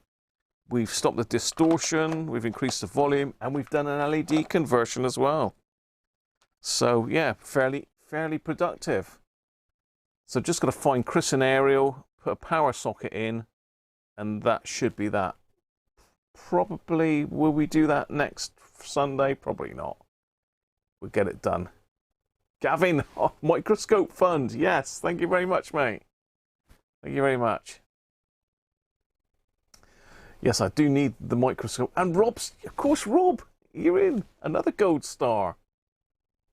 You've been really busy with homework. What are you studying for, Lee? Sorry for getting you coming in as well, Rob. I'm sure there was others came in, but I only scrolled up a little bit, Rob. So cheers, everybody. I'll get me head into the microscope land and try and work out exactly what I need for that. And I'm sure when Rich gets back from his holiday, he'll give me a hand trying to sort out what bits I need. So catch you all soon. Have a good week, and be good and all the rest of it. Thanks again for all the super chats and the tips. And I'll catch you again soon. Bye for now. If I can push a button.